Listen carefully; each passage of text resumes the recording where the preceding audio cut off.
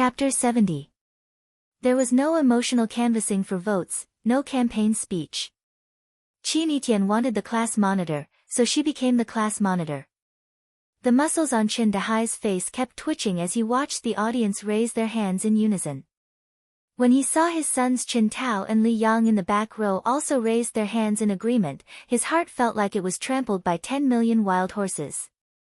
These two idiots, why did you raise your hands? The only student who didn't raise his hand was Zheng Guodong. Zheng Guodong knew that he was not popular in the class, and everyone didn't like him. However, they didn't like him, and they were afraid of him. According to Qin Dahai's proposal, as long as no one stood up to oppose in public, then the position of the class monitor could only be him. Whether they were willing or not, they couldn't change this fact. Just as he was thinking about this, Qin Yitian rushed to the podium. Then there was no future he wanted. Zheng Guodong saw Li Yang and Qin Tao sitting next to him also raised their hands. He didn't care that it was in class, so he slapped Li Yang's head and scolded, "Asshole, who told you to raise your hand?"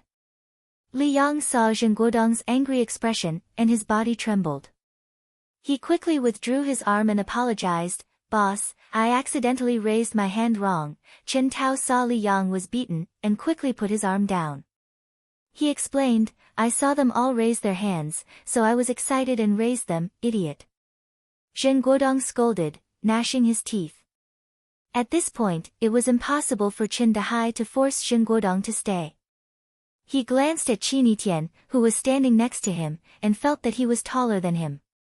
He couldn't do anything about this campus celebrity, and said, "Qin Yitian took the initiative to run for the position of the class monitor, which is praiseworthy. Are there any other students who want to run for the position of the class monitor?" No one answered.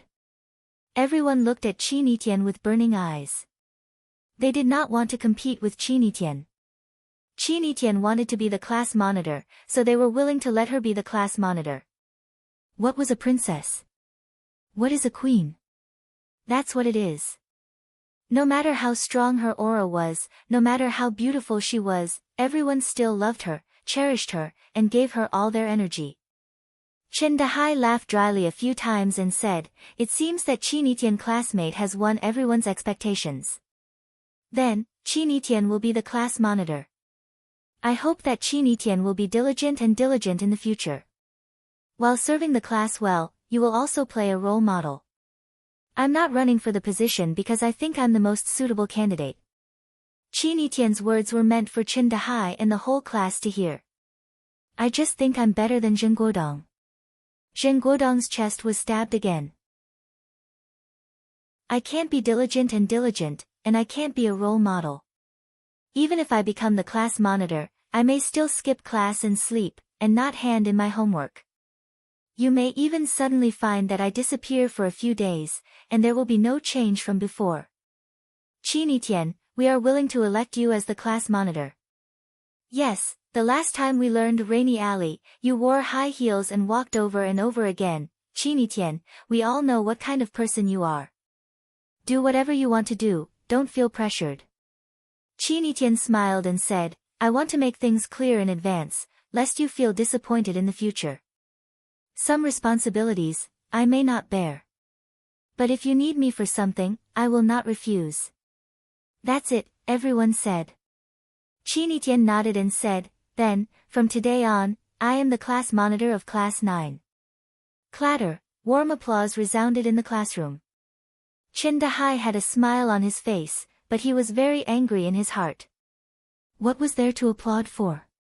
With Qin Yitian standing up to take the lead, the next deputy class monitor position was taken by Tang Cheng. He ran for deputy class monitor because he wanted to follow in Qin Yitian's footsteps. He hoped that the two of them would not only study but also have more contact in work. However, the class representatives for each subject were still the original ones. When Qin Dahai appointed the representatives for each subject, it was based on the results of each subject. For example, Huang Haoren's Chinese was the first in Class 9, so he was the Chinese class representative. Su Ying's mathematics was the first in the class, so she was the mathematics class representative. Qin Dahai originally wanted to remove Huang Haoren's Chinese class representative, but in the end, more than 2/3 of the students supported Huang Haoren to continue to be the Chinese class representative. He wanted to, but he was powerless. For Qin Dahai, this was the biggest failure of the class committee appointment. Because all the positions did not go according to his plan. He lost control of the class. He was very clear about this. After all the class committee appointments, Qin Dahai said a few words of congratulations and encouragement. Because he was in a bad mood, there was still more than 10 minutes left in this class, so he was too lazy to lecture. He assigned some extracurricular exercises to everyone, then walked to Zheng Guodong, who was in a daze in the back row, knocked on his table, and said, "Classmate Zheng Guodong, come out with me." Outside the classroom, Qin Dahai and Zheng Guodong were speechless. After a long time, Qin Dahai broke the deadlock and said, "I didn't expect Qin Tian to get involved. This girl's influence is too great." "I understand," Zheng Guodong said aloud. "I know what kind of person Qin Tian is. If she wants to, no one can stop her. I just think it's strange." Qin Dahai said. "Qin Tian is not interested in this kind of thing. I heard from Teacher Bai that they wanted Qin Tian to be the class monitor of the first class, but Qin Tian refused in every way. Why is she suddenly so enthusiastic about this kind of thing now that she's in the 9th class?" Zheng Guodong's expression was resentful as he said, "I thought about it just now. There's only one possibility." "What's the reason?" "For Fang Yan," Zheng Guodong said.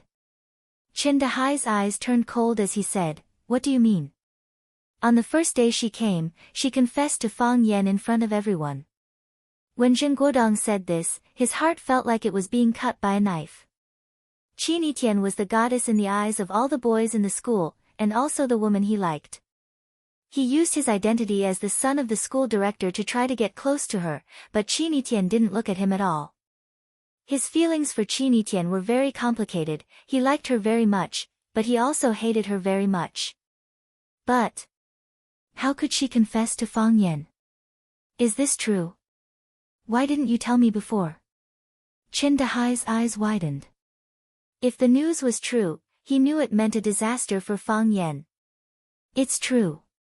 Zheng Guodong glanced at Qin Dahai's expression and said.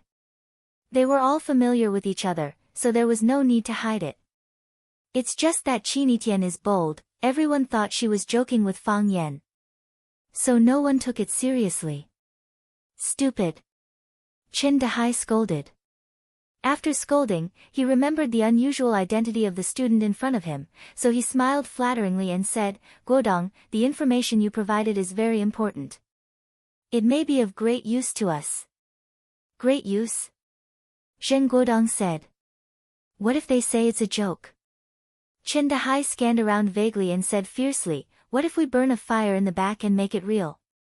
It wasn't until Tang Qing stood up and shouted, "Stand up," that the entire class stood up and shouted, "Good morning, teacher," that Fang Yan knew that there was a new class committee appointment.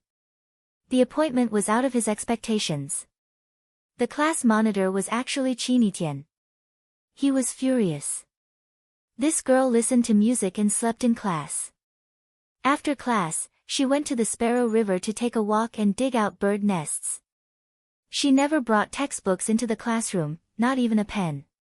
She would only borrow a pen and paper from her desk mate, Ho Xiaolong, when there was homework that she was interested in. She would pretend not to hear anything when she was not interested in homework. How did she become the class monitor? However, Huang Haoren was still the language class representative. Fang Yan was still very satisfied with this. Huang Haoren was a student he valued, and she was very cooperative and supportive in the later work. He could ignore other people, but he still had to be satisfied with his own class representative. Qin Tian's seat was empty. Obviously, she was probably lying by the Sparrow River, sunbathing or doing what she liked in some beautiful place. This school didn't have any control over her. It was fine if the school didn't care, but why didn't her family care either? Fang Yan thought he should visit Qin Tian's home and have a good talk with her parents. Children shouldn't be spoiled too much. Let's go to class, Fang Yan said. When Fang Yan was telling the students about the article, he heard footsteps coming from outside the classroom. The footsteps weren't heavy, but when a group of people walked in the same rhythm, all the sounds gathered together and resonated, making the sound seem deep and loud. Fang Yan turned around and saw a group of students wearing clothes completely different from Rosefinch Secondary standing outside the classroom looking in through the window. Fang Yan understood that the delegation from Wuren High School had arrived. The school didn't even inform him to welcome them. Lu Chaoge was also standing in the middle of the group of adults in the back row. When she met Fang Yan's eyes, she nodded so softly that it was almost inaudible. A middle-aged woman in a gray uniform stood beside Lu Chaoge. She looked at Fang Yan who was standing on the podium and said, "Principal Lu, is the young man standing on the podium a student or a teacher?" "He's a teacher from Rosefinch Secondary," Lu Chaoge answered honestly. She had a bad feeling in her heart. As expected, Matsushima Ki's next sentence made her want to go crazy. "He's really young. I'm very curious about how talented such a young teacher is. Principal Lu, can my student and I enter the classroom to listen in?" If it was possible, Lu Chaoge really wanted to say no to them. Lu Chaoge was very annoyed. She felt that this request from the Wuren delegation was very unkind. Chapter 71. Principal Lu, is it difficult? Matsushima Ki asked again when he saw that Lu Chaoge did not agree. She spoke in English, which was not difficult at all for Lu Chaoge, who had studied in the United States. It was not difficult, but it was very difficult. Before the Wuren Business Mission Group came, the school was worried that Fang Yan would do something that would affect the school's reputation again. So, the board of directors and the management specially entrusted Lu Chaoge and Fang Yan to discuss how to appease comrade Fang Yan. Now, Fang Yan kept quiet, but the Wuren Business Mission Group took the initiative to come to them. Lu Chaoge knew that if she agreed to Matsushima Ki's request, then things would develop in an uncontrollable direction. Even if she was the vice principal of Rosefinch Secondary and thought that she had a good relationship with Fang Yan. If Fang Yan was determined to do something, then she could not stop him. She could not say no, because the more she refused, the more curious Matsushima Ki and the students would be. Moreover, the two schools were friendly. When the teachers of Rosefinch Secondary led a team to Wuren, Wuren did their best and did not hide anything. If Rosefinch Secondary hid anything, it would affect the relationship between the two schools. They would ask, "What are you afraid of?" "No problem." Lu Chaoge smiled and agreed. "Of course, I need to communicate with Mr. Fang Yan." Matsushima Ki smiled and said, "That's what I should do." She said to the teachers and students who came with the group in Japanese, "Dear teachers and students, I propose to audit a language class. Do you have any objections?" "No." The students of Wuren High School answered with a smile. Their voices were very uniform and soft. They would not disturb the students of Class 9 and the surrounding classes. Lu Chaoge stood at the door of the classroom and said, "Mr. Fang Yan, I have something to discuss with you." Fang Yan walked to Lu Chaoge and said, "Principal Lu, what's the matter?" "The people behind me are the teachers and students of Wuren High School. They are very interested in you and want to listen to your class," Lu Chaoge said. "Are you interested in me?" Fang Yan laughed. "Principal Lu must be very worried, right?" Fang Yan. Lu Chaoge was exasperated. "I listened to you guys and stayed quiet. I didn't do anything." Fang Yan was ordered to stay quiet by the school, so he was holding back his anger. Now that he had the opportunity, he naturally wouldn't give up so easily. Although his sarcasm would only make Lu Chaoge and the others feel a little uncomfortable, but thinking of their discomfort, Fang Yan felt much better. After all, Lu Chaoge represented Rosefinch Secondary before and now. Now they're taking the initiative to look for trouble. They're not looking for trouble, they're just listening. Lu Chaoge ignored Fang Yan's poisonous tongue and said aloud, "I understand." Fang Yan nodded. "But if something happens, I won't be responsible. What will happen? I'm so handsome, what if their teachers or students confess to me? You're thinking too much. Lu Chaoga didn't want to talk to Fang Yan anymore. Matsushima Ki and the others were still waiting for them. Although Matsushima Ki didn't speak the Huaxia language well, there were many translators in the delegation who were proficient in the Huaxia language. Because of the long-term exchange between the two schools, some students were also very familiar with the Huaxia language. If they heard the conversation between the two, it would be such a shameful thing. It's decided. Make the arrangements. Lu Chaoga turned around and walked to Matsushima Ki. She said, Mr. Fang Yan said that he welcomes the delegation from Wuren to come and listen. Thank you. Matsushima Ki said. She then walked in front of Fang Yan and said in a non-standard Huaxia language, Thank you. Mr. Fang. You're a guest from afar. Fang Yan smiled. He made an inviting gesture and said, Please come in. There were 20 students in the delegation from Wuren. Including Matsushima Ki and the other 4 teachers, there were a total of 25 people. Since Matsushima Ki was the vice principal of Wuren Senior High School, according to the principle of reciprocity, the vice principal of Rosefinch Secondary, Lu Chaoga was in charge of all the reception work. There were more than 30 people in the classroom all of a sudden, so the tables and chairs were definitely not enough. Fang Yan thought about it and said, Male students, can you give up your chairs and let the ladies use them? There's no need. Matsushima Ki heard Fang Yan's words clearly and stopped him. He said, We're just here to listen. We can't disturb the students in class. We can just stand at the back. Fang Yan smiled and said, You have your ideas, and we have our ways. Huaxia is a country of etiquette that has been around for thousands of years. Huaxia men are also brave and generous gentlemen. How can we sit and let our guests from afar stand? The boys immediately responded. They pulled out their chairs and gave them to the ladies from the delegation from Wuren and Rosefinch Secondary. Matsushima Ki couldn't help but look at Fang Yan in a higher light. He thought to himself, regardless of whether this young teacher is talented or not, he's very good at dealing with people. Due to historical reasons, the citizens of Huaxia and Japan had always been conflicted. Fang Yan asked the students to give up their seats because they were guests from afar. In addition, he especially pointed out that all Chinese men were brave and generous gentlemen, and he put bravery in front of generosity. The subtext was that when we should beat you up, we will still beat you up, but when we pay attention to etiquette, we will not be looked down upon. These guests from Japan were very self-disciplined. The girls who got their seats automatically walked toward the aisles and lined up one by one. The boys who didn't have chairs stood side by the wall according to their height. They didn't say a word and had a proper attitude, as if they had undergone special training. After everyone settled down, Fang Yan continued his lecture.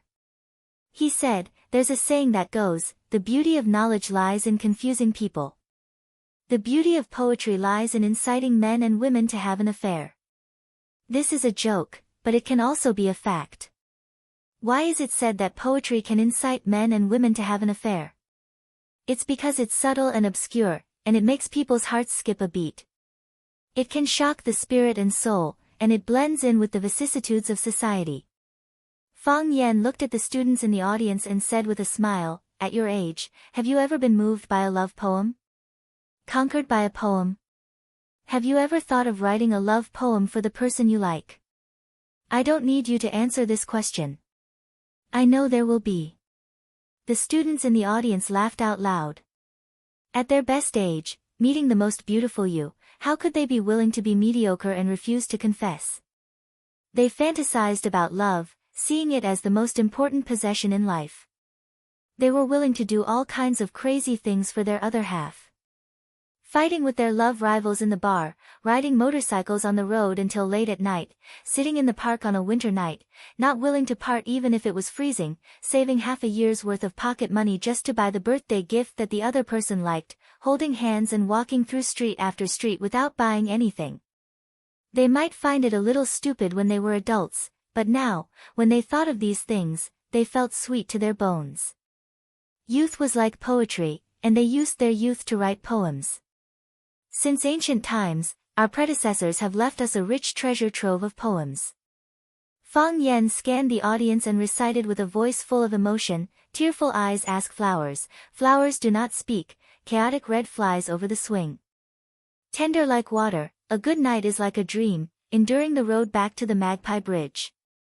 If love lasts for a long time, how can we stay together day and night? I live at the head of the Yangtze River, you live at the tail, thinking of you every day but not seeing you, drinking the water of the Yangtze River together. It's vivid, thousands of years later, as if there's still a beautiful scene before us. Fang Yan looked at the students in the audience with a smile and said, "What's your favorite poem?" "Or which one?" 10 years of life and death, not thinking, naturally unforgettable, a student answered. Searching for him in the crowd for thousands of times, suddenly looking back, that person is there, in the dimly lit place, another person answered.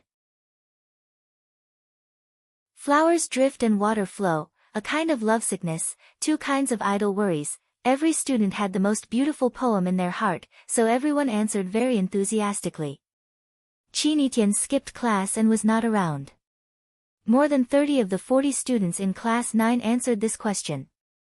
Matsushima Ki saw this and nodded to himself, thinking that the teacher's lecture was not boring and could stimulate the students to participate. This young teacher did a good job. Some of the students understood the Huaxia language and could directly feel the beauty of the poems that Fang Yan spoke. There were also some students who did not speak the Huaxia language well, so they could only rely on translators to help. Of course, although the translators knew how to translate the language, they were limited by their level of education or did not have a deep understanding of the poem, so the effect of translating into Japanese was naturally greatly reduced. When the class was about to end, Fang Yan allowed the students to ask questions freely. A middle-aged man with sparse hair stepped forward and spoke in fluent Huaxia language. "Teacher, hello. I am Saburo Fujino, a national studies teacher at Wuren University. Just now, when I heard the beauty of your poems, my heart was greatly shaken. Huaxia culture has a long history. Poems from the Tang and Song dynasties can be heard in any corner of the world. What I don't understand is, the Huaxia people have so many years of culture and history and have produced so many outstanding sages. Why is there such a strange saying now? What is it?" Fang Yan asked with a smile. "The troublemaker is here." With this thought in mind, he subconsciously glanced at Lu Chaoga, who was sitting in the back row. The culture of the Tang dynasty is in Japan, the culture of the Ming dynasty is in South Korea, and the culture of the Republic of China is in Taiwan, Saburo Fujino said with a smile as he adjusted his glasses. Why is there such a saying? Could it be that the people of Huaxia are unwilling to inherit the excellent culture left behind by their ancestors?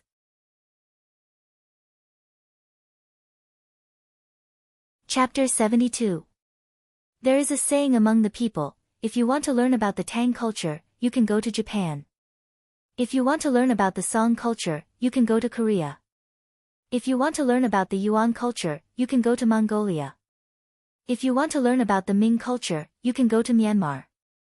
If you want to learn about the Qing culture, you can go to Hong Kong. If you want to learn about the Republic culture, you can go to Taiwan. The meaning is that the essence of the Tang culture was inherited by Japan, the essence of the Song culture was inherited by Korea, and the essence of the Republic culture was inherited by Taiwan. So, what did the people of Huaxia inherit? When it comes to foreign cultures, we must take the essence and discard the dregs. However, when it comes to the cultural heritage of their own country, some people do the opposite, taking the dregs and discarding the essence. It is precisely because some people have forgotten their roots that the people of Huaxia are often looked down upon and ridiculed by foreigners. Saburo Fujino is an expert in the field of Huaxia culture. Naturally, he agreed with this saying. Thus, he raised this question to Fang Yan in front of everyone. He had the intention of making a fool out of Fang Yan. You are a teacher of language, or rather, national studies. Your poems are so beautiful and your knowledge is so rich. So, why is there such a saying? The essence of Huaxia culture can only be appreciated in other countries. Isn't this a great irony? I have also heard of this saying. Fang Yan said calmly. There are some things that are useless to deny. It will only show that the person is shallow and stupid. Since Mr. Fujino is a researcher in the field of Huaxia culture, you must have heard of this saying, wherever there is well water, there is Lu Ci. Yes, I know the origin of this saying. Saburo Fujino smiled and nodded. This is a description of a poet from Huaxia called Lu Sanbian. His works are widely spread. Wherever there is well water, you can hear Lu Ci being sung. I have to say, the ancient culture of Huaxia is indeed profound and makes people yearn for it. Saburo Fujino's words had a hidden meaning.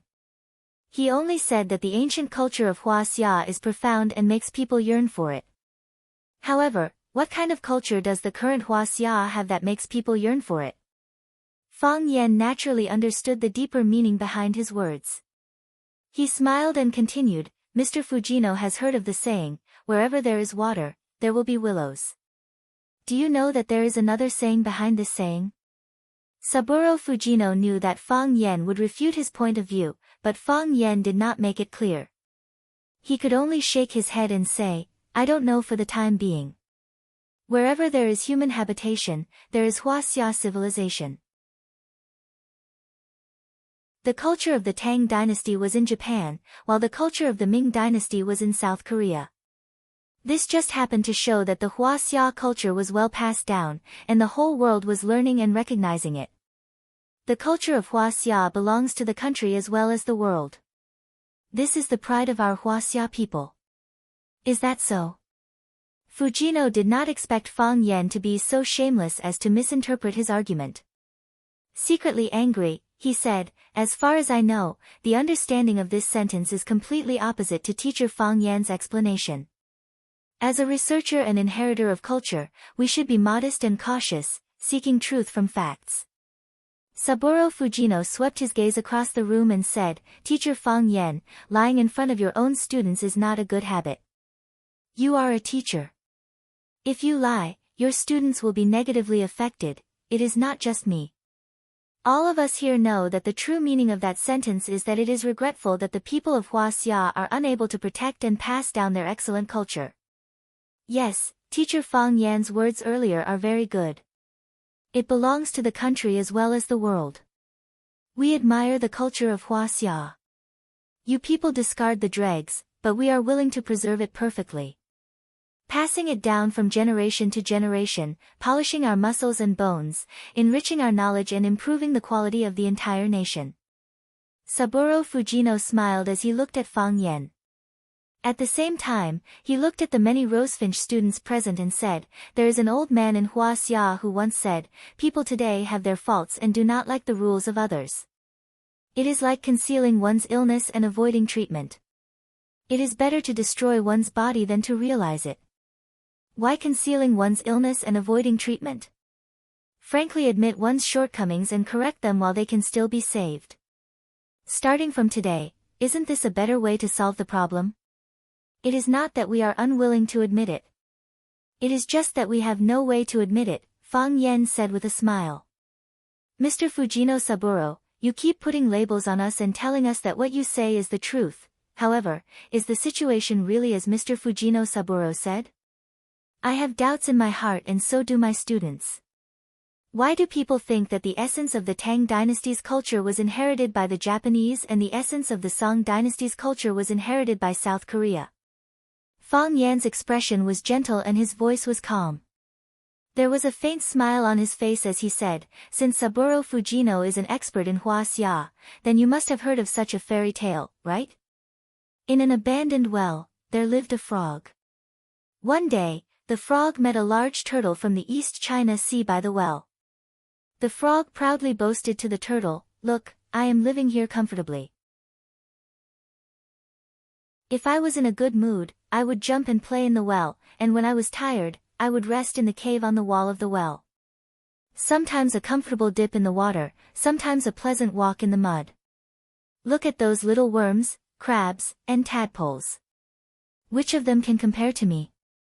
How free I am to occupy this abandoned well all by myself. Why don't you go down the well and have a look around? The sea turtle didn't take the frog's invitation seriously and said, "Have you ever seen the sea?" The vastness of the sea was more than 1,000 miles. The depth of the sea was more than 10,000 feet. The well could dry up, but the sea never had an end. I prefer to live in the sea, because that is the real world. You sit in the well all day, how can you know the vastness of the world? After Fang Yan finished his story, the classroom became lively. The students of Class 9 were naturally excited and overjoyed. When they heard Saburo Fujino attacking Hua Xia's cultural heritage, they became unhappy. However, they could not stand out and object. This was because the Wuren delegation was a guest from afar. If they were too agitated, the school might punish them. However, Fang Yan was not afraid of the school's punishment. He also ignored the fact that the leaders of Rosefinch Secondary were right in front of him. He said what needed to be said and fought for what needed to be fought for. He wasn't cowardly, he didn't run away, he had a point of view, a story, and his words were sharp, making people feel comfortable. Who would be willing to be slapped in the face on their own turf? Mr. Fang is really flattering. Mr. Fang's story was well told, it was wonderful. That's right, how can a frog in a well know the vastness of the sea? Unlike the students, the leaders and teachers of Vermilion Bird High School looked a little unfriendly. Jia Sighting, the leader of the language team, whispered to the teacher beside him, "You don't know when to back off. How can you speak to a guest like that? I'm afraid things are going to get worse." That's right. If the guest gets angry and cancels the fellowship with Rosefinch Secondary, it will be a big loss of face. Principal Lu, you have to stand up and say something. Lu Chaoga sat beside Matsushima Ki, expressionless and silent. If the students of Rosefinch Secondary reacted with joy and the teachers of Rosefinch panicked, then the representatives of Wuren delegation reacted with anger. Those who were familiar with the culture of Hua Xia or could understand the language of Hua Xia turned gloomy when they heard Fang Yan's story. This was a story of looking at the sky from the bottom of a well. In Fang Yan's words, they were the frogs sitting leisurely in the well. How could they accept such a verbal attack? After listening to the translation, some members of the delegation who did not understand the language of Hua Xia looked at Fang Yan with hostility. This was a disgrace and an insult. Saburo Fujino's face turned extremely ugly and he said, "This is a very unfriendly act. If Rosefinch Secondary cannot give us an explanation, then we will immediately end our visit and sever all cooperation with Rosefinch Secondary. Also, we will ask for justice from Hua Xia through the Japanese embassy." The classroom was noisy and the atmosphere was clearly divided into three opposing emotions. When Fang Yan was telling the story, he already knew the reactions of the various parties. He smiled and waved his hand, saying, "Mr. Fujino, please do not be agitated. I was just telling a fairy tale. I did not say that you are the frogs at the bottom of the well, please do not make such unnecessary associations. If you insist on putting yourself in this role, it will affect the friendship between the two schools. Then tell me, who is the frog at the bottom of the well?" Saburo Fujino asked in an evil tone. He thought to himself, if you care about the friendship between the two schools, you would not tell such an insulting fairy tale. "The frog at the bottom of the well is the frog at the bottom of the well," Fang Yan replied with a serious expression. "Mr. Fujino, why do you insist on chasing after this boring question? What we should focus on is who is the abandoned well and who is the sea. Then I would like to ask, who is the abandoned well and who is the sea?" "Hua Xia culture is naturally the sea," Fang Yan said. Saburo Fujino's chest felt stuffy and he felt as though he would faint on the spot. If Hua Xia culture is the sea, then the Japanese culture is the abandoned well. The Japanese culture is the abandoned well, isn't that the frog at the bottom of the well? Going around in a big circle just to insult them once more. Whether it is the Japanese, South Korea or some other civilized countries, the culture they inherit is just a tributary of the sea, Fang Yan said. Without accumulating small streams, there is no way to become a sea. The reason why a sea can be called a sea is because it has many tributaries and a vast body of water. Mr. Fujino will not object to my words, right? Is that really the case? Saburo Fujino's face was filled with ridicule. Blindly hiding and hiding will only prove that you have a guilty conscience. If a tributary is wider than the sea, then a tributary is still a tributary. The sea is still the sea. Regarding this question, you can turn a blind eye to it. However, you cannot stop the mouths of others and the eyes of the world. Fang Yen smiled and said, then, what proof do you have to prove that a tributary is wider than the sea? Won't we know by comparing? Saburo Fujino sneered.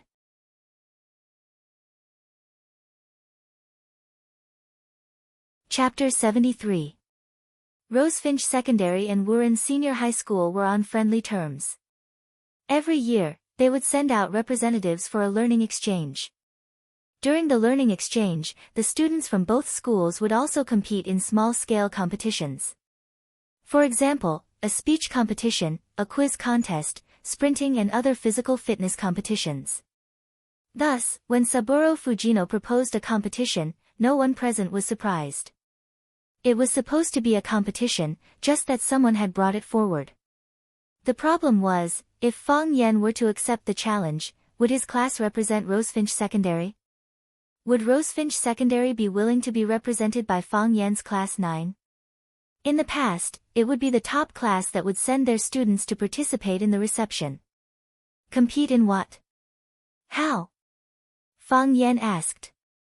Let's compete in tea ceremony, calligraphy, and fencing, Saburo Fujino said confidently. If we lose, then I will take back what I said earlier and apologize to you in front of everyone. All right. Then it is decided, Fang Yen said. When will it begin? No rush, Saburo Fujino sneered. This kid was too cunning. He had only mentioned how they would apologize if they lost, but not how they would be punished if they lost. If your side loses, then what? It is impossible for my side to lose, Fang Yen said, waving his hand. He felt that this was an impossible matter and not worth wasting time discussing. What if we lose? Saburo Fujino was once again filled with anger. Fang Yen was like an inflatable balloon. With just a few words and a few puffs, he was able to fill up this big balloon. Fang Yen thought about it and said, if my side loses, I will also apologize to you and admit that what you said about Tang dynasty culture in East Asia is correct. It's a deal, Saburo said. Fang Yen rolled up his sleeves and asked, when will the competition begin? Should we compete in tea ceremony, calligraphy, or fencing? How about we start with fencing? Everyone likes to watch a good show. Let's have a good show first. Saburo Fujino saw that Fang Yen was about to fight and said, Teacher Fang Yen, what are you doing? It's not a competition between you and me. It's a competition between my students and your students. Whether the Huaxia culture can be passed on or not is not up to us teachers to decide. It's up to the future of these countries. Saburo Fujino pointed to the students from the two countries in the class and said, they are the witnesses and beneficiaries.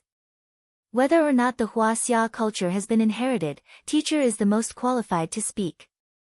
If a teacher's ability was mediocre, how could he have the qualifications to impart knowledge to his students? You are a teacher, and so am I. Why don't we just compete? Simple and direct. Fang Yen thought that if this kid agreed to spar with him, he would break his limbs first. Let's see how he could compete in tea ceremony and calligraphy. If you want to compete, then you and I will add another round. However, that will be after the competition between these students, Saburo Fujino said. He knew that Huaxia was someone who cared a lot about face. Thus, he would not be able to withstand being goaded. He sneered and said, Teacher Fang Yen, do you not have confidence in your students? Fang Yen looked at the students below the stage and asked, do you have confidence? Yes. The students of Class 9 roared. Their emotions were stirred up and their faces were filled with excitement. You see, Fang Yen smiled. They are full of confidence, and so am I. Since Mr. Fujino has challenged us again and again, then we can only accept the challenge. Truth be told, I really do not want to do this. Why? I have to bear the risk. If I lose, some people in the school will say that I, Fang Yan, am incompetent and want to kick me out. If I win, those who say that I am incompetent will think that I am destroying the relationship between the two schools and want to kick me out. Tell me, is it better for me to win or lose? Li Ziqiang, Jia Siding and the others felt a burning pain on their faces. They had already made up their minds. They would use this incident to find an excuse to kick this kid out. They did not expect that Fang Yan would not defeat his opponent. Instead, he would attack their faces from both sides. What do we, Huaxia people, care about? Peace is the most important.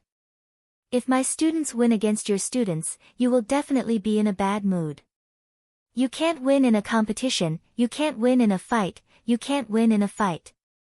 Come in a happy mood and leave in a sad mood. If you go back, others will think that we have done something to you. The winner has not been decided yet. I believe in my students, Saburo Fujino said. He thought to himself, why does this kid keep thinking about competing with me? Could it be that he is so knowledgeable that he has extraordinary talent? At that moment, the bell for the end of class rang. Even though the Japanese students were dissatisfied with Fang Yan, they still stood up politely and bowed in unison. You have worked hard. The Wu Ren inspection team lined up and left the classroom in an orderly manner. Matsushima Ki looked at Fang Yan with a thoughtful expression. From the beginning to the end, Lu Chaoga's face did not show any expression. No one could tell what her true attitude was. After all the outsiders had left, there were only the students of class 9 left in the classroom. Fang Yan walked over and closed the classroom door. It was noisy outside the classroom, but inside the classroom, it was so quiet that one could hear a pin drop. The smile on Fang Yan's face gradually faded. He looked at the 40 students in the class with a serious expression and said, "What do you want to say?" Mr. Fang's rebuttal is good. It's a good rebuttal, Mr. Fang, let's compete. Who's afraid of who? Will the sea be afraid of a small river? Just swallow them up. Fang Yan did not laugh. He looked at the students below the stage with a gentle gaze and said, in front of the aliens, no matter what, I will not admit that what they said is right. They want to slap our faces, but should we also slap our own faces? I can't do that. Now that the door is closed, we are all on the same side. Let's seriously think about it and reflect on it. Why did such a saying spread? The culture of the Tang dynasty is in Japan, and the culture of the Song dynasty is in South Korea. Is it true that in some aspects, they are really better than us? Do we really do our best? Do we really have a clear conscience? Times are developing, technology is advancing, we have gained a lot, we are becoming stronger and stronger. But aren't there a lot of precious things that we've thrown away? What does our country, Huaxia, have? We have agricultural culture, we have the 100 schools of thought, we have high mountain flowing water, Guangling Chu, we have calligraphy, painting, Tai Chi, and 8 trigrams. We have the 12 zodiac signs, we have the Book of Songs, the Songs of Chu, and the Art of War. We have traditional festivals, we have Kungku, Hunan Opera, Beijing Opera, Shadow Play, and Huangmei Opera. We have the Great Wall, gardens, and clock towers. We have traditional Chinese medicine, we have yin and yang, we have the 5 elements, we have paper-cut kites, clay figurines, embroidery, we have the 4 great inventions, cooking utensils, clothes, and clothes. You can't imagine how rich we are. But, are we proud of it? Fang Yan looked at the students below the stage and said, what I don't understand is, why do those people who have learned a little dare to come to our territory and provoke us? Are we too friendly, or are we really easy to bully? What makes them think that we have really lost all the essence of culture? The students were silent, thinking about every word that Fang Yan said. Yes, what makes those Japanese think that they are the true inheritors of the Tang culture? Are they really as excellent as they say? Or is it that there is a gap in our inheritance of the Tang culture, so we have become a joke in the eyes of others? What did I inherit? Drinking American Coke, watching Japanese anime, playing Blizzard games, singing Korean songs, driving German cars. How many Tang and Song poems have I memorized? Who is Lao Zhuang's thought? Where is his thought? How many pages of the 4 classics have you read? How many rounds of chess and Go can you play? We think that steak and Western food are high-end food. Are the 8 classics and thousands of variations not the essence of food? Are the Japanese wrong? Or are we wrong? If the Japanese win, they will win face. If we lose, we'll lose everything. Fang Yen stood on the podium and bowed deeply to the students below the stage. Please, everyone, please step on them. Lu Chaoge did not speak, and neither did Fang Yen. Lu Chaoge was writing a manuscript. Her white fingers held a black pen, and beautiful small words jumped on the paper like newborn silkworm chrysalis, which was pleasing to the eye. What was more beautiful was the person. Lu Chaoge was really a rare beauty. Her hands were soft, her skin was smooth, her figure was full, and her facial features were exquisite and flawless. She was wearing a black slim-fit uniform with a light yellow-collared shirt. 2 buttons of the shirt were unbuttoned, revealing a snow-white neck. The most attractive thing was her cold and arrogant temperament, as if nothing mattered to her. She was a goddess in the sky, and you were a speck of dust on the ground. In terms of youth, Jiang Qin was number 1. In terms of aura, Qin Yitian was invincible. In terms of charm, Lu Chaoge was no match. In terms of barbaric violence, Yu Gentle was a lonely loser, far ahead of others. Fang Yen rarely saw Lu Chaoge in casual clothes. Of course, she looked good in professional clothes. Pa! Lu Chaoge finally capped the pen, then picked up the tea in front of her and drank it. Fang Yen also raised his teacup and took a sip of tea, as if the 2 of them were going to drink it all in one go. Lu Chaoge looked at Fang Yen with sharp eyes and said, I have convinced the board of directors and the school leaders to agree that you will lead the 9th class to represent Rosefinch Secondary to accept the challenge of the Wuren investigation team. I have no choice but to agree. Fang Yen smiled. I am the one they are looking for. If you lose, I will make you leave. If you win, I will promise you one thing, Lu Chaoge said. What is it? Fang Yen asked happily. I don't have to return the money I borrowed from you.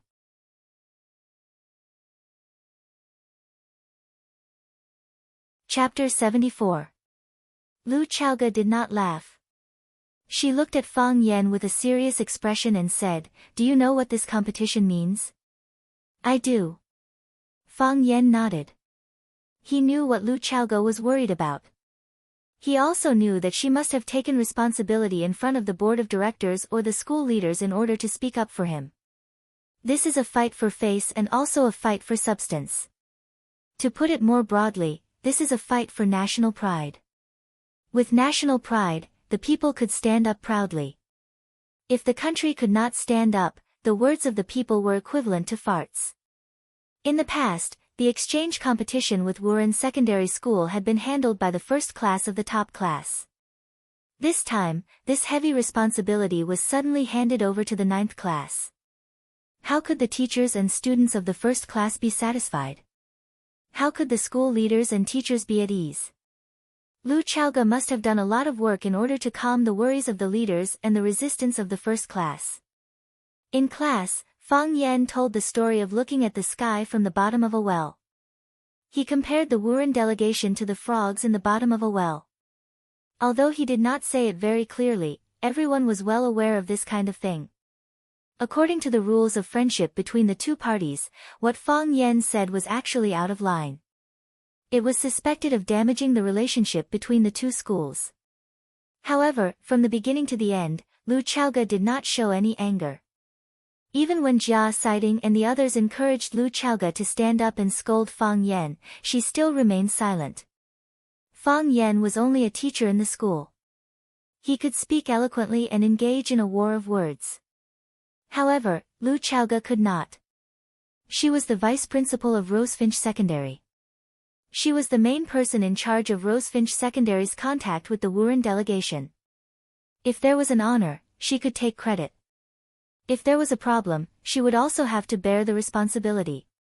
She was willing to tolerate Fang Yan and was willing to fight for such an opportunity for him. This was not only because she was Fang Yan's leader, nor was it because she had a good relationship with Fang Yan. It was because no one from Huaxia could retreat when faced with such provocation. Absolutely not. After listening to Fang Yan's answer, Lu Chaoge finally felt relieved. Previously, he was worried that Fang Yan would not take the competition seriously because of his cheeky smile. Now that she heard him say this, she knew that he had a clear understanding of this matter. In fact, his understanding was even deeper than his own. It's good that you can think that way, Lu Chaoge said. The match is tomorrow morning. The first was tea ceremony, the second was calligraphy, and the third was fencing. Who are you going to send out for the next 3 matches? Fang Yan squinted his eyes and smiled, saying, our class is full of talents. Any one of us can beat them down. Be more serious. To be honest, I already have candidates for calligraphy and fencing. But regarding the tea ceremony, I have to go back and do some research, Fang Yan said. After all, I've never had tea with a student before. If I really can't find anyone, can I borrow one from another class? Lu Chaoge looked at Fang Yan and thought, if you haven't had tea with a student before, have you fought with a student before? It was quite possible that he had struck despicable before. I have a candidate, Lu Chaoge said. Who? Qi Nitian. Qi Nitian? Fang Yan was stunned. Is this woman really the omnipotent Ultraman? Is there anything she doesn't know? It's the candidate recommended by Principal Zhang, Lu Chaoge said. Lu Chaoge had never had tea with Qi Nitian, and the two had never even had direct contact. However, after the meeting, Principal Zhang Xiaofeng specially made a phone call to recommend a candidate for the tea ceremony. Lu Chaoge kept it in mind. She believed that Principal Zhang Xiaofeng wouldn't play any tricks on this kind of thing. After all, if they lost the competition, Lu Chaoge's face would be damaged, and Principal Zhang Xiaofeng would be the most shameful person. After all, he was the principal of Rosefinch Secondary. Principal Zhang. Fang Yan thoughtfully looked at Lu Chaoge. Principal Zhang sent Qi Nitian to the 9th class, and they have a good relationship. Could Qi Nitian be Principal Zhang's daughter? Adopted daughter? Lu Chaoge's face slightly changed, and she said, don't make wild guesses about the leader's family affairs. Ha, just kidding. Fang Yan laughed and said, I know Principal Lu is busy, so I won't bother you. I'll talk to Qi Nitian and see if she can spare some time to come to class tomorrow. It's really pitiful for a teacher to be like me. You must win. Lu Chaoge said very firmly. Don't worry, it's hard to lose. Fang Yan indifferently waved his hand and said. He walked to the door, then turned to look at Lu Chaoge and said, if you win, will you really promise me one thing? Yes. Lu Chaoge said. After thinking for a while, she added worriedly, as long as it's within my ability. Don't worry. I'm not that kind of person who doesn't know what's good for me. Fang Yan said. Just now when I said that you don't have to pay back the money you owe, it was a joke. Don't take it to heart. I understand. Lu Chaoge nodded. If you are really willing to promise me one thing, then lend me another sum of money. I'm a little short of money now, and life is very stressful, get out. Lu Chaoge threw the pen holder on the table at him. Qingfeng Tea House. The owner of the tea house was called Duan Yujun. He opened the tea house in front of the school because it was a busy main road with more people. Another reason was to attract the business of the teachers and parents of the students. If the teachers wanted to talk to their friends about something, wouldn't they come to his tea house for a cup of tea? When the parents of the students came to pick up their children, wouldn't they come to his tea house when they were bored?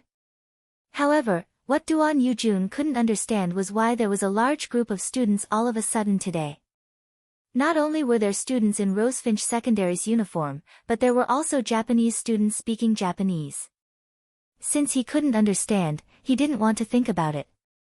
He ordered the waiters to welcome the guests warmly and try to satisfy the various requests of the guests. He had to make these students feel at home. The reason why he came to Qingfeng Tea House was because he had his own difficulties. There was a conference room in the school, but there was no corresponding tea set.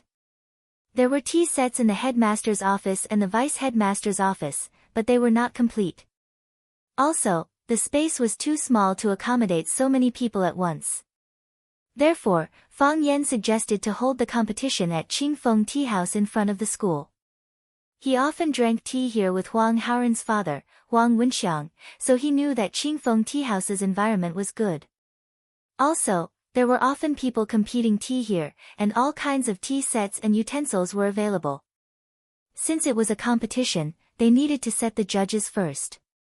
Otherwise, they would argue that it was good for them and argue that it was fragrant for them. If they couldn't come to an agreement, they would end up fighting. Lu Chaoga and Nori Matsushima discussed for a while and decided that both of them would be the judges. The other judge would be Duan Yujun, the owner of Qingfeng Tea House. Lu Chaoga went to talk to Duan Yujun, and Duan Yujun naturally agreed. The reason why he opened a tea house here was because he was a tea lover. Not only did he drink tea, but he also often accepted tea challenges from others. He could be considered a famous tea master in Huacheng. Duan Yujun understood the reason and knew that the students of Rosefinch Secondary were going to have a tea ceremony competition with the Japanese students here. He immediately got someone to open up a private room in Qingfeng Pavilion, which was usually not open to the public. This private room was huge and could accommodate dozens of people at the same time. It was a high-class tea house that he used to compete tea with others and train his staff. Some of the people were sitting, while others were standing apart from each other. It didn't make people feel crowded. Everything was ready and waiting for the contestants to enter. Fang Yan sat behind Lu Chaoga, and Li Ziqiang sat next to Fang Yan. Li Ziqiang looked straight ahead, but said to Fang Yan, I don't like you. I can't like you either. Fang Yan was stunned. He didn't expect Li Ziqiang to say this to him at this time. It was so honest, so straightforward. He really wanted to touch his face and see if he was wearing a mask. Could it be that the guy sitting next to him was the arrogant Director Li who didn't even want to look him in the eye? Of course, he didn't look at Fang Yan in the eye. He didn't even look at him in the eye. Fang Yan felt uncomfortable, but he still said with a smile, "It sounds very regrettable, but it's fair. I don't like Director Li either. Young people should know how to be humble and low-key. Who hasn't been young? Who didn't get through it when they were young? Why are you different from others? Why do you want to amaze the world with one brilliant feat after you come?" Li Ziqiang continued to reprimand. "Besides, you offended Director Zheng, and I owe Director Zheng a favor. It's even more impossible for me to like you." Yes. That's how it should be." Fang Yan nodded. "Director Li said it very well. If you have any dissatisfaction with me, you can say it directly. Even if I won't change a word, at least you will feel better, right? Director Li, continue. Continue. I'm listening." Fang Yan said, enthusiastically. "Release it well, don't suffocate yourself too much." "I have nothing to say to you," Li Ziqiang said angrily. "Even if I don't like you 100 times, but, today, I still want you to win. You have to win too." This time, it was Fang Yan's turn to be speechless. As if it was the first time he met Li Ziqiang, he looked at him in surprise and didn't speak for a long time. Was this still the Li Ziqiang he knew? Was this still the Director Li who wanted to kick him out of the school? Why? Is it strange? Li Ziqiang sneered. What kind of expression and attitude did Fang Yan have? Today, we are all Huaxia people. Director Li means. After today, you won't play with me tomorrow, right?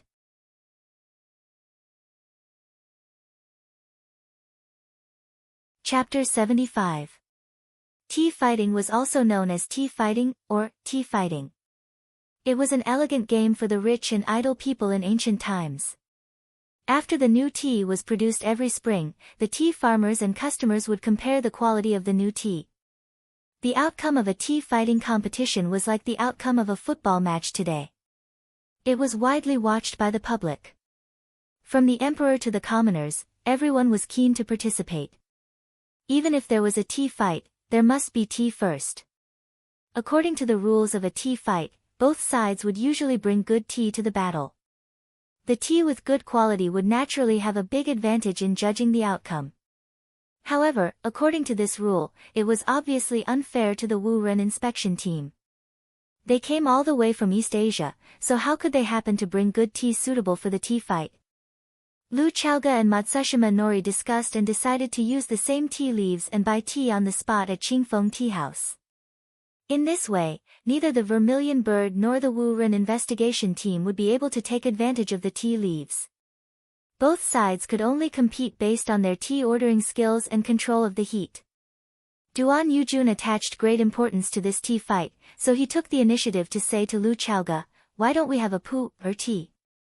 I still have half a pancake of old tree tea in my collection. Originally, I was going to use it to fight the Lingnan Tea King.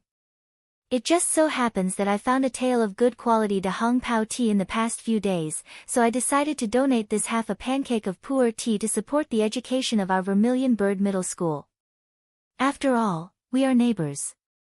Lu Chaoga liked drinking tea.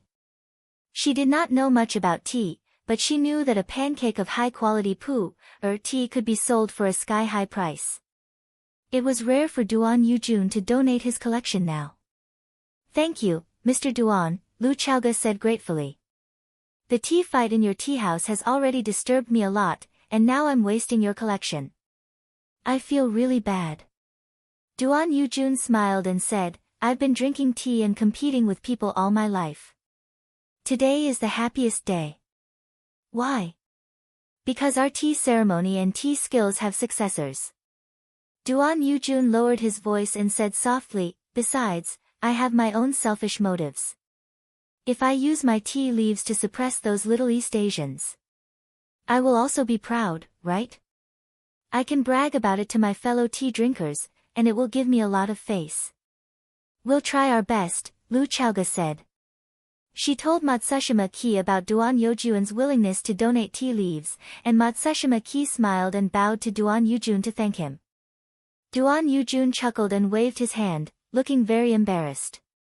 He was indeed embarrassed. Duan Yujun was determined to defeat the East Asians, but Matsushima Takashi thanked him with a straight face. Duan Yujun was a simple and honest man, and he wouldn't do such a two-faced thing. Therefore, he refused to accept the apology and only wanted Rosefinch to win the tea. The venue, the judges, and the tea leaves had all been arranged. All that was left was for the contestants from both sides to take the stage. Matsushima Ki turned around and spoke to Saburo Fujino, who was standing behind him. "Let Chiba Kaoru come up." "I will make the arrangements," Fujino Saburo replied and quickly ran down the stairs of the tea house. A black Toyota van was parked in front of the tea house. Saburo Fujino ran over and knocked on the van's window. The van's door opened. A cute doll's head appeared and she asked, "Teacher Fujino, is everything ready?" "Everything is ready," Saburo Fujino said with a smile. "Where is Kaoru?" "You can go upstairs now." "All right," a female voice replied from inside the van. Saburo Fujino reached out with his hand and a fair and small hand grabbed his arm. Then, the hand carefully came out. The girl was very beautiful. When she smiled, she looked just like a young Sakai Noriko. She had a slim figure and a clean temperament. She wore a kimono embroidered with cherry blossoms and wooden clogs. It was a standard East Asian style attire. The doll followed suit and got out of the van. The Toyota van remained at the same spot and did not leave. They had borrowed this van from an East Asian company in order to transport the contestants for this afternoon's tea competition. The art of tea was extensive and profound. The preparatory work was even more tedious and complicated. Chiba Kaoru was a descendant of a East Asian tea ceremony family. She had a deep understanding of the art of tea.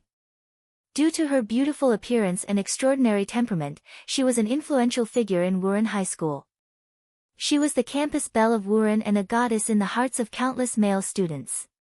It was also because of her existence that Saburo Fujino had specifically proposed a tea ceremony competition when he was provoking Fang Yen.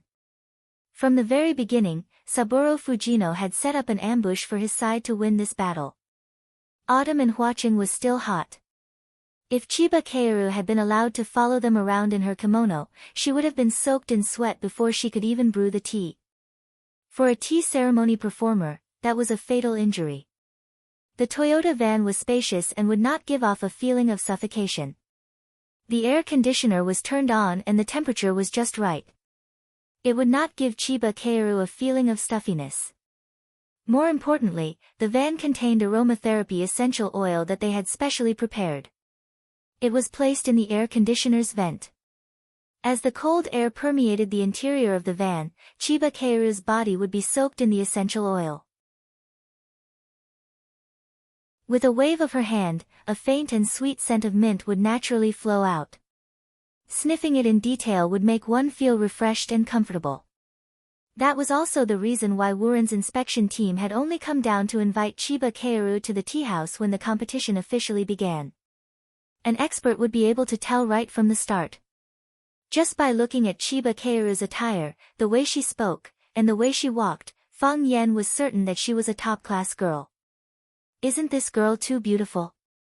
Chiba Kaoru stood in front of the coffee table and bowed deeply to everyone in the room. Then, she sat down gracefully. The stone table. The stone chair. The Japanese beauty. They complemented each other and were pleasing to the eye. Fang Yen stood up and said, "Please wait a moment, everyone." He ran to the tea house and took out his phone to make a call. Before he could make the call, a black Rolls-Royce Phantom had already stopped in front of him. Click. The door to the front passenger seat opened. A tall and skinny old man in a gray robe walked to the back quickly and opened the door. "Miss, please," said the old man in a long robe respectfully. "Thank you, Uncle Lin." A familiar voice came from the car. Then, Fang Yen saw a scene that made his eyes pop out. He saw a man in a plain white robe. No, it was a traditional Chinese costume. Qin Tian, who was wearing a white traditional Chinese costume, got out of the back of the Rolls-Royce. After smiling sweetly at the tall and skinny old man, he walked toward Fang Yen. The traditional Chinese costume was simple and elegant. There were no bright red or green flowers to match it. Only the clothes were surrounded by a group of white cranes on auspicious clouds. Each crane was vivid and lifelike. When they walked, they gave people the illusion that they were flying in the sky. When they calmed down, they seemed to be able to hear their celestial cries. It was soft and gentle, yet majestic. She was graceful and elegant, yet she gave off an ethereal aura. To be honest, apart from Qin Tian, Fang Yen really couldn't think of anyone he knew who could set off this costume so perfectly. Even those movie stars couldn't do it. "Miss, I'll wait for you to go back," the tall and skinny old man said to Qin Tian. Then, he nodded at Fang Yen with a smile and went back to the front passenger seat. The Rolls-Royce left slowly as if it had never been there. However, there was clearly a fairy left in the world. The tea house girl who greeted the guests at the door was about to cry. What day is it today? Why is everyone dressed so formally? If I had known this, shouldn't I have laid a red carpet at the door of the tea house? Women, why are you making things difficult for us women? Until Qin Tian's little hand put on Fang Yen's arm, Fang Yen hadn't fully reacted. He looked at Qin Tian dumbfounded and asked, "What are you doing?" Qin Tian smiled charmingly and said, "Tea competition." "It's just a tea competition. Do you need to dress like this?" Fang Yen pointed to the Rolls-Royce that had just left and said, "Did you rent that car? How much is it a day?" It's not worth it to use it just for a while, right?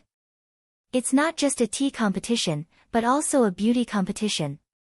Clothes competition, temperament competition, aura competition. I want to defeat my opponent in all aspects. Qi Nitian thought for a moment and asked, Wu Ren's side has a beautiful woman, right? Yes. Fang Yan nodded. That's good, Qi Nitian said. What do you mean? Fang Yan was puzzled. Didn't women like to beat their opponents? Why did Qi Nitian let out a sigh of relief when she heard that the girl was a beauty? You don't understand. A smug smile appeared on Qi Nitian's mouth. If Wu Ren's side had sent a man, Qi Nitian's appearance would have been amazing. However, everyone felt that she had an unfair advantage. If the opponent was also a beautiful woman, and a beautiful woman at that, then, if Qi Nitian defeated her, it would show her temperament and aura even more. What was the saying again? To see a person's achievement pattern was to see what kind of person his opponent was. To see a woman's appearance was the same. Red flowers needed green leaves to match. If you could stand out among a group of red flowers, wouldn't it be even more amazing? Yes, Qi Nitian hoped that her opponent would be stronger. Fang Yan stretched out his arm and helped Qi Nitian slowly go upstairs. He felt that he was a little eunuch serving the queen. What was the style of a star? What was the style of a queen? As Fang Yan accompanied Qi Nitian upstairs, all the people they met stood on the side and stared at them. No one whispered, no one raised their voices. They held their breath, as if they were afraid to disturb the queen's tour. When Qi Nitian appeared at the door of the Breeze Pavilion, it was exactly as Fang Yan expected. The whole place was silent, and everyone kept a 90-degree turn posture. As if a magician had cast a spell, they couldn't speak and couldn't move their eyes. At this moment, even the wind outside the window found it difficult to breathe.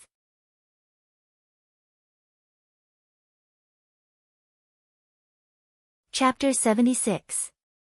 Qi Nitian ignored everyone's stares. He let go of Fang Yan's arm and walked toward Chiba Keiru.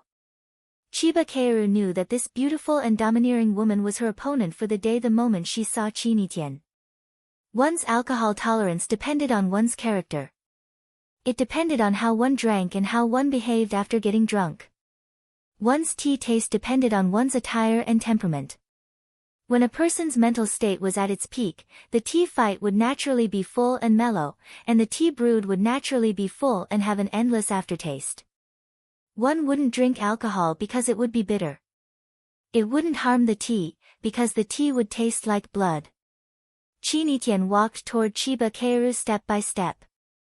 With every step he took, his arrogant attitude and domineering aura got closer. Thud, thud, thud. Qi Nitian's footsteps weren't heavy, but they seemed to be echoing in Chiba Keiru's heart. Chiba Keiru felt like she had lost her mind and was at a loss for what to do. She avoided Qi Nitian's gaze to avoid the increasingly powerful airflow that seemed to be able to engulf everything. I'm going to lose. A ridiculous thought popped up in her mind. However, it only lasted for a second before she refocused and looked into Qi Nitian's eyes. I must win. Chiba Keiru clenched her fists and told herself in her heart. She knew that her opponent was doing it on purpose. She was using her domineering aura to trample on her and her beauty to suppress her. She was using all her advantages. Her essence, chi, and spirit were in an invincible state of excitement. An opponent like that was terrifying and worthy of respect. However, she must win. Qi Nitian stood in front of Chiba Keiru and looked down at her. His voice was cold, and there was no smile on his face. I'm Qi Nitian. You must remember this name. She was speaking in Japanese. She was actually speaking fluent Japanese. Fang Yan's English was passable, but he knew almost nothing about Japanese. Except for a few words that often appeared in movies and TV works. Fang Yan asked Lu Chaoge in front of him, what did she say? I am Qi Nitian. You will definitely remember this name, Lu Chaoge said expressionlessly. He thought to himself that he had heard of Qi Nitian's name a long time ago. However, They had never crossed paths before. Seeing is believing. Now that he had seen her with his own eyes, he finally felt that she was different from the rest. Was this kind of student really just an ordinary student? In her eyes, there was probably nothing worthy of her attention, right? Lu Chaoge thought of Fang Yan again. Qin Yitian took the initiative to transfer from Class 1 to Class 9, where Fang Yan was. Could it be that the rumors on campus were true, that Qin Yitian liked Fang Yan? If that was the case, things were going to be terrible. Everything about him is good, but he has bad taste. Lu Chaoge made an appropriate evaluation of Qin Yitian in her mind. Fang Yan was also shocked by this sentence. He thought to himself that this woman was really arrogant. She always looked like she was the only one in the world. Chiba Sun couldn't sit still anymore. She stood up and bowed to Qin Yitian with a smile. Chiba Sun, please advise me.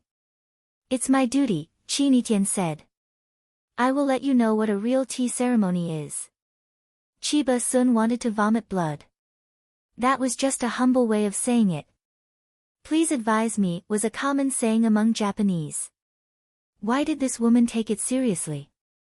Qin Yitian walked back to his seat and sat down, waiting for the competition to officially begin. Music, Duan Yujun shouted. Soothing classical music sounded, and the sweet and crisp voice of a young girl echoed in the box of the breeze pavilion. Fang Yan listened carefully. The singer was singing the famous Tea Battle song, written by Fan Zhongyan, a scholar of the Northern Song dynasty. Spring comes from the southeast every year, Jinshi is the first to warm the ice. The strange tea by the stream is the best in the world, Wui immortals have been around since ancient times. Last night, where the new thunder comes from, every family laughs and passes through the clouds. The dew buds are scattered in glory, decorated with jade and pearls, scattered on the tree. The harvest is not full, only the essence dares not to be greedy. Grinding cream and baking milk have elegant production, Fang Zhonggui has Hizhongchan. The North Garden will be presented to the emperor, the heroes of the forest compete for beauty first. Duan Yujun was a judge and also the host of this tea battle. He stood in front of the two tea fighters and said, the tea is pu-er. It's provided by the Breeze Tea House. The water is mineral water and tap water. There are many brands of mineral water, and you can choose freely. As Duan Yujun spoke, the waiter of the tea house had already brought more than a dozen kinds of mineral water brands and placed them in front of the two tea fighters.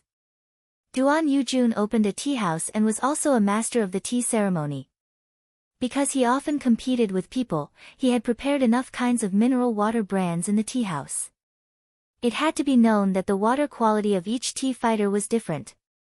He had prepared more to take into account the requirements of each tea fighter as much as possible. Qin Yitian waved his hand and said, I'll bring my own water. As soon as Qin Yitian's voice fell, he saw a few boys carrying a small stove in. The charcoal fire in the stove was burning brightly, and on the stove, a copper pot was making a crashing sound. The water had just boiled, white smoke was rolling, and water vapor was filling the air. The tea immortal Lu Yu's, the classic of tea, said, to boil tea, the first fire is charcoal, and the second is firewood. Charcoal stained with oil, firewood, or rotten materials can't be used as fuel. If you don't pay attention to the details, it will be difficult to make a fine product. From this, it could be seen how broad and profound the culture of tea was. How clear and thorough our ancient people's research was. In the art of tea fighting, the tea was valued for its freshness, and the water used for tea fighting was valued for its freshness. Mineral water was stagnant water that had been processed, and the quality of tap water was even more worrying. However, when there was really no other way, the tea fighters could only use mineral water. That was because there was no other choice. They couldn't go to the deep waters and old forests to fight tea, could they? Even if they found a suitable spring, how could they bring the tea fighting tools there? Qin Yitian didn't hide it. He pointed to the copper stove on the charcoal fire and said, this is running water from Tiger Mountain. It's transported by water. The lotus leaves cover the surface, so it won't attract dust and waste gas. It's clean and natural. Duan Yujun was in a dilemma. Qin Yitian was using the running water from Tiger Mountain. What if the East Asians felt that it was unfair?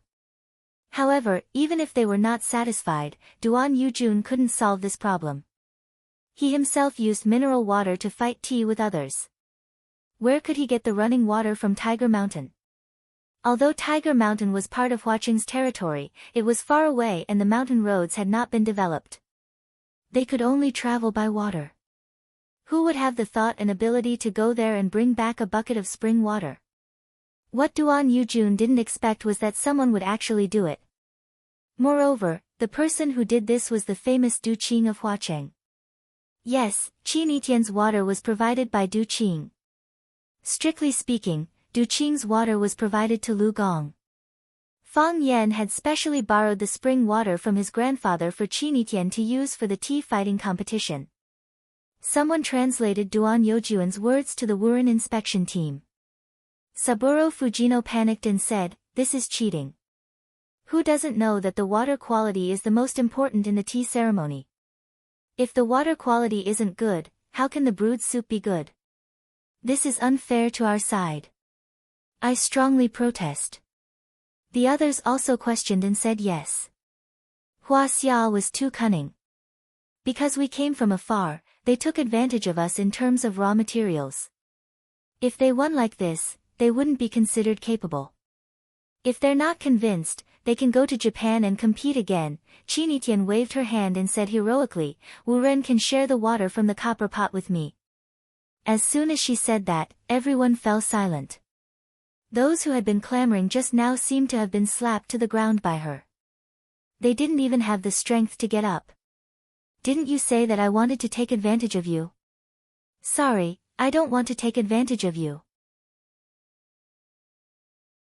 The tea is the same tea, the water is the same water, I will still win." Fang Yan was happy. Even though she didn't like Qin Yitian's condescending, arrogant, and straightforward personality, she found her to be quite adorable today. Only she could act like this, and only she could speak and act in such a natural and harmonious manner.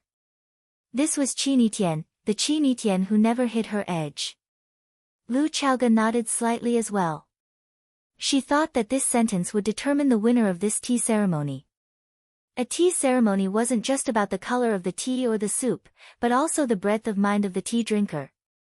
No one present could match Qin Yitian's generosity. She was far inferior to him. Chiba Sun didn't feel happy when she heard Qin Yitian's invitation. Instead, she looked gloomy. She stood up and bowed slightly to Qin Yitian. "Thank you for your kindness. However, I've decided to use mineral water. When I first learned the tea ceremony, my father once said that if your heart is sweet, then the water you use will be sweet as well. I know what this competition means, so I'll do my best. I have a sincere heart, so the water I use will be sincere as well." She couldn't accept Qin Yitian's invitation. Because if she had done that, the winner of this tea battle would have been decided in advance. Her teachers and classmates didn't understand, but she did. She decided to use softness to overcome hardness. After hearing Chiba Sun's words, Wu Ren's teachers and students looked serious. They looked at Chiba Sun with respect. At this moment, because of Chiba Sun's words, the Wu Ren inspection team became unprecedentedly united. Even the teachers and students of Rosefinch looked at Chiba Sun in a different light after hearing her words. This girl was qualified to be Qin Yitian's opponent. Chiba Sun didn't even look at them. She poured a bottle of mineral water into the iron kettle and turned on the electric stove. She used mineral water and boiled it on the electric stove.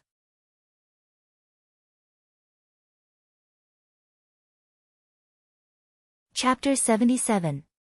It was often said that water and fire were incompatible. However, in the tea ceremony, water and fire had to work together in harmony to bring out the greatest power. The water in the bronze stove was boiling, bubbling. Qin Yitian left her seat and walked over to open the lid of the bronze kettle. She carefully observed the boiling water in the kettle. The first boil was like a fish's eye, making a faint sound. The second boil was like a gushing spring with pearls. The third boil was like a rattan wave. After the third boil, Qinitian immediately lifted the handle and moved the bronze kettle away from the charcoal. The bronze kettle was very big, but when Qinitian lifted it, she seemed effortless and easy. This woman was really good at playing the role of an Iron Man. "Seal the stove," Qinitian said. The boys from class 9 immediately sealed the mouth of the stove with a piece of iron.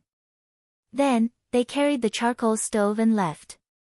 The degree of boiling of the water was the key to the success of the tea ceremony. If it was a tender shoot, it naturally needed to use boiling water with a lower degree. It was to avoid damaging the leaves and spoiling the taste. However, the tea today was aged pu, or tea. Therefore, the water needed to be boiled 3 times. It was also recorded in the classic of tea that when the water was boiled 3 times, the tea had to be brewed. If it was boiled any longer, the water would turn old and become inedible. Qinitian poured the water from the bronze kettle into a cup to rinse it. This was called a tea cup. If the tea cup was cooled, the tea wouldn't float. There was a small teapot on the tea table in front of her. However, Qinitian didn't pour the water from the bronze kettle into the small teapot. Because she knew that the water would come into contact with the air one more time after the water was poured. Changing the utensils meant that the tea might be mixed with the air one more time. The temperature and quality of the water would change slightly. Her slender hands were holding an ancient bronze kettle that weighed more than 10 kilograms. This scene was strange and beautiful at the same time. The most amazing thing was that when she held the kettle with one hand and poured the boiling water into the cup, not a single drop spilled out. This alone wasn't something an ordinary person could do. According to Fang Yan's plan, Qinitian should wait for a while. They waited for the contestants from the Wuren investigation team to brew the tea. Everyone tasted the tea and praised it. Only then did Qini perform the tea ceremony and serve the tea she had brewed with great care to everyone. Just smelling the fragrance was enough to intoxicate them. When he drank it in one gulp, he felt that this tea could only be found in the heavens and rarely seen in the mortal world. Thus, Qinitian was the winner of the tea contest. She suppressed it first and then raised it, so that everyone's mood soared from the bottom to the peak. First, she made everyone anxious, then gave them a surprise. In this case, this surprise was even more memorable. In any competition, the second competition, the first cup, and then the competition. After drinking the tea of the later generations, do you still remember the taste of the previous cup of tea? Unless the taste of the 2 cups of tea was very different, but if they were of the same standard, then the second cup of tea would definitely be more advantageous. However, Qinitian clearly did not appreciate Fang Yan's efforts. She did not play according to Fang Yan's plan. She didn't wait for her opponent. After the water boiled, she cleaned the utensils, warmed the water, and poured the cups. This series of actions was smooth and pleasing to the eye. Then, she put the tea cake on a piece of white silk, broke it into pieces, and removed all the coarse leaves and foam. Only then did she put the tea leaves into the pot. She put it carefully and must not let the tea leaves block the mouth of the pot. She poured the tea into the copper pot.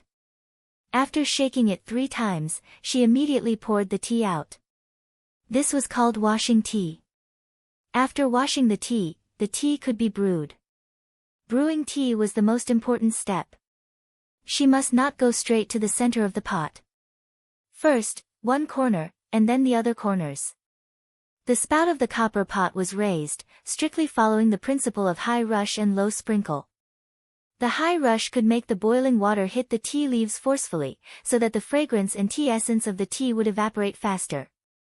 The tannins could not be dissolved in time, so the tea was sweet but not astringent. The water must be filled. Whether the teapot was 3 mountains together showed the skill.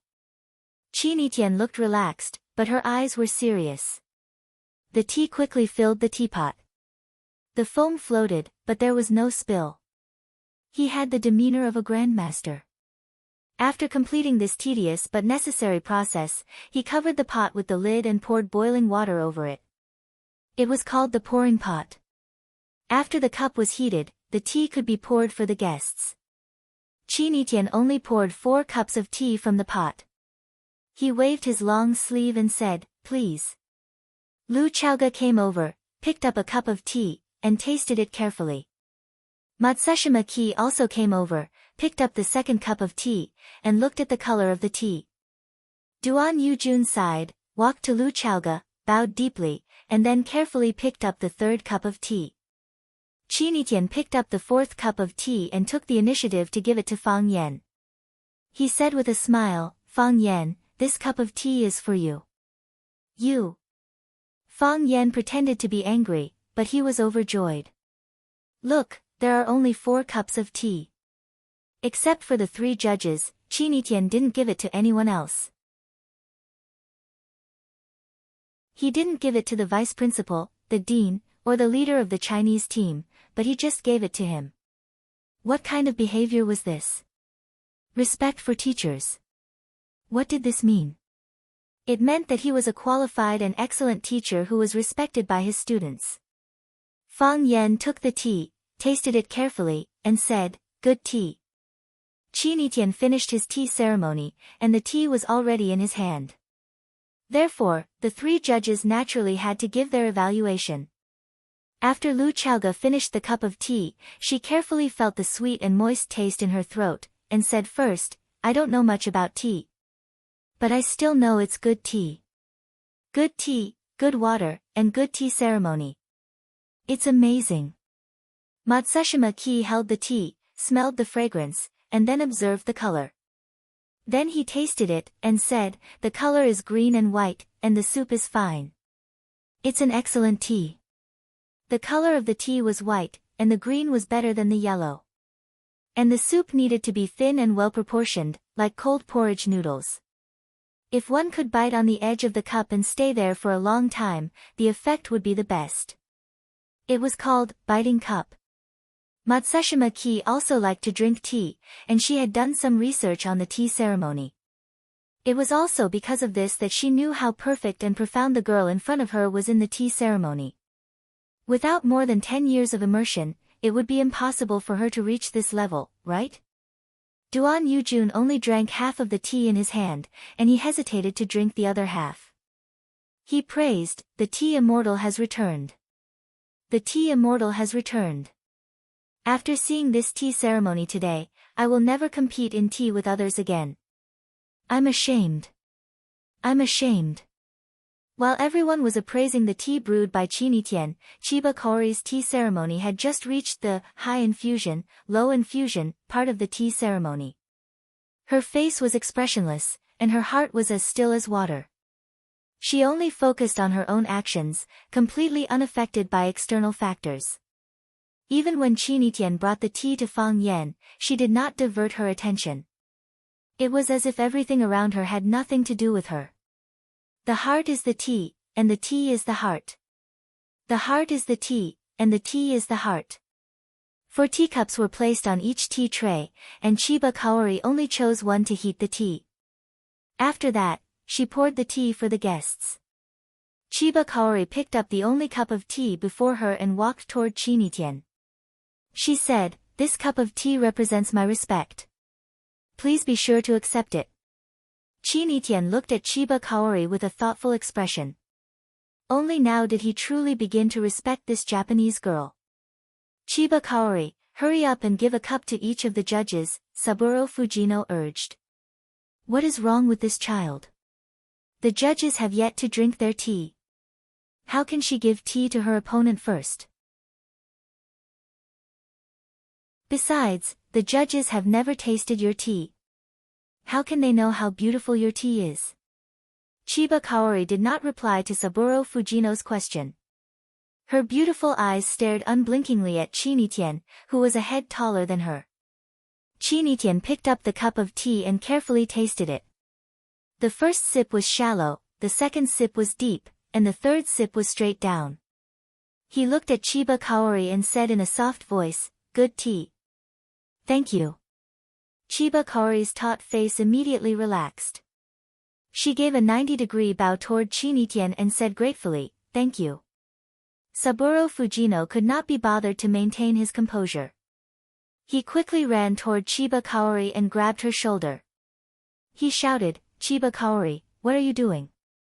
Do you know what you are doing? How can you do this? How can you give up?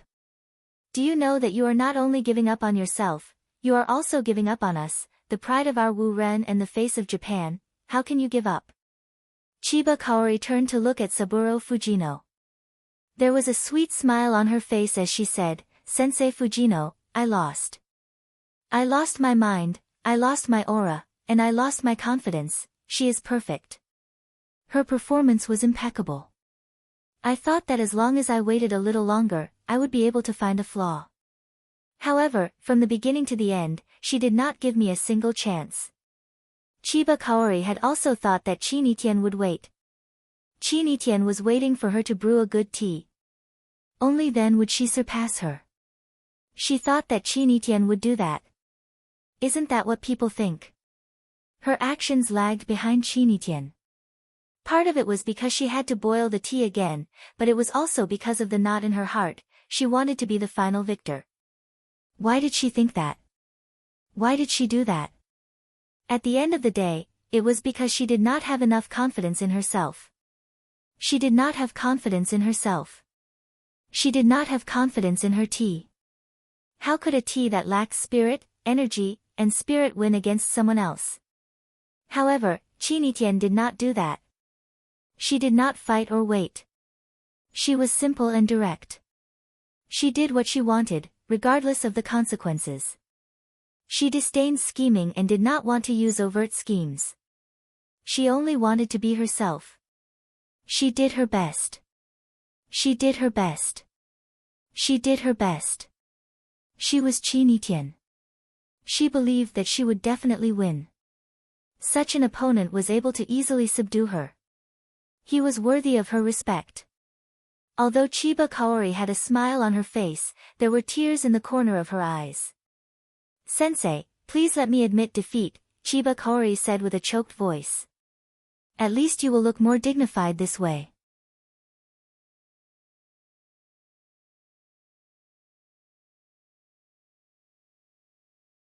Chapter 78. There was a type of opponent that deserved respect even if they lost. Chiba Kaoru was one of them. Looking at Chiba Kaoru's tear-stained face, Chinitian could not help but laugh. She stretched out her hand and looked at Chiba Kaoru, saying, "From today onwards, we are friends." She spoke in Japanese, so Chiba Kaoru did not need an interpreter to understand her words. Chiba Kaoru stared at Chinitian with wide eyes, a look of incomprehension on her face.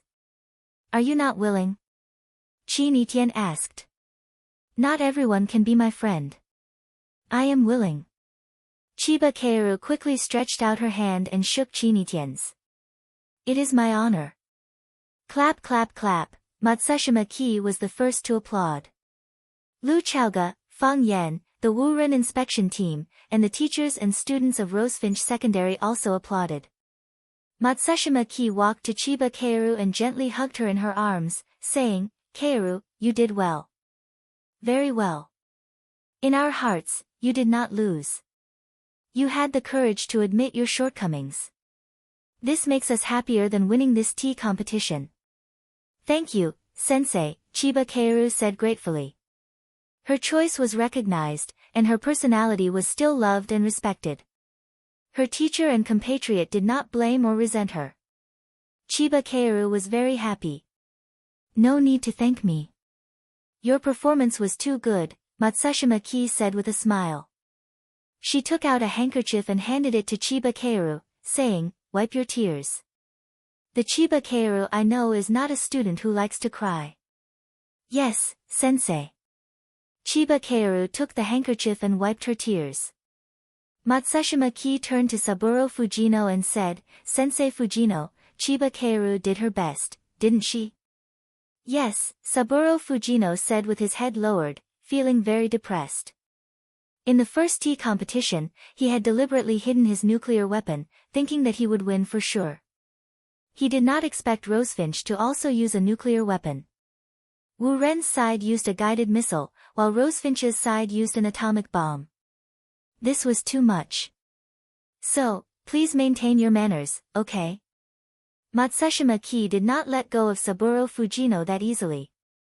With a sharp look in his eyes, he said, "You should know that you represent the pride of Takahito and the face of Japan." Yes. I understand, Saburo Fujino apologized profusely. I was too excited. Matsushima Nori also knew that berating his own team members in front of outsiders would make them look down on him. Even if he was dissatisfied, he could only hide his emotions in his heart. She walked in front of Lu Chaoga and said, "Wu Ren lost the first tea ceremony competition. I'm sincerely convinced. Friendship first, competition second." Lu Chaoga comforted him in a soft voice. At this time, she was too embarrassed to smile too obviously. Although she was very happy in her heart. "Then, shall we proceed to the second round of the competition?" Matsushima Nori said. "I hope Wu Ren can win the next match." "No problem," Lu Chaoga said. "I'm looking forward to Wu Ren's performance." After the tea ceremony was over, there was no need for Qin Yitian to stay any longer. She waved at Fang Yen and said, "Fang Yen, help me down." Fang Yen quickly ran in front of Qin Yitian and whispered, "There are so many people here, give me some face, all right." Qin Yitian was very easy to talk to. "Fang Yen, help me down." "Can you call me teacher?" "Impossible." Fang Yen helped Qin Yitian down the stairs. After standing in front of the tea house for less than 2 minutes, the black Rolls-Royce Phantom stopped in front of them. This time, Fang Yen did not wait for the little old man to get out of the car. He rushed over and opened the rear door. Fang Yen said to Qin Yitian, "Thank you for your hard work today. Go back and have a good rest." Qin Yitian looked at Fang Yen with a smile and said, "Fang Yen, do you want me to leave as soon as possible?" "How is that possible?" Fang Yen looked like he was wronged. "Do you know how heartless you are to say this? You are my benefactor. You helped me win the tea ceremony competition. You don't know how grateful I am to you now. We, the people of Wulin, pay attention to a drop of kindness from others. How could I treat my benefactor like this?" "Really? Then how are you going to repay me?" Qin Yitian asked calmly. "Haven't I already repaid you?" Fang Yen said. "When did you repay me?" "I gave you a bucket of water," Fang Yen said. In all honesty, he took a bucket of spring water from Tiger Mountain from his grandfather's house. He was not willing to drink it. He gave all of it to Qin Yitian. A drop of water's kindness should be repaid with a bucket of water. Wasn't that enough? Qin Yitian squinted his eyes and smiled. He said, "Fang Yen, you are so cute." Fang Yen thought about it again and again. He still did not think that this sentence was a compliment. Qin Yitian reached out to Fang Yen and said, "Give me the phone." "Why do you want my phone?" Fang Yen felt very strange. Why did all the girls he knew like to borrow his phone? Jiang Qin was like this, Yuan Lin was like this. Now even Qin Yitian was like this. "Give it to me," Qin Yitian said. Fang Yen had no choice but to take out his mobile phone from his pocket and hand it over.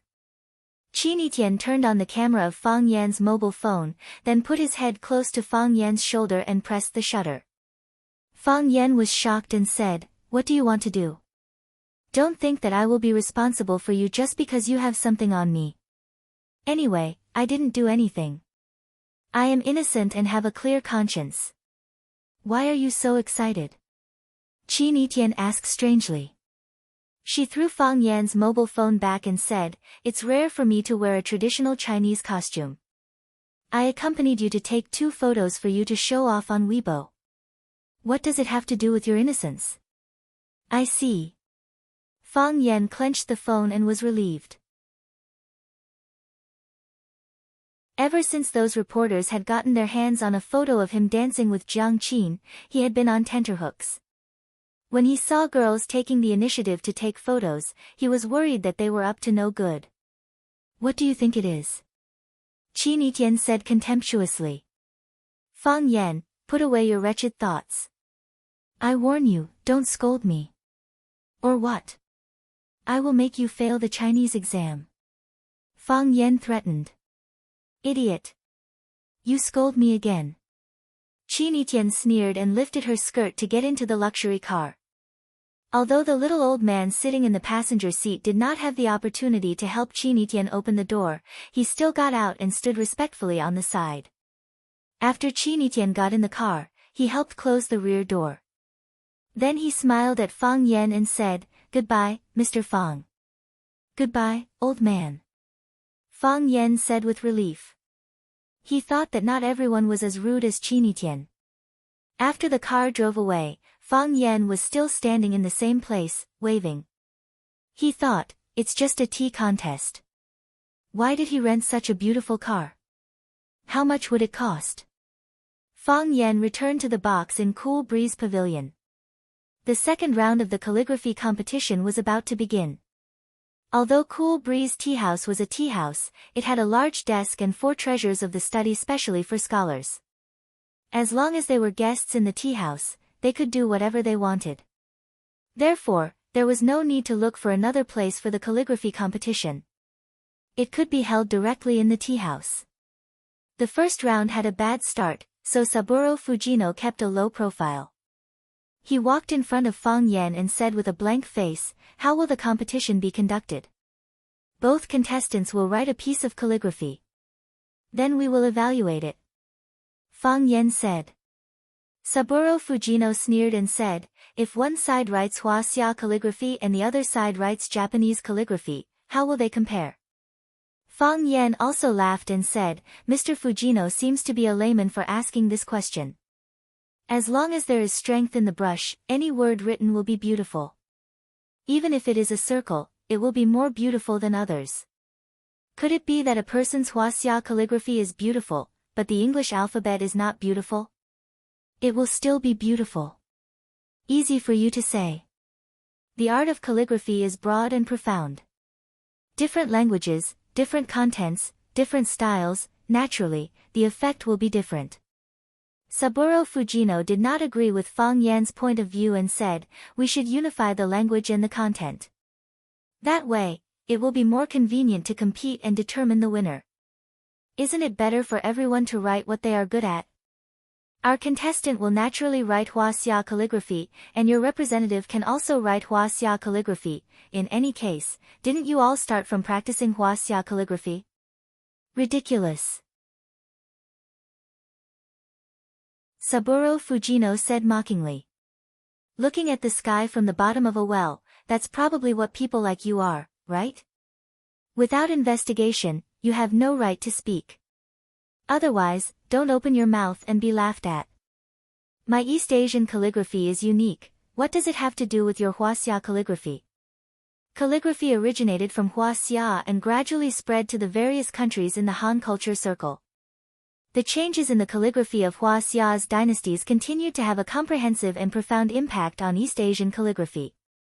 It was only during the later part of the Heian period that East Asians' unique pseudonymous calligraphy rose, forming the auspicious system that is different from Huaxia's calligraphy.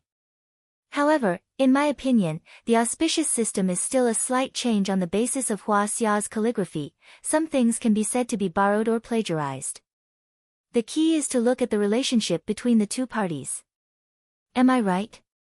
Fang Yan looked at Saburo Fujino and said, "If you try to please me from time to time, I can also say that you are using it as a reference.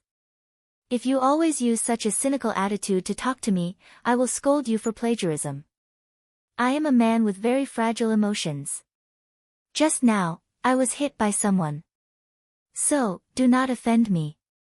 Fang Yan grinned and said, "You see, you offended me yesterday and lost the first tea ceremony competition, right? You deserve it."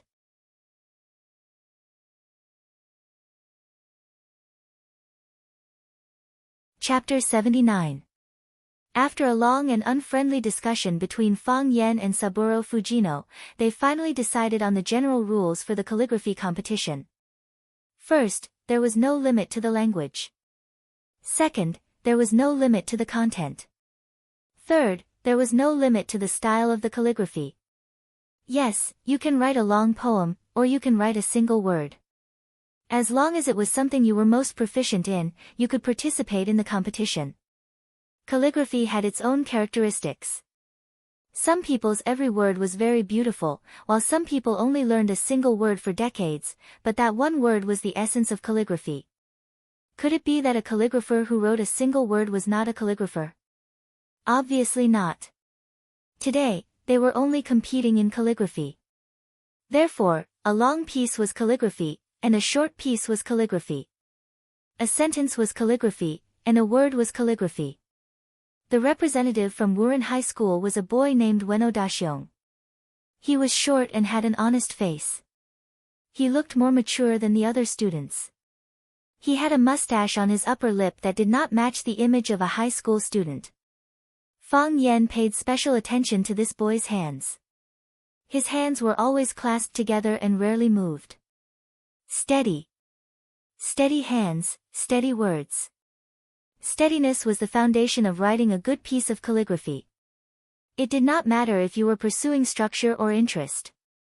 Steadiness was the priority. Only then would the spirit not dissipate.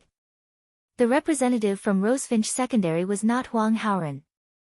Instead, it was a tall and thin boy named Xiao Pinqing. The boy was about 1.7 meters tall, but he didn't have much flesh on his body. His clothes were empty underneath. If he didn't wear clothes, he would look like a character in the extremely popular Legend of Mir game. Skeleton Elf. Seeing the two contestants standing in front of the table, many people immediately laughed. The appearance of these two people is really unique. Isn't this the real-life version of the two generals Heng and Ha? If the flesh on their bodies were evenly distributed, they could be considered handsome men. Fang Yan also noticed this situation. He thought to himself, in the movies and TV shows, those with beautiful handwriting were also good-looking. In the bamboo forest, under the plum tree, or in the attic in a world of ice and snow, a handsome man dressed in white stood in front of a stone table. At this moment, the sound of the pipa was playing. The man's brush was dyed in ink, and his brush was like a swimming dragon. The sound of the pipa was urgent, and the man's speed increased. When the pipa stopped playing, the man raised his wrist to finish. The environment was elegant, the artistic conception was refined, and the pipa was embellished. On top of that, he was an elegant and graceful young master. Women would be dazzled by him and would love to marry him. Even men would want to rush up and stab him with a knife and scold him for being so pretentious. However, based on what Fang Yan had seen and heard, most of the artists in reality were slovenly. Even if there were some good-looking ones, their scores would be greatly reduced due to their ink-stained clothes or long ungroomed hair and beards. Fang Yan felt that he should be excluded. Unfortunately, he was not qualified to participate in this calligraphy competition. Of course, the students were slightly better off. Although Ueno Nobita and Xiao Pinqing both looked very special, they looked very clean and tidy in their school uniforms. The judges for the calligraphy competition were still Lu Chaoga, Nori Matsushima, and Duan Yujun. Duan Yujun gently knocked on the wooden fish in his hand and shouted, "Begin." After saying that, Ueno Nobita and Xiao Pinqing did not start writing. They were both grinding the ink, and at the same time, their eyes were sizing up the white paper in front of them, as if there were some mysterious treasures hidden on the white paper. Ueno Nobita took the lead and dipped the brush in ink. With the tip of the brush, he wrote on the paper, swallowed the treasured sword and abandoned the famous bow, only to watch this breeze. Because Ueno Nobita had written in Japanese, Fang Yan could not understand what this sentence meant. However, from the structure of the words, it could be seen that he had used the famous Japanese style of writing. This was also the style that Fang Yan had said was self-created in Japan. The brushwork was elegant, and the density was just right. The words were connected in a line, like a black landscape painting blooming on the white paper. He has reached a higher level, Fang Yan thought to himself. Even if the other party was a student from the Wuren inspection team, even if this person was his current opponent, Fang Yan was still willing to give him such a high evaluation. Xiao Pinqing was still grinding the ink, as if the inkstone could not be melted. Bang! Bang! Bang! Duan Yujun gently knocked on the wooden fish in his hand. When the wooden fish struck 60 times, the time limit for this round of the competition was over. At the beginning, everyone was still calm. However, when the wooden fish struck more than 30 times and Ueno Nobita was the first to submit his words, Xiao Pinqing still did not move. The students of Class 9 were a little anxious. They looked at Xiao Pinqing anxiously. However, as they were worried that they would disturb Xiao Pinqing's thoughts, no one said anything to urge Xiao Pinqing to move faster. When the wooden fish struck 46 times, Xiao Pinqing finally dipped the brush in ink. Filial piety. He wrote a big, filial piety, on the white paper in front of him, and it was only one word. He placed the brush in the ink box. His forehead was dripping with sweat, as if he had just run 3 kilometers. He was using the Wei tablet.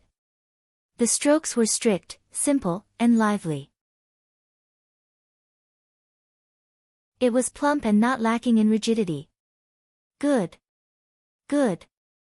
Good. Fang Yan said, good, 3 times in a row. Fang Yan also learned calligraphy.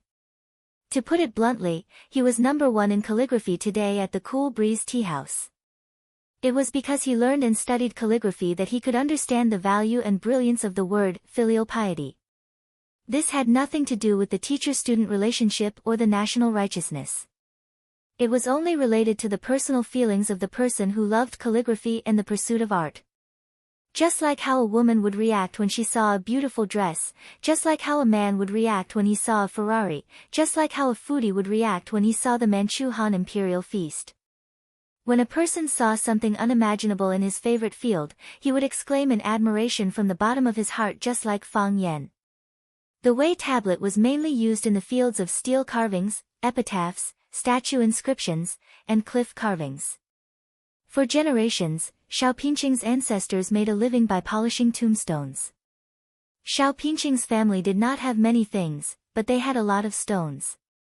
Since he was very young, his grandfather, his father, and his brother would polish the big stones into square or arched slabs in front of him.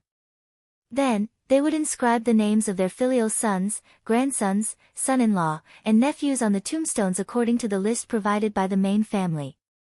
Xiao Pinqing had been interested in these big stones since he was very young, either because of a long period of nurturing, or because it was hereditary.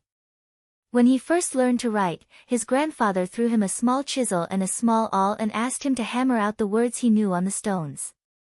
Because he had been polishing stones since he was young, Xiao Pinqing's hands were very steady. This also nurtured his personality of doing things without restraint and writing one stroke at a time. After years of practice, his Wei tablet had become famous far and wide. In the beginning, a customer came to ask his grandfather, Xiao Chengfa, to carve words. Later, the customer asked his father, Xiao Deshui, to carve words. Later, the customer only asked Xiao Pinqing to carve words.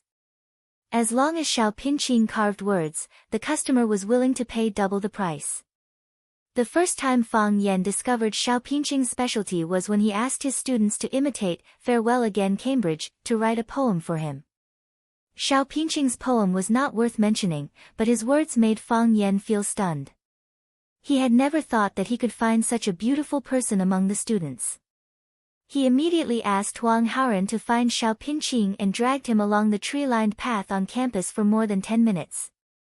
He asked all kinds of questions like a fanatical fan and finally understood the special reason for Xiao Pinqing's success. Fang Yan encouraged Xiao Pinqing to continue to work hard and find more inscriptions to study, but to avoid imitating. Because Xiao Pinqing's words were now unique, if he blindly learned the advantages of others, he might lose his own essence.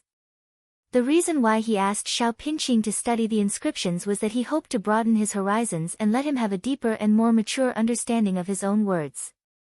Xiao Pinqing repeatedly said yes, very happy with Fang Yan's recognition and praise. Later, he asked Fang Yan many times about calligraphy knowledge, and Fang Yan also told him everything he knew. He even went to his grandfather's house to get the imitation version of Yuanhuai's epitaph for Xiao Pinqing to appreciate. Xiao Pinqing had written the word filial piety hundreds of thousands of times. He had personally carved it on the tombstone no less than 1,000 times. Filial piety, this was the tradition of Hua Xia, giving people a sense of obedience. No one could defy it. However, filial piety also needed to know how to be flexible, to think of the elderly and think of the elderly's needs. This was not just a word, but a picture of filial piety. Therefore, Fang Yan could not help but say the word good 3 times. Saburo Fujino was very dissatisfied with Fang Yan's behavior and said, "Teacher Fang Yan, this is a kind of cheating behavior and is suspected of misleading the judges. If you do something out of line again, the judges will judge our side as the winner." Even Matsushima Ki was very dissatisfied with Fang Yan's performance. He frowned and said to Lu Chaoga, who was next to him, "Isn't the teacher's performance a little too intense?" What he meant was that Fang Yan was just putting on an act. Wasn't it just one word? Was there a need to be so excited? Fang Yan apologized and said embarrassedly, I'm sorry. I can't help it. I really can't help it. The word is right in front of you. You can judge it freely. From now on, I won't speak anymore." Saburo Fujino sneered and said, "Do you still need to judge? It's already clear." Ueno Daxio's words were smooth like flowing water. Every single word was a rare work of art. The most commendable thing was that his layout was reasonable and the ink was well proportioned. He could be called a master of his generation. Of course, Wuren High School had the upper hand in this round. You only know how to write one word, and you have the nerve to call it calligraphy. Fang Yan was enraged. He cursed, "Bullshit. Don't you have any knowledge? Do you know the subtlety of calligraphy? Can't a single word be called calligraphy? Just this one word is enough to leave you guys behind." Saburo Fujino was dumbfounded. "Didn't you say you won't speak anymore? You liar."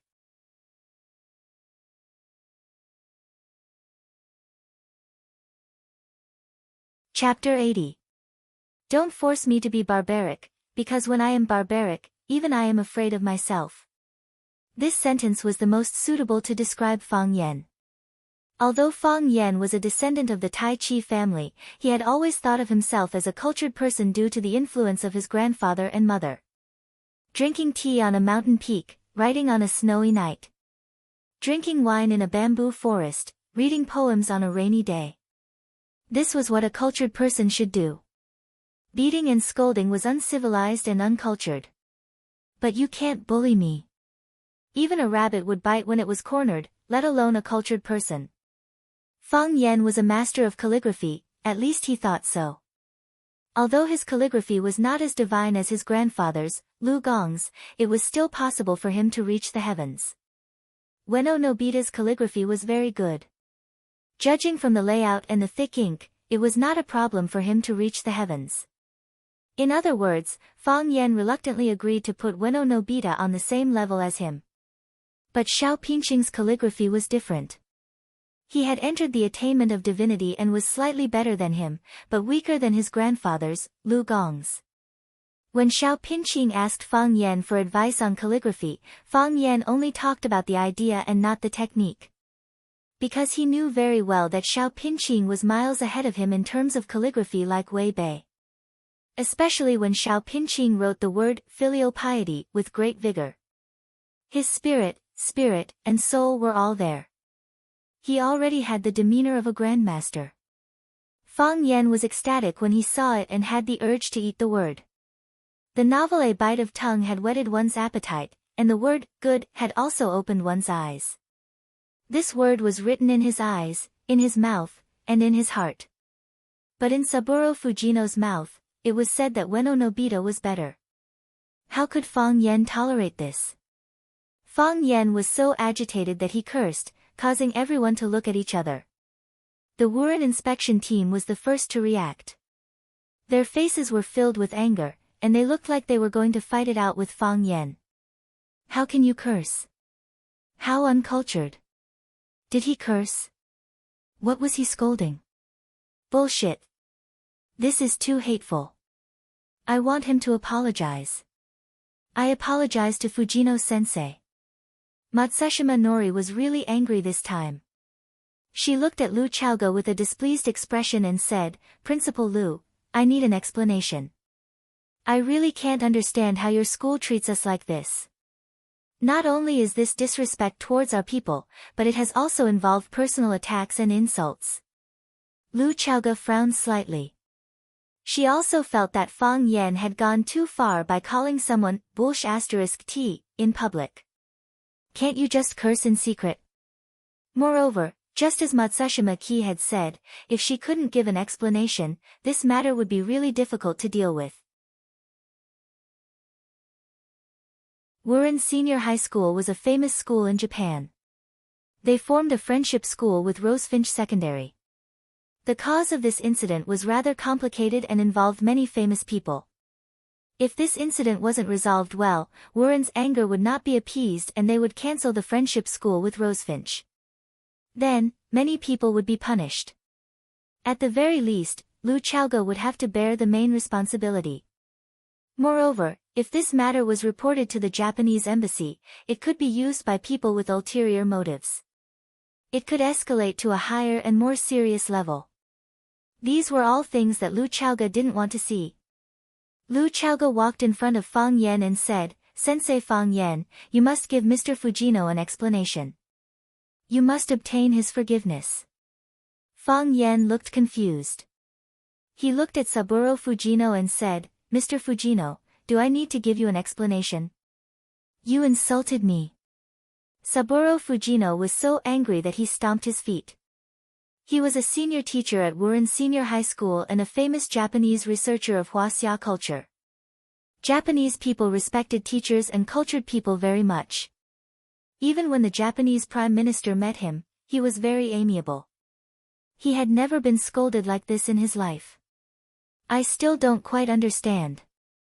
Fang Yen said. Which part of my words insulted you? You said I was farting. I am a researcher of Huaxia culture. Don't think that I don't understand the meaning of those two words. Seeing Fang Yen acting like a fool, Saburo Fujino became even more furious. Yes, I said the two words farting, Fang Yen admitted. Since that is the case, what else do you have to say? But I did not say that you were farting, Fang Yen said. I am saying that someone was farting. Could it be that you didn't smell a foul stench just now? You are just being unreasonable. You were obviously talking about me. That fart just now was from you. It was not me, Saburo Fujino said angrily. He hated being wronged the most. If it was not you, then who was it? How would I know who it was? Only after Saburo Fujino shouted did he realize that he had gone off topic. I am saying that after you said the two words farting, you immediately started talking to me. Clearly, you are attacking me, you see, you misunderstood me again, Fang Yen said. Mr. Fujino, you are a guest from afar. Our Huaxia is a country of etiquette. How could I possibly curse at someone? The matter is like this. Back then, I smelled a foul stench and thought that you were farting. However, I felt that it would be indecent to say such a thing. Additionally, it would embarrass you. Thus, I quickly changed the topic. Perhaps there is a problem with my ability to express myself. Additionally, the change in topic was not natural enough. That is why you misunderstood me. If that is the case, I sincerely apologize to you now. I was not the one who did it, Saburo Fujino was on the verge of shouting. How could he not be able to explain such a thing? Fang Yen looked at Saburo with a stunned expression and said. Even if that is the case, there is no need for you to be so agitated. Lu Chaoga stood by the side and watched with cold eyes. She thought to herself that this was not a bad way to resolve the issue. Fang Yan would certainly not be willing to apologize to Fang Yan. However, if he did not apologize and Fang Yan had indeed scolded someone, it would be hard to explain to the other side. Fortunately, the culture of Hua Xia was extensive and profound. A single word could be interpreted in countless ways. Seeing that the two of them were unable to come to a conclusion after exchanging a few words, Fujino Saburo would only be at a disadvantage if they continued to argue. Thus, Fujino Saburo could only say, since both contestants have finished writing, let's have a proper evaluation. That is what I am thinking as well, Lu Chaoga quickly followed up. To be able to resolve this issue, she was more than happy to do so. Matsushima Ki glanced at Fang Yan and said, Teacher Fang Yan, since you understand calligraphy, then you should be the one to evaluate these two pieces of calligraphy. How can I accept that? I am not one of the judges, Fang Yan said with a smile. It is better for the judges to evaluate. You guys are the experts.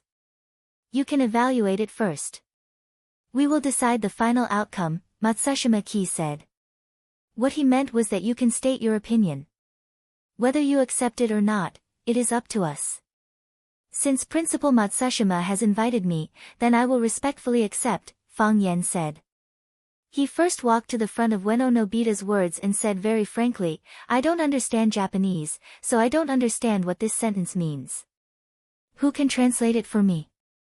Swallowing the precious sword and abandoning the famous bow, only to watch the cool breeze, someone said aloud.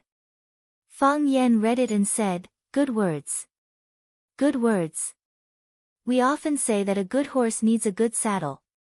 In my eyes, Ueno Nobita's words are a good horse, and this sentence is a good saddle. Only by matching the words can the mood be more obvious. If he wrote, Ueno Nobita was here, no matter how beautiful his words are, he will lose a lot of points. Isn't this the case? Fang Yan's words were interesting, and everyone laughed. Only to watch the cool breeze, this sentence is very good. It gives people a feeling of giving up fame and fortune, forgetting the troubles of the secular world, and only listening to the wind and admiring the moon. Ueno Nobita's words are exquisite and elegant. Every stroke is connected into a line, like a crescent moon, a gust of wind. It makes people feel relaxed and happy. Ueno Nobita heard his classmate's translation and bowed slightly to Fang Yan to express his gratitude. When he was grinding the ink, he thought of this sentence and considered writing it as a crescent moon, a gust of wind. Fang Yan went straight to the heart and expressed his intention completely. He was indeed an expert in calligraphy. Fang Yan smiled at Ueno Nobita, looked at him and said, however, this calligraphy has a fatal flaw. That is, it is too rouge. Ueno Nobita, you only focus on the form, but not the spirit. You only express the cool breeze, but what about the words swallowing the precious sword and abandoning the famous bow? Without the beginning, how can there be the end? Without the beginning, how can there be the end? Ueno Nobita's eyes widened, and his face was full of shock. If I'm not wrong, Ueno Nobita learned calligraphy from a female teacher, right? Fang Yan asked. After listening to Fang Yan's words, Ueno Nobita nodded and then bowed 90 degrees to Fang Yan. He learned calligraphy from his mother, whose surname was Kono.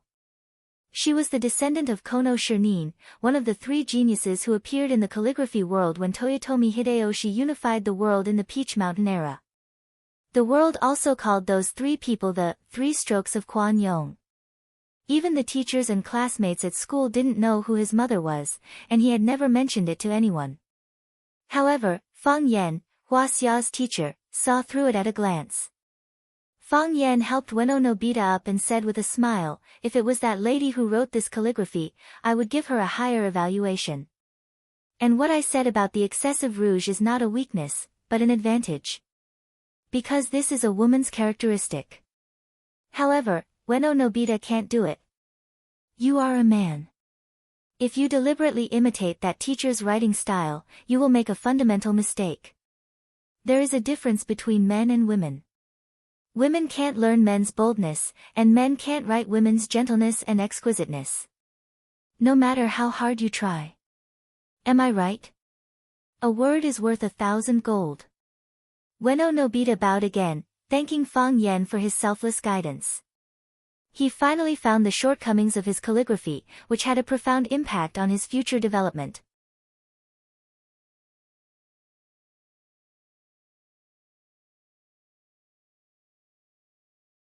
Chapter 81.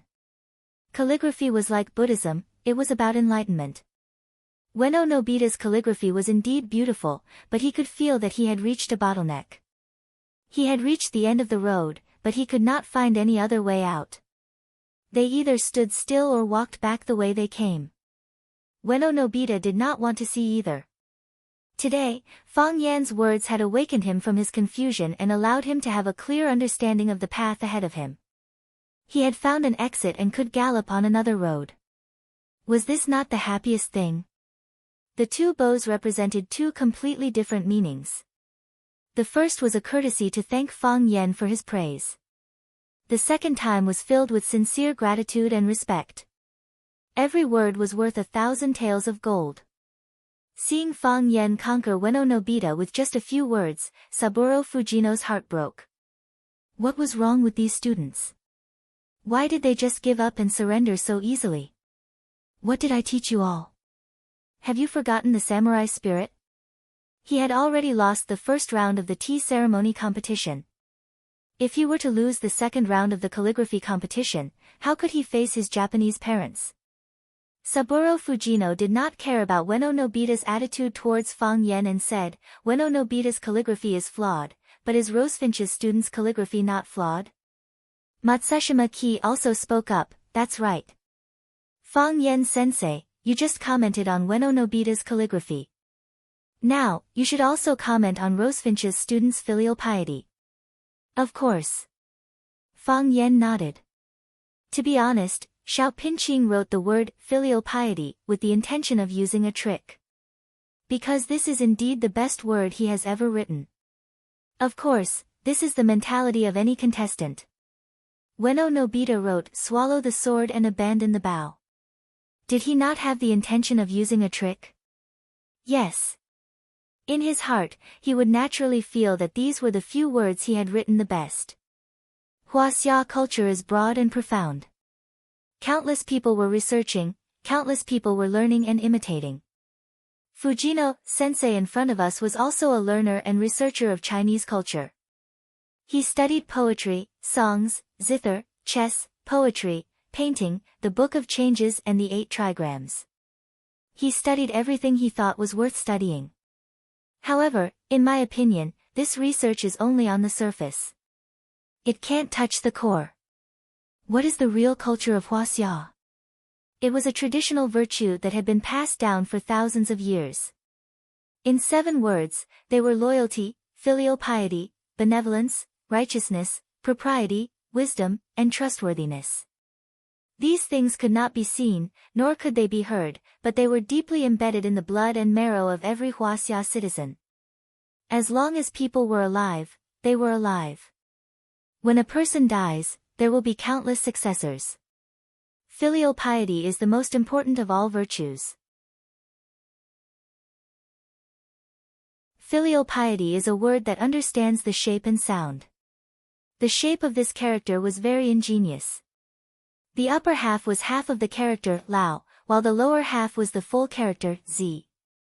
The previous generation and the next generation merged into one. The son inherits the father, and the son can inherit his parents and follow his wishes. Fang Yan walked to the front of the bookshelf, pointed at Xiao Pinqing's calligraphy and said, let's look at the upper half of Xiao Pinqing's filial piety first. It is simple and unadorned, and the ink is vigorous.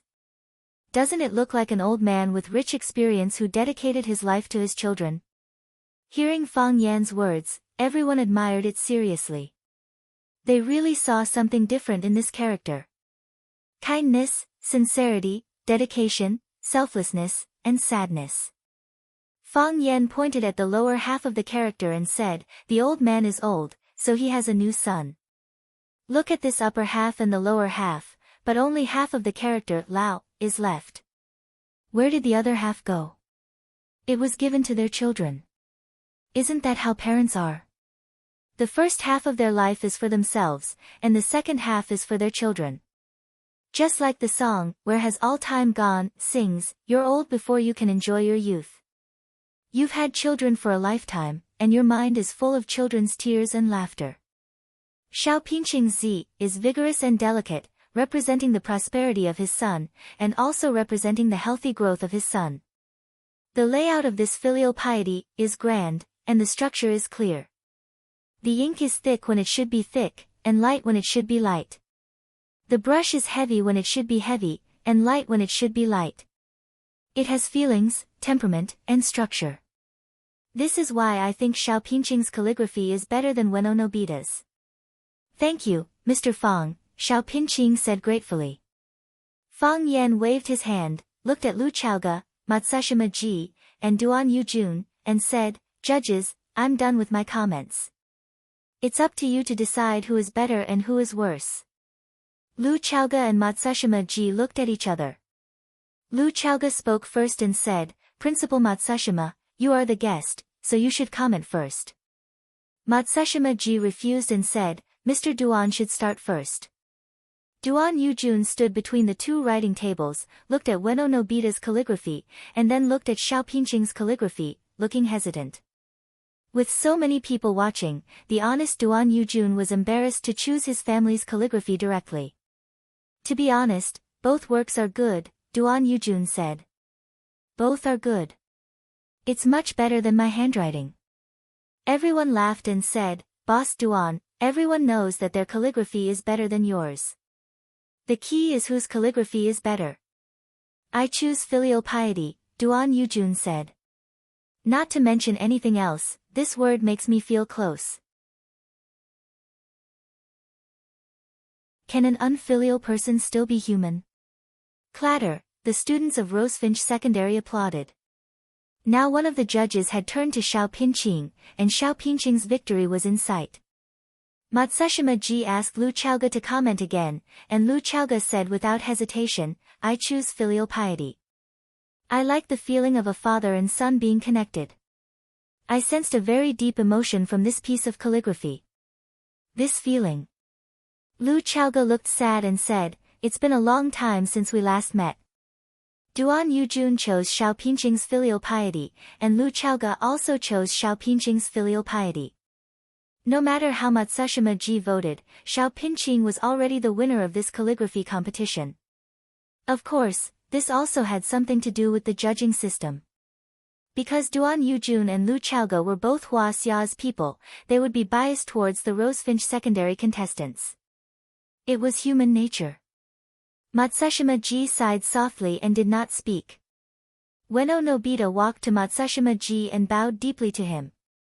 Then he raised his head and said, "Teacher, please grant me a request." "What is it?" Matsushima Ji asked. "Give this vote to my opponent," Ueno Daxio said. "I can feel the feelings he has when he wrote this calligraphy. I focus on the form, and he takes both the spirit and the form into consideration. In terms of calligraphy cultivation, I am not as good as him." Matsushima Ji pondered for a long time, then patted Ueno Nobita on the shoulder and said, "Ueno Nobita, I promise you." "Thank you, teacher." "I'm sorry." "I'm not." Ueno Nobita smiled honestly. "Teacher, you can't imagine what I have gained from this trip to Huaxia.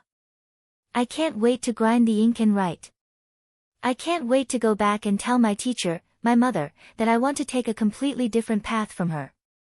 She is herself, and I can't be her. I can only surpass her." "Good. Very good." Matsushima Ji also smiled happily. "Ueno Nobita, congratulations." "Thank you, teacher." Ueno Nobita bowed again. Matsushima Ji looked back at Lu Chaoga and said, "This vote is for filial piety." Clatter, the students all spontaneously applauded. Not only the students of Rosefinch Secondary, but even the teachers and students of Wuren Secondary also applauded.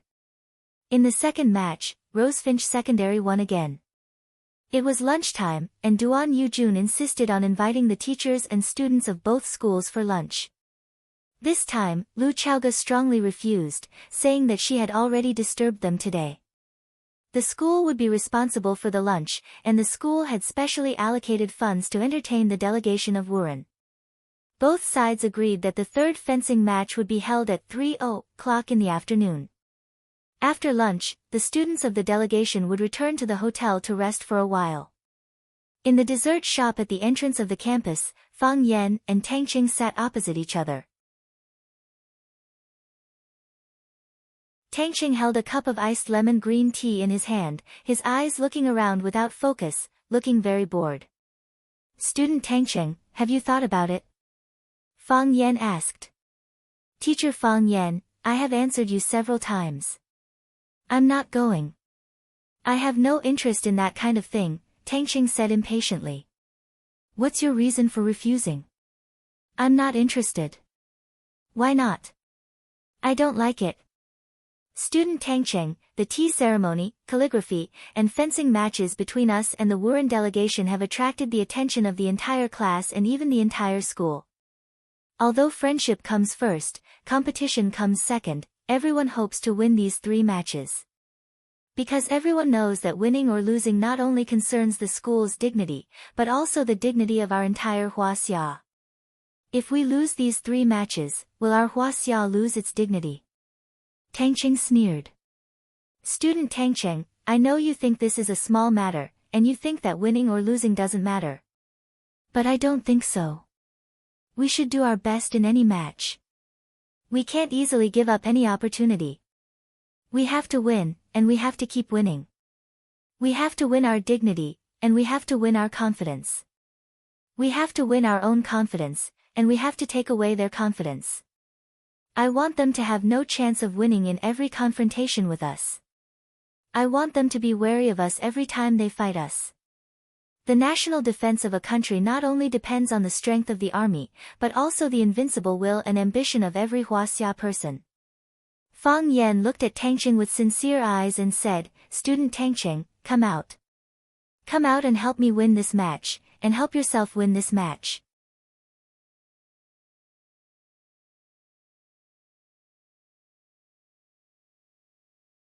Chapter 82. Tang Qing was silent, staring at Fang Yan with a burning gaze. "If I don't agree, does that mean I'm not patriotic?" Tang Qing asked. Fang Yan was taken aback and said, "I hope you can do this, it has nothing to do with patriotism or not." "In that case, I still won't agree," Tang Qing said with a sneer. "Teacher Fang Yan, why should I agree? Why should I agree? You made me kneel to you in front of the whole class, you made me kneel to you in front of Qinitian. Now, just because of a few words you said, just because of your bluff, I have to stand up and work for you. When you did that, did you think about my feelings? Did you think about how I'll face the strange looks of the students in the future? Did you think about what kind of gossip I'll encounter in the future? What's more hateful is, did you think about how I'll pass the harsh scrutiny of Qinitian? You can have whatever you want. You can do whatever you want. Everyone in the world has to revolve around you.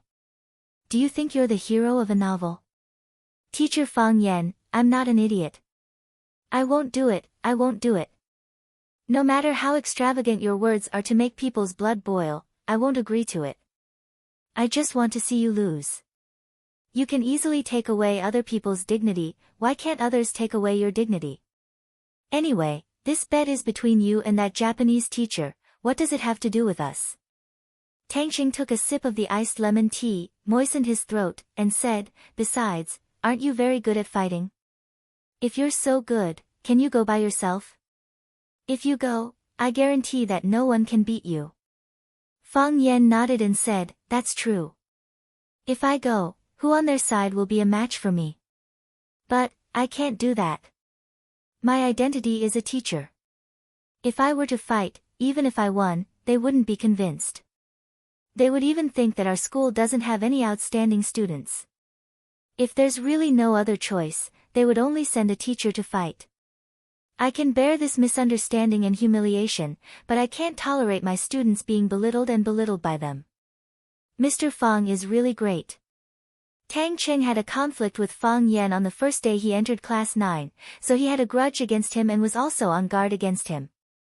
Therefore, he didn't believe a single word that Fang Yan said. Besides, Fang Yan had already won 2 rounds in a row.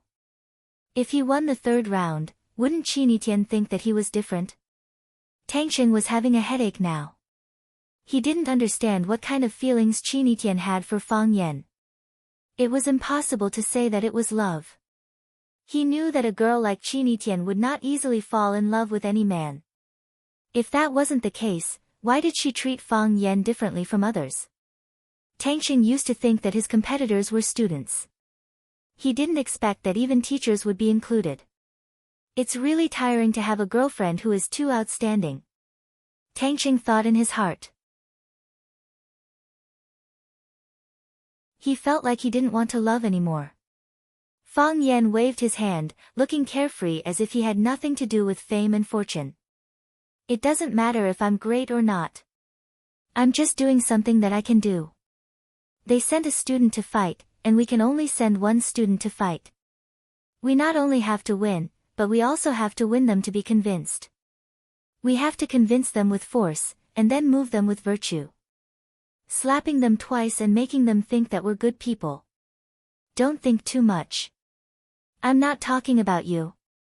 You're my student. How can I hurt you like this? You can refuse. It's your right. No one has the right to interfere. Fang Yan sighed softly and said, however, what you said just now made me understand some of my shortcomings in my work. I'm still too young. I don't have rich experience as a student. If I changed the solution at that time, would the effect be better? This is something that I need to reflect and improve. Tang Cheng looked at Fang Yan in surprise. This guy is so easy to talk to. Is he indirectly apologizing to me? Do you think an apology can buy people's hearts? Impossible. Tang Cheng said. Don't get me wrong. I don't mean to apologize. I'm thinking, if I slapped you twice on the spot that day. Or if I directly knocked you down to the ground. Or. Fang Yan. Tang Cheng shouted angrily. Is there anyone who begs people like this? Don't be angry. Let me finish, Fang Yan tried to persuade him. Isn't it better to be angry together? If I do that, you'll lose face and dignity. There won't be so many little girls around you anymore. The school hunk will no longer be you. Isn't that better? Fang Yan, don't go too far. Tang Cheng clenched his fists so hard that cracking sounds could be heard. Fang Yan looked at Tang Cheng's fists and said, Tang Cheng, I can't fight the Japanese student, but can't I hit you? You can't beat me at all. You know this better than anyone else. If you were me, what would you do when your own student takes the initiative to provoke you and humiliate you in front of everyone, or do something even more miserable? Pretend as if nothing had happened. Before I made you kneel, even if I wanted to think so, you might not agree to do it, right? I don't do anything. Kneel when you say so. Let you slap my face when you say so. Have whatever you want. You can do whatever you want. Have everyone in the world revolve around you. Do you think you're the male lead in a novel? Tang Cheng was furious. Fang Yan actually dared to repeat his own words. This shameless plagiarist.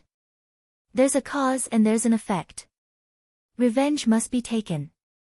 I'm a teacher and you're a student. I welcome people with a smile, but you want to show off your uniqueness as soon as you come in. This is something that no teacher can accept, right? If you hate me because of this, I can only say that your thinking is too immature.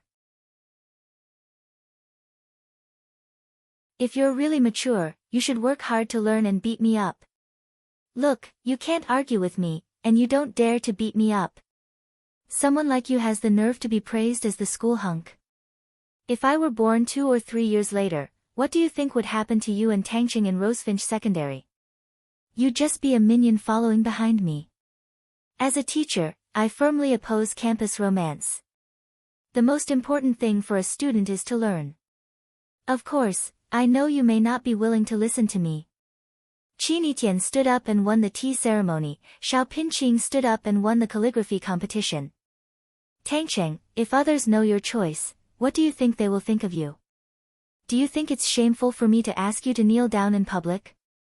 Fang Yan sneered. That's not it. Far from it. Soon you'll know what kind of behavior is the most shameful thing. I'm not trying to put a label on you, nor am I trying to oppress you with my power. Tang Cheng, I don't like you, and sometimes I even hate you. However, there's something I have to tell you. People living in this world must understand the true meaning of the phrase, a wise man's words are a fearful thing. This is my good intention, I hope you can accept it. After saying so much, let's review the first question. Tang Cheng, are you willing to stand up and accept the challenge? Tang Cheng's mouth was slightly open, unsure of how to answer the question. Fang Yan's fingers gently tapped the surface of the table twice and said, I've been sitting in front of you for a long time, but you've never offered to buy me a glass of fruit juice. I'm also too embarrassed to buy it myself. That would make me look like a failure as a teacher. Tang Cheng, in terms of respecting your teacher, you're really bad at it. I need to deduct your conduct points to remind you. After saying that, Fang Yan got up and left. Tang Cheng stared at the half-filled cup of iced lemon tea in his hand, dumbfounded.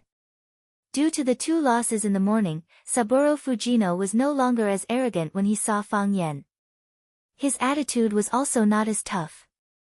He took the initiative to greet Fang Yan and said with a smile, Teacher Fang Yan, today's weather is quite good. Fang Yan raised his head and looked at the gloomy sky. He thought to himself that it might rain soon. Autumn in Flower City was a rainy season. Moreover, there were many showers. 1 minute, the sun was shining brightly, and in the blink of an eye, it would be raining cats and dogs. Naturally, Fang Yan did not reject Saburo's good intentions. He said, indeed. Today's weather is quite good. Friendship first, competition second. This trip to Huaxia has given us a rich harvest. I believe that through this series of exchange activities, we will be able to deepen the friendship between our 2 schools, allowing the students to promote each other and improve together.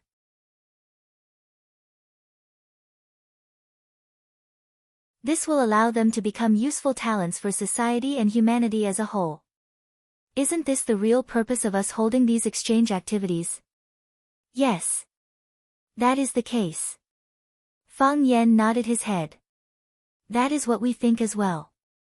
Then, the afternoon match, should we cancel the afternoon match? Fang Yan asked. Of course, if Teacher Fujino strongly requests it, we have no objections. After all, we must respect the true thoughts of our guests. Besides, winning 2 matches in a row in the morning has already made us feel embarrassed. The leaders of the school and I have been hesitating. For this 3rd match, should we continue to win? If we were to do so, would it be a breach of etiquette? Etiquette and face, there are times when it is difficult to choose. However, Teacher Fujino's suggestion has solved our problem. So, I will go report this to the school leaders. Is that all?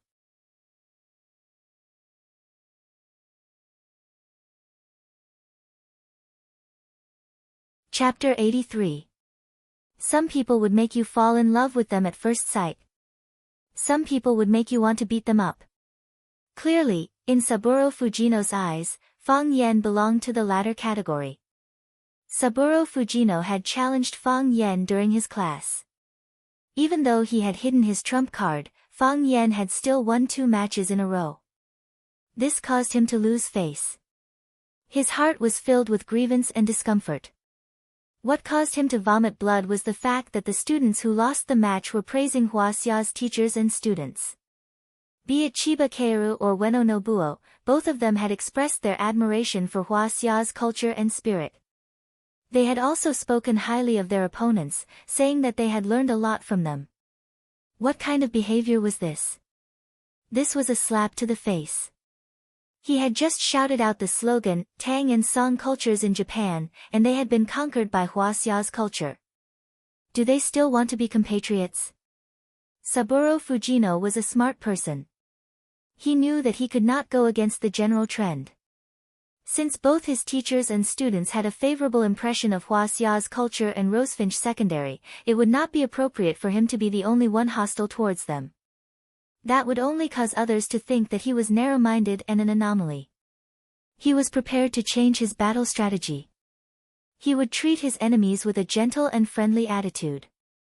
However, he would show no mercy during the match. Only the victor would have the right to make fun of others. Was that not the case? He had already made up his mind. After the experts he sent out had slaughtered Rosefinch's students until they were crying for their parents, he would go and have a talk with Fang Yan. His expression would surely be quite ugly, right? They had already lost 2 matches.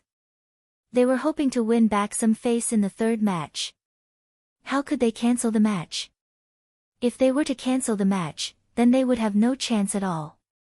Additionally, others would say something like this: Wu Ren is afraid of Rosefinch Secondary's victory and no longer dares to continue the match. This result was even harder to accept than losing the 3rd match. This was Wu Ren's shame. It was also Saburo's shame. He would never allow such a thing to happen. Seeing Fang Yan turn around to report to the leader, Saburo Fujino grabbed his arm and said, "Fang Yan, sensei. Fang Yan, sensei, you misunderstood my words. I have no intention of canceling the match. I mean, when will our afternoon match begin? Where is the venue? Not canceling the match." Fang Yan turned to look at Saburo Fujino. Not canceling the match. Saburo Fujino turned to look at Saburo. Saburo Fujino suddenly realized something. A smile appeared on his face as he said, "Could it be that teacher Fang Yan wants to cancel the competition? How is that possible?" Fang Yan naturally had to deny it. "I've already told you about our concerns.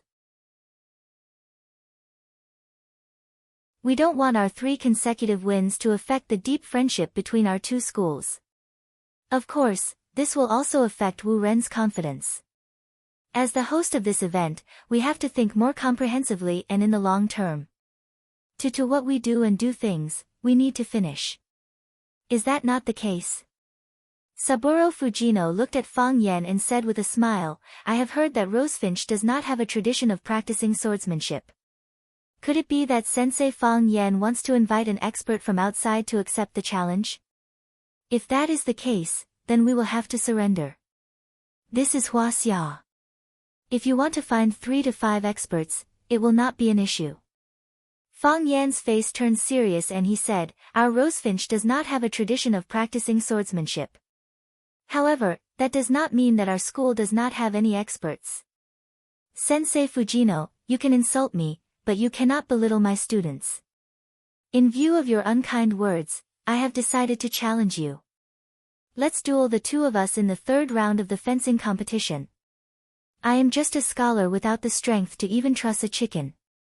However, the integrity of a scholar does not allow me to take even half a step back. Life or death is up to fate. I am willing to sign a blood contract with you." Listening to Fang Yan's words, Saburo Fujino's heart was slightly moved. Fang Yan was taller than him, but he was not as big as him. Additionally, he was someone who paid more attention to training himself and had learned a few moves of Taekwondo. If he could openly beat up Fang Yan in front of everyone, he would be able to vent his anger and his students would certainly be inspired. However, he quickly rejected this tempting idea. After 2 days of contact, he felt that Fang Yan was a very cunning fellow. For him to take the initiative to challenge him meant that he must have a plan in mind. If he were to agree to his proposal, wouldn't he be walking right into his trap? I am not that stupid. Saburo Fujino thought to himself. He looked at Fang Yan with a straight face and said, "This is just my personal concern. I do not have any intention of belittling Rosefinch's students. In my eyes, Rosefinch's students are very outstanding and lovable. I am afraid that some teachers would only covet the glory of victory and bring in experts from outside the school to participate in the competition. In this way, even if they were to win the competition, the students would be disappointed. Face projects will only harm themselves and others. Just say it, do you want to accept my challenge or not?" Fang Yan said impatiently. I am a teacher. This kind of matter should naturally be handled by my students. I believe in them, just like how they are willing to believe in me, Saburo Fujino said. This is a show for the students. I will not snatch away the opportunity that belongs to them. Fang Yan looked at Saburo Fujino in surprise and said, I thought only our school's director Li Mingxiang would be able to say such high-sounding words. It turns out that teacher Fujino is even better than director Li. What did you say? Teacher Fujino, you understand what I mean, Fang Yan smiled. We are both language teachers.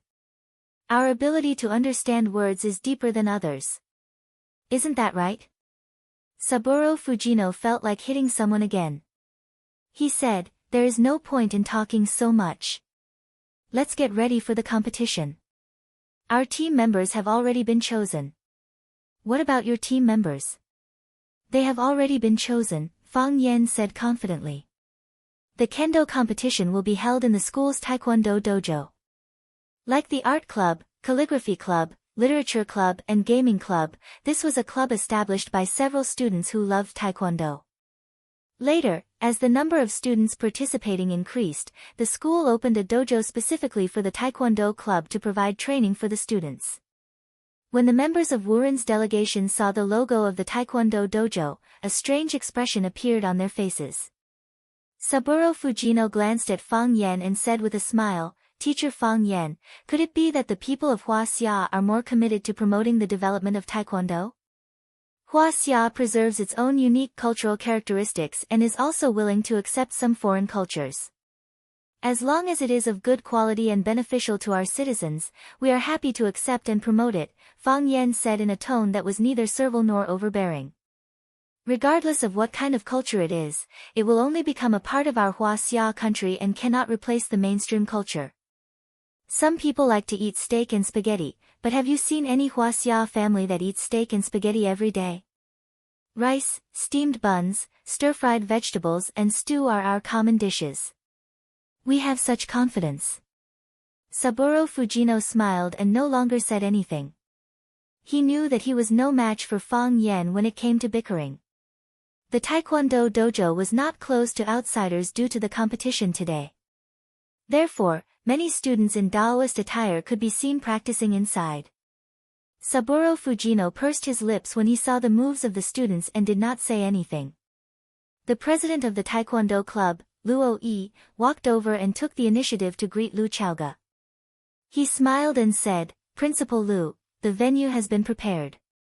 You can start at any time. Luo Yi was a high school student and an influential figure in the school.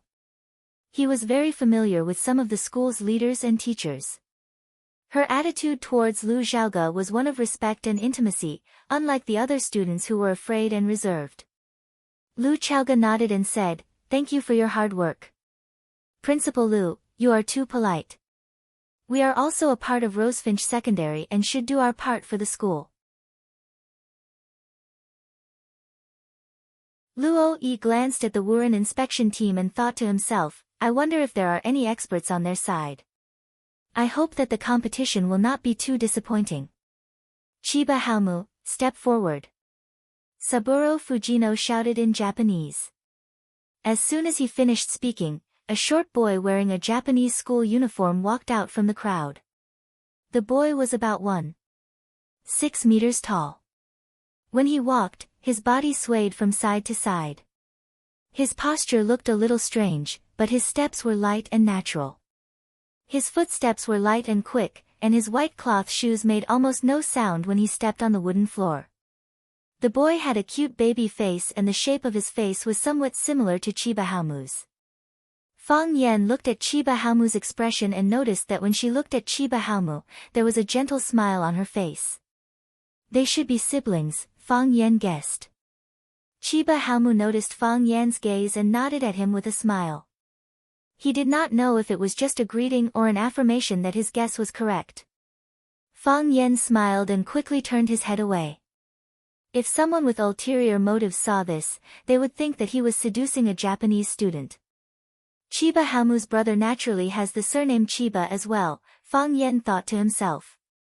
He felt that the surname was somewhat familiar, as if he had heard it somewhere before. North Star One Blade Style. These shiny words suddenly popped up in Fang Yan's mind. North Star One Blade Style was a very popular swordsmanship school in Japan during the late Edo period. Its founder was Chiba Shusaku, the first master of the Chiba family and the founder of North Star One Blade Style. North Star One Blade Style set up the Black Martial Dojo in Nyanbashi, Edo. Together with Kishin Mishiryu's Scholar Gakuen Dojo and Shin no Ryu's Warrior Training Dojo, they were known as the three great dojos of Edo. Didn't that old drunkard and his family specifically mention North Star One Blade Style when he was explaining the world of swordsmanship? Their founder's surname was Chiba. So, what relationship did Chiba Haomu and her brother have with the Chiba family?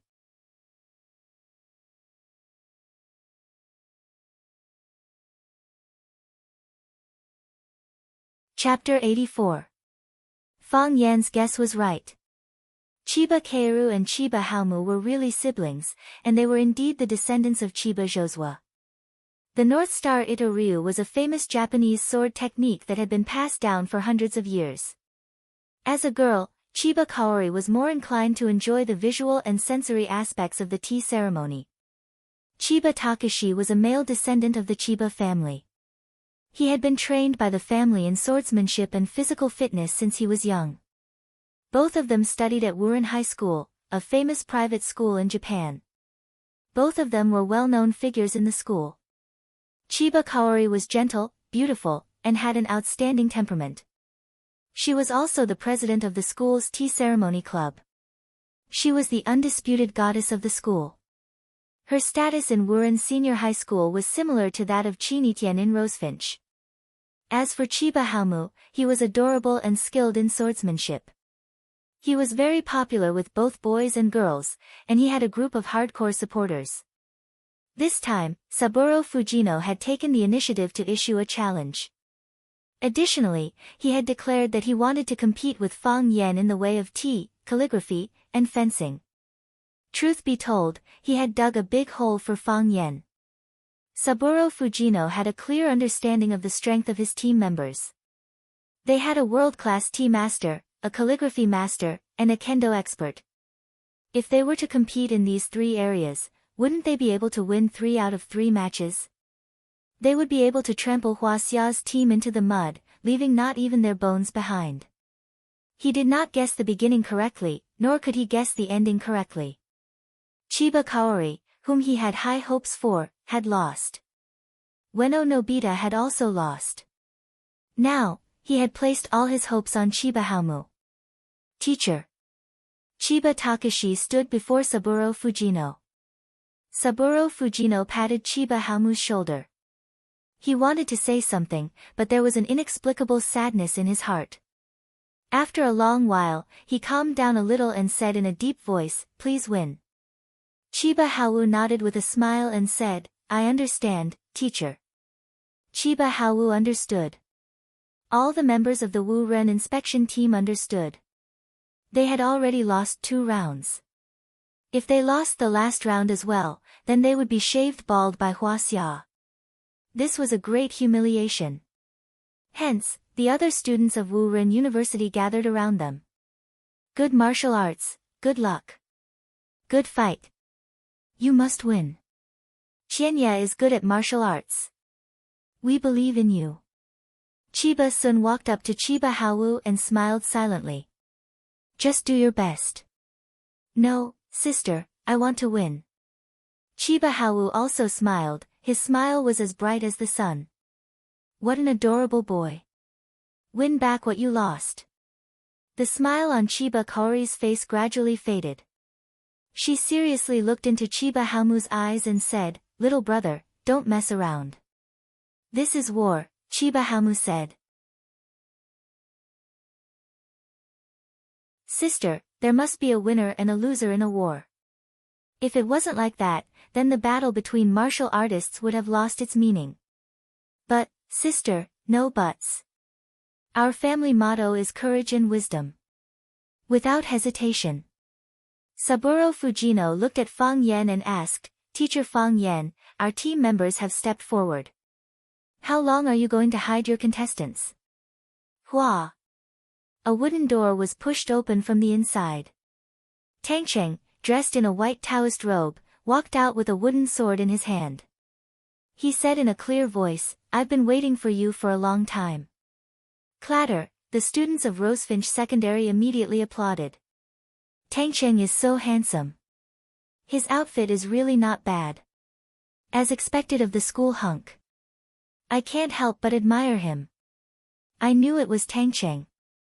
I heard that Tang Cheng's kung fu is very powerful. It had to be said that this kid, Tang Cheng, was praised by the girls of Rosefinch Secondary as the school hunk. He really did have some skill.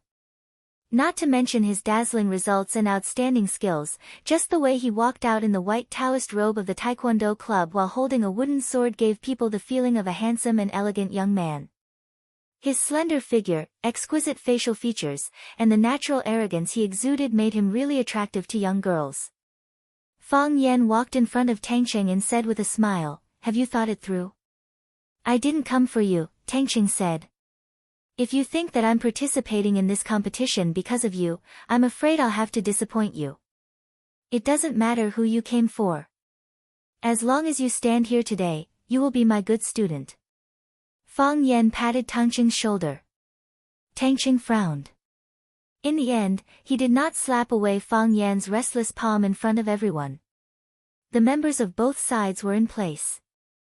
Tang Cheng had already changed his attire and was ready to fight. Fang Yan looked at Saburo Fujino and said, "Let your team members go in and change their clothes."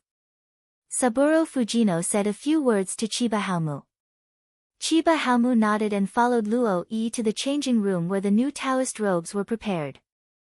When Chiba Haomu came out wearing a black Taoist robe and holding a wooden sword of his choice, the match was about to begin.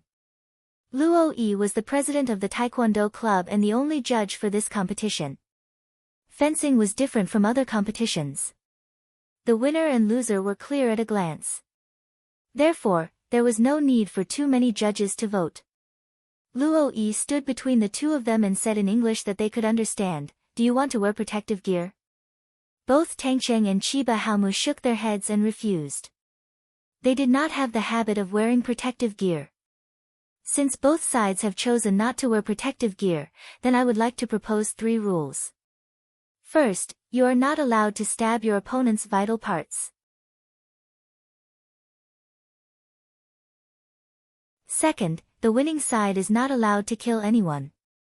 Most importantly, when I say stop, you must stop immediately. He was afraid that the two of them would fight to the death. If that happened, things would become difficult to deal with. Although they were both using wooden swords, their fists could kill people. Not to mention, the wooden swords in the hands of these experts were not much different from real iron swords. Both Tang Cheng and Chiba Haomu nodded to show that they understood. Luo Yi took 3 steps back and said, "Members from both sides, salute." Tang Cheng and Chiba Haomu bowed to each other and performed the traditional etiquette. "Ready!" Luo Yi shouted. After the two of them had finished their preparations, Luo Yi shouted, "Ready!" Chiba Haomu was dressed in a black robe.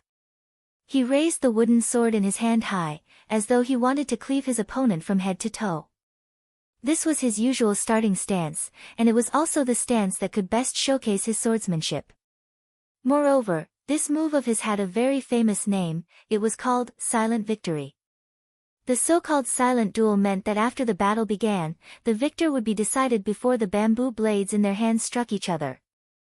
The other party didn't even have the chance to hit their own side, much less win.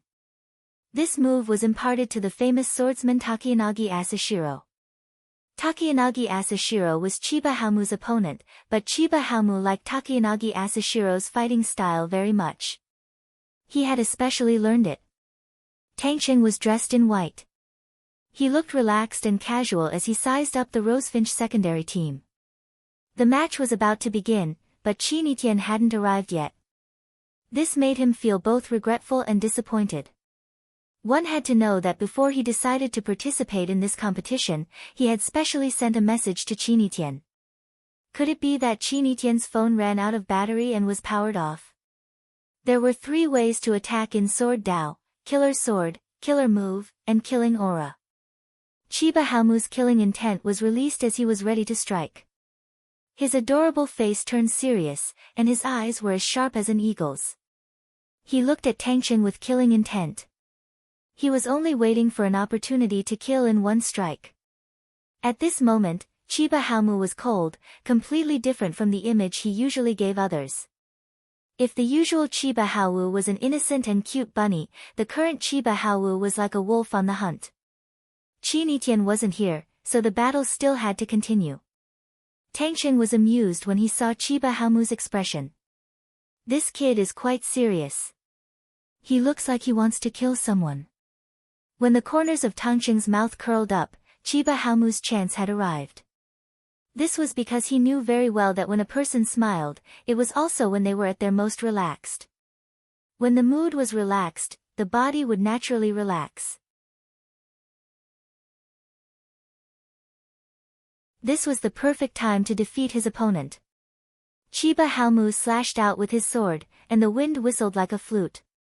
This was the sound of the bamboo sword cutting through the air. The sword hilt and blade were burning hot as if they were about to be burned. When an expert made a move, it was obvious whether he was skilled or not. The speed of the sword, the strong airflow caused by the friction in the air, and the aura that enveloped his entire body were enough to make people's hearts tremble. An expert. This guy was definitely an expert. Moreover, he wasn't an expert in the field of student fights. He wasn't the president of the Taekwondo club, nor was he the number one in Huacheng. His opponent was a professional, an adult, and an expert with sharp sword skills that could kill. Tangqing was born into a family of armed escorts, and there were also experts in his family who practiced swordsmanship. The way they drew their swords was exactly the same as the one in front of him. In fact, after experiencing it for himself, this Japanese boy who smiled shyly just now was even more powerful. Tangqing raised his sword to meet the attack. Crack, the two swords collided, and the wooden sword in Tangqing's hand broke into two. Although both swords were wooden, one was the attacker, and the other was the interceptor.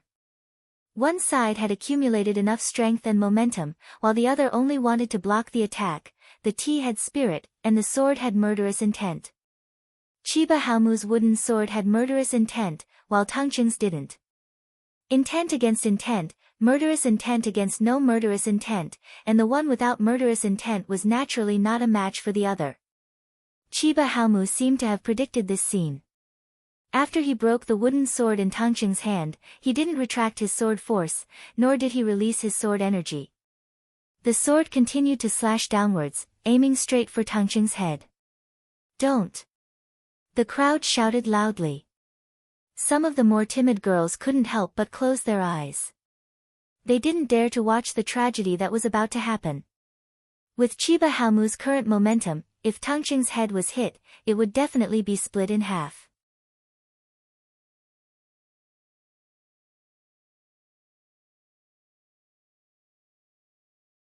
Chapter 85. Wielding a killing sword in his hand, his intent was to kill the hearts of others. Chiba Haumu had grasped the essence of swordsmanship, learned sword techniques, nurtured killing intent, and was known as a high-level swordsman.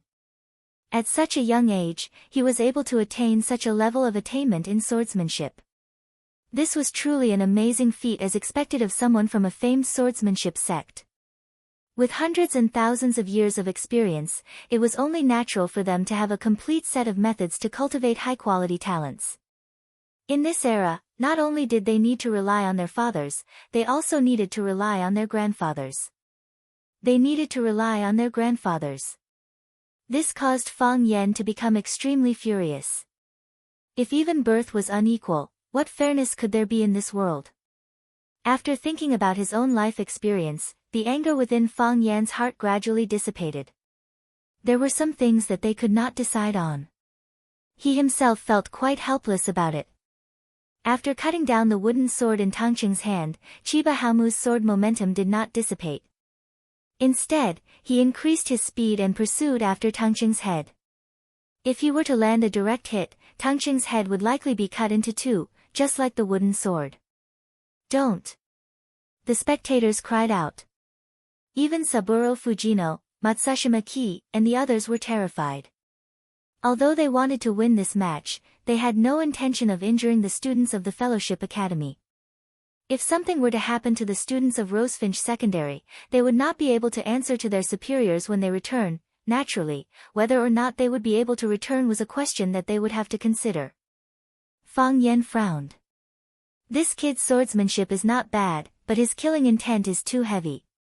His sword move was a simple one. From the moment he cut down Tangqing's wooden sword to the moment he aimed for Tangqing's head, he did not change his move at all. However, his attack was faster and more ferocious.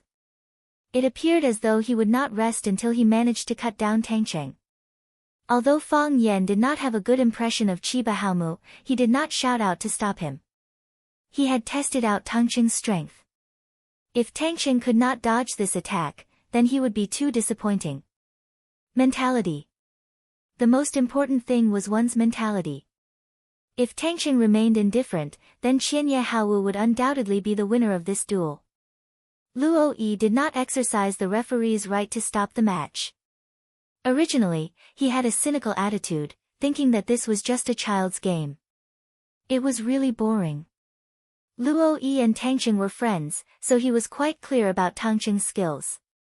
If it weren't for the fact that Tangqing didn't like these troublesome things, the Taekwondo dojo would have been overturned by him countless times.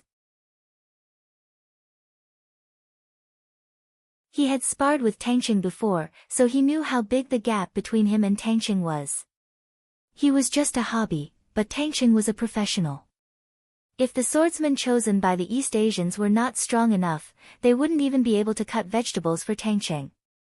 It wasn't until Chiba Haomu's sword cut straight at Tangqing's head that he felt a little burned. This was how war should be. Tangqing did not disappoint Fang Yan and Luo Yi's expectations. At the beginning, he was a little careless. Compared with the opponent standing in front of him, he was more concerned about whether Qinitian came to watch his match. Of course, it was necessary to defeat his opponent. He just hoped that when he defeated his opponent, his goddess, Qinitian, happened to be watching from the side. When he defeated his opponent, Qinitian could say, "Tangqing is so handsome," or smile sweetly at him. Just a smile was enough. However, Qinitian did not show up at the match. This made him feel extremely disappointed. When he was in a bad mood, he couldn't help but feel a little down. When he saw the serious look on his opponent's face, he felt a little funny. It was also at this time that Chiba Haowu launched an attack. When Tangqing's wooden sword broke, he was lost for a moment. Before his brain could react, his body had already made the necessary response. He gripped the broken hilt with his right hand and used the hard hilt to block Chiba Haowu's wooden sword. His left hand had already grabbed the broken slender sword that had yet to fall to the ground. Clang! Tangqing's wrist strength was amazing. When he blocked Chiba Haowu's slash with one hand, his left hand grabbed the wooden sword and stabbed it at Chiba Haowu's abdomen. When these two guys fought, they would not stop until one of them died. Chiba Haowu knew that he had met an expert with extremely strong reflexes, so his sword would be useless. He retracted his sword and retreated. Only then did the distance between the two widen. Chiba Haowu gripped his sword with both hands again and raised it high above his head. Tangqing looked at the broken sword in his hand with a serious expression. His eyes also became unprecedentedly serious. They knew that his opponent was an expert worthy of respect. "Tangqing, do you want to change your sword?" Luo Yi asked. He was the referee, so he was naturally willing to make things easier for Tangqing. Luo Yi could also see that Chiba Haowu was very powerful. If Tangqing kept using a broken sword, he might really be taken advantage of by this Japanese. Tangqing shook his head. "No need. If he doesn't change his sword, I won't either." "Be careful," Luo Yi warned. He didn't force the issue. Tangqing threw the broken sword in his left hand to the ground, leaving only the broken sword in his right hand. The wooden sword split down the middle. Part of it fell off, while the other part remained on the hilt. Thus, the sword hilt became a sharp dagger. Using a short sword against a long sword would definitely be disadvantageous in terms of distance and gravity. However, as long as Tangqing could get close to Chiba Haowu and attack him at close range, the long sword in Chiba Haowu's hand would become a burden. Clang! The two charged at the same time. Chiba Haowu did the same thing as before, slashing down with 180 degrees of gravity. The difference was that he was faster, and the angle of his attack was more strange and tricky, making it difficult to guard against. Tangqing dodged to the side, the short sword in his hand stabbing toward Chiba Haowu's left ribs. So, the long sword in Chiba Haowu's hand quickly changed from a heavy slash to a horizontal slash, slashing toward Tangqing's neck. Tangqing's steps were graceful, and his body had already moved out of the attack range of the wooden sword. Both of them were young and full of vigor, wanting to win this match. Chiba Haowu's advantage lay in his speed and ruthlessness while Tangqing's advantage lay in his agility and steadiness. The two of them fought with speed, and the flashes of their swords and blades dazzled the onlookers. Fang Yan glanced at Saburo Fujino, who was standing beside him, and found that he was staring at Tangqing with a surprised look on his face. Clearly, he didn't expect that a random student that Fang Yan had found would have such ability. He was actually able to fight invincible Wu Ren's Chiba Haowu to a draw. Originally, he thought that Qin Xiaolian was scheming against him. Could it be that Qin Xiaolian wanted to make him sad again? Saburo Fujino noticed that Fang Yan was looking at him and asked in a whisper, "This student, is he Rosefinch's student?" Of course, Fang Yan nodded his head with absolute certainty. His name is Tangqing. You can take a look at the list of students in our class. As Fang Yan spoke, he pulled out a list from his pocket. Pointing at number 42, Tangqing, he said, "That's him. He is the last one." Saburo Fujino's small eyes began to spin. Could it be that he had deliberately added Tangqing's name on the list in order to deal with my inspection? I know what you are suspecting. As Fang Yan spoke, he pulled out a student ID card from his pocket and said, "Look, this is student Tangqing's student ID card." Saburo Fujino accepted the student ID card and inspected it. It was indeed Tangqing's photo. His name and other information were all authentic. But, isn't this student ID card a little too new? Did it just get done? It was true that Tangqing's student ID card had just been completed. He had been transferred from Class 1 to Class 9. Naturally, he needed to report it to the school. The school would also need to issue a new student ID card for him. Fang Yan knew that Saburo Fujino was a paranoid person. Be it Qin Yitian, Xiao Pinqing or Tangqing, any one of these students would be an outstanding talent. How could they just happen to be in Class 9? Thus, Fang Yan had made preparations in advance. He had brought along the relevant ID cards of these students. Weren't you suspicious? You are welcome to check it out. Of course, this time, it was fortunate that Qin Yitian had been transferred to Class 9 in advance because of him. As for Tangqing, he had been transferred to Class 9 in order to follow Qin Yitian. Without the help of these two experts, Fang Yan would not have so easily agreed to compete with the Wu Ren inspection team in the way of tea and fencing. In the past, the school would let the students of Class 1 be in charge of receiving inspection teams from outside the school. A straw in the wind. From the performance of Qin Yitian and Tangqing, Class 1 was indeed full of talents and elites. What Fang Yan did not know was that Qin Yitian and Tangqing were originally the top 3 students in Class 1. They were elites that the teachers of Class 1 treated like treasures. The two of them skipped Class 1 after the other, causing Class 1's teacher in charge to be heartbroken. He hated Fang Yan to the core.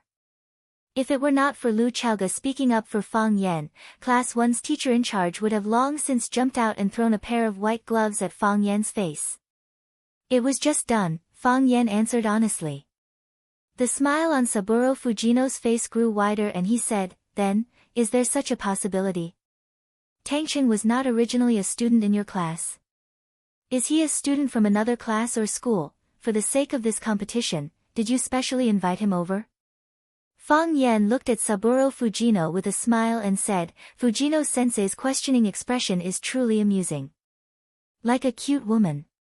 Teacher Fang Yan, what do you mean by that? Saburo Fujino stared at Fang Yan warily. This fellow could not possibly have that kind of hobby, right? I am a decent person. I have heard that there are two types of women. Those who are good-looking but unreasonable and those who are not good-looking but unreasonable. I feel that Teacher Fujino is very similar to the second type of woman. Fang Yan. Saburo Fujino was truly furious. He could still accept being called a woman. However, calling him an ugly woman was beyond the limits of what he could accept. Teacher Fujino, are you a sore loser? Fang Yan asked with a straight face.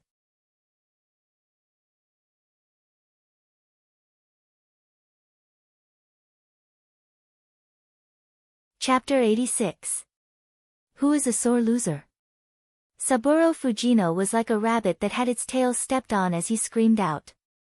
If that is not the case, why would Teacher Fujino keep picking on such minor flaws? I cannot help but suspect that Teacher Fujino is looking for an excuse for his own failure, Fang Yan sneered. Seeing the two clowns bickering again, Lu Chaoga gave them a glance before turning her attention back to the intense battle taking place in the middle of the arena. Matsushima Ki shook his head. He was helpless against these two fellows. I am afraid that you will cheat, Saburo Fujino said with confidence. This is your territory. Who knows what kind of arrangements you will make in order to win. This is a classic example of measuring the heart of a gentleman with one's own yardstick, Fang Yan said with a ridiculing tone. Did anyone invite you to listen in on Class 9? Saburo Fujino thought about it. Back then, Vice Principal Matsushima Ki was the one who suggested to listen in on Class 9.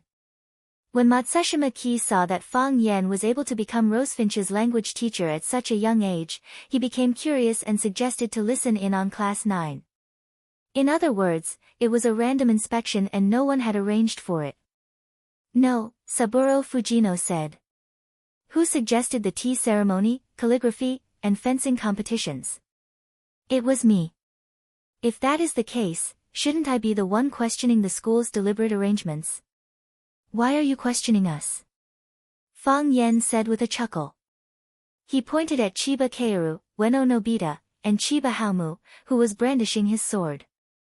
Do you dare swear to all the deities of the two countries that they are not the candidates that you have arranged in advance? Or is it because you already knew that there was such an expert in your team? That's why you deliberately proposed these three competitions. Our school has many talents. It is not just these three competitions. Saburo Fujino said stubbornly. He was not willing to admit that he had planned this out, and the result was a painful truth. Is that so? Then, shall we add 3 more competitions? Fang Yan said with a smile. Saburo Fujino did not dare to agree. Rosefinch had won 2 of the 3 matches he had arranged in advance. If Rosefinch proposed the competition, would they still have a chance of winning? It was one thing for others to humiliate him, but did he have to humiliate himself as well? What? Are you unwilling? I don't have enough time to arrange it. Saburo Fujino finally found a plausible excuse. We're going back tomorrow. A student's homework cannot be delayed. You see, you have all taken advantage of us, but Fujino-sensei is still suspicious of us. If you really think that there's something wrong with the 3 students I've chosen, their student files and information are all in the school's archives.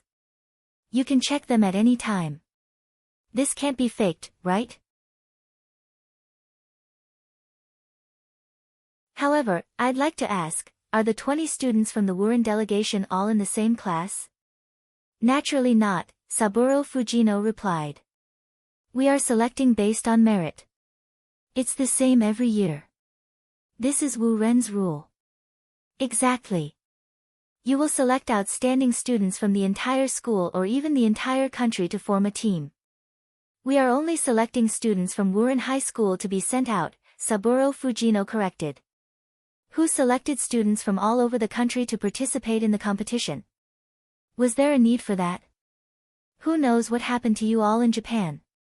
I have no way of checking their student IDs and files. Fang Yan waved his hand. Saburo Fujino felt as though he had been stabbed in the chest. The feeling of being drenched in blood. You are sending outstanding students from all over the country to compete against students from the same class. Do you feel guilty for doing this? Fang Yan said with righteous indignation. Although we know that this is unfair to us, we did not refuse. Why?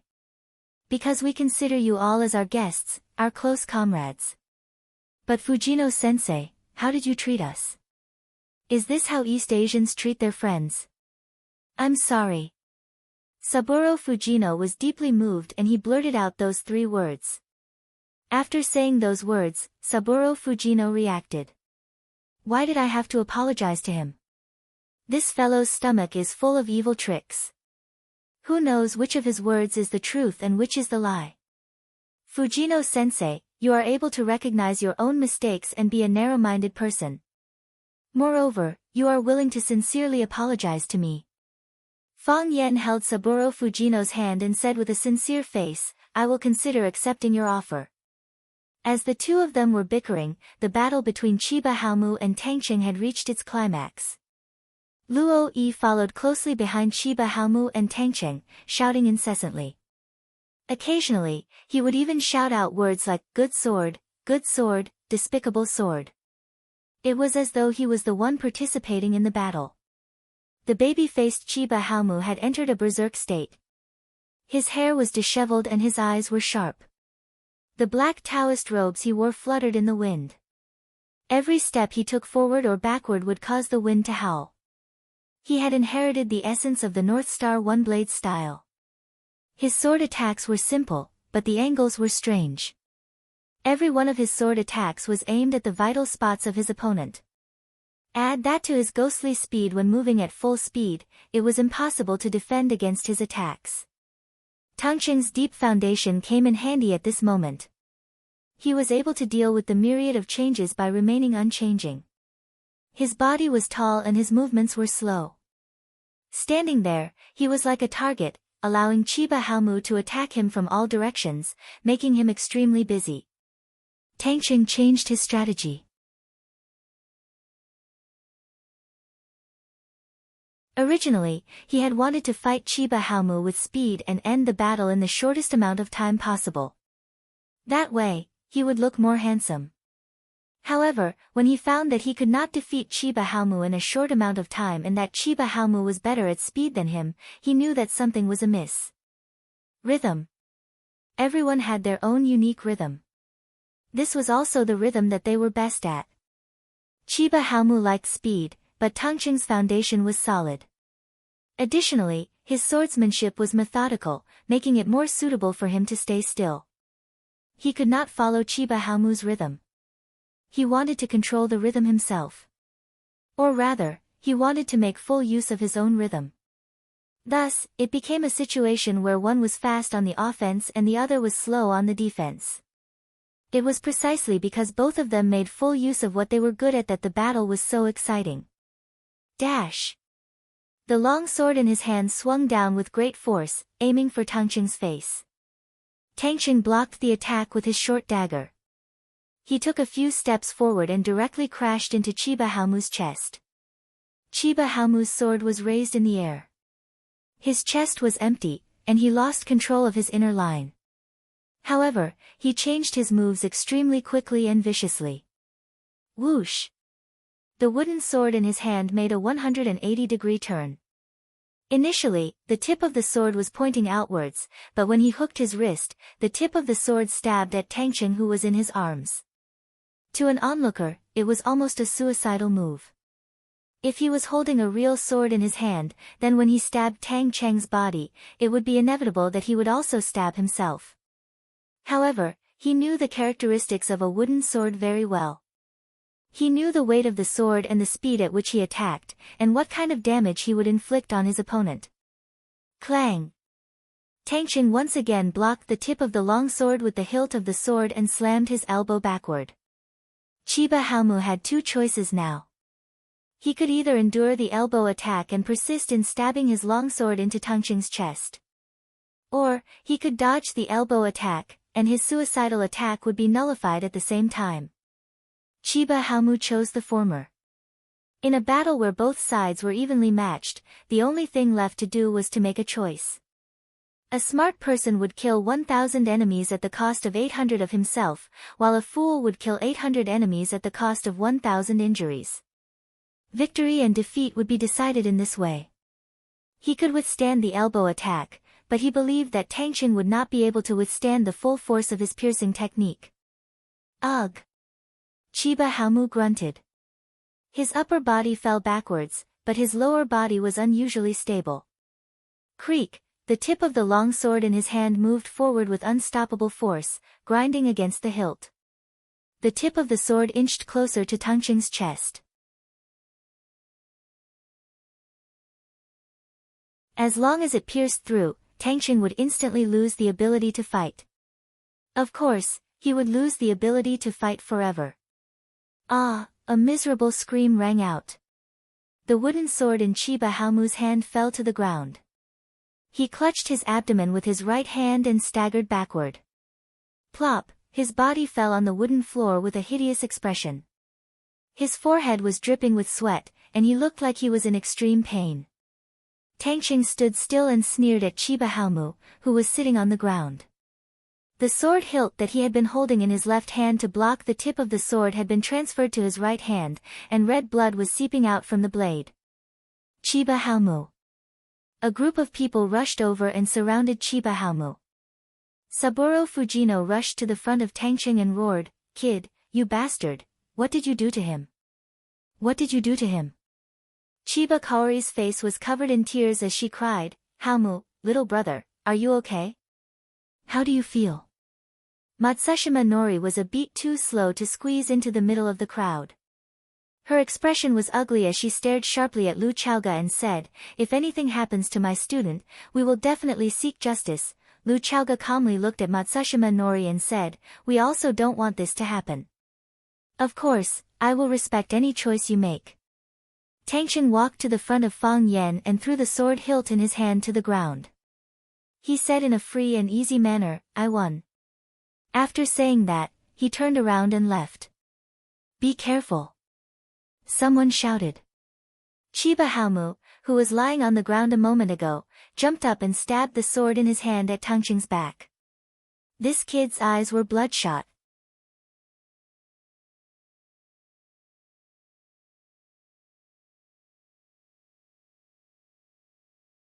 Chapter 87. Tangqing walked away proudly and carefreely. He was proud of the fact that he had just won a match. Moreover, it was a very good match. Although Qi Nitian didn't get to see it with his own eyes, he had won in front of Fang Yan. Let's see if this guy still dares to belittle and bully me like this in the future. Free and easy was the image he always presented to others. As the most handsome guy in Vermilion Bird Middle School, he needed to put on airs at all times to be a good spokesperson. This was just a match between students, and he really didn't want to think too much about it. A loss was a loss, and a win was a win. Now that the outcome had been decided, what was there to argue about? However, what Tangqing didn't expect was that Chiba Haomu didn't give up just because he thought that the match was over. While a group of people surrounded him and looked at him with concern, Chiba Haomu grabbed the wooden sword on the ground and jumped up, thrusting the tip of the long sword at Tangqing's back. He couldn't accept this. He couldn't lose. He wanted to prove to his compatriots and himself that he was invincible. It happened so suddenly that Tangqing wasn't prepared at all. When he heard someone shouting behind him, he turned around in surprise. He couldn't believe that Chiba Haomu still dared to stab someone with his sword after the match was over. Thus, Chiba Haomu's sword that was originally aimed at his back became his heart. Anyone who had watched Animal World would know that when an animal struggled on its deathbed, it could explode with shocking destructive power. When a swordsman was determined to win, he could also perform beyond his usual level. Great Sword Chi Technique. Great Sword Chi Technique. His movements were graceful and ruthless, and his speed was as fast as lightning. He had just jumped up, and in the blink of an eye, he was already in front of Tangqing. The long sword closed in inch by inch, and was about to pierce a large hole in Tangqing's chest. Tangqing felt the sharp killing intent, and his body tensed up. It was a natural reaction when facing extreme danger. There was a burning pain in his chest, which was caused by the sword qi that had attacked him first. Hiss. The oxygen in the air rubbed against the lightning-fast wooden sword, producing a hissing sound. That was the sound of the air being stimulated and ignited. The wooden sword was too hot, and the tip of the sword was scorching hot. It looked like it was about to catch fire. After practicing swordsmanship for more than 10 years, this was the best sword thrust Qianye Haowu had ever performed. This was his highest level. This was a realm he had never reached before. Today, he did it. There was a trace of blood at the corner of his mouth, and his eyes were bloodshot. He was laughing. It was a ferocious and joyous smile. For this sword that he had thrust out with the highest level. Tangqing was dumbfounded.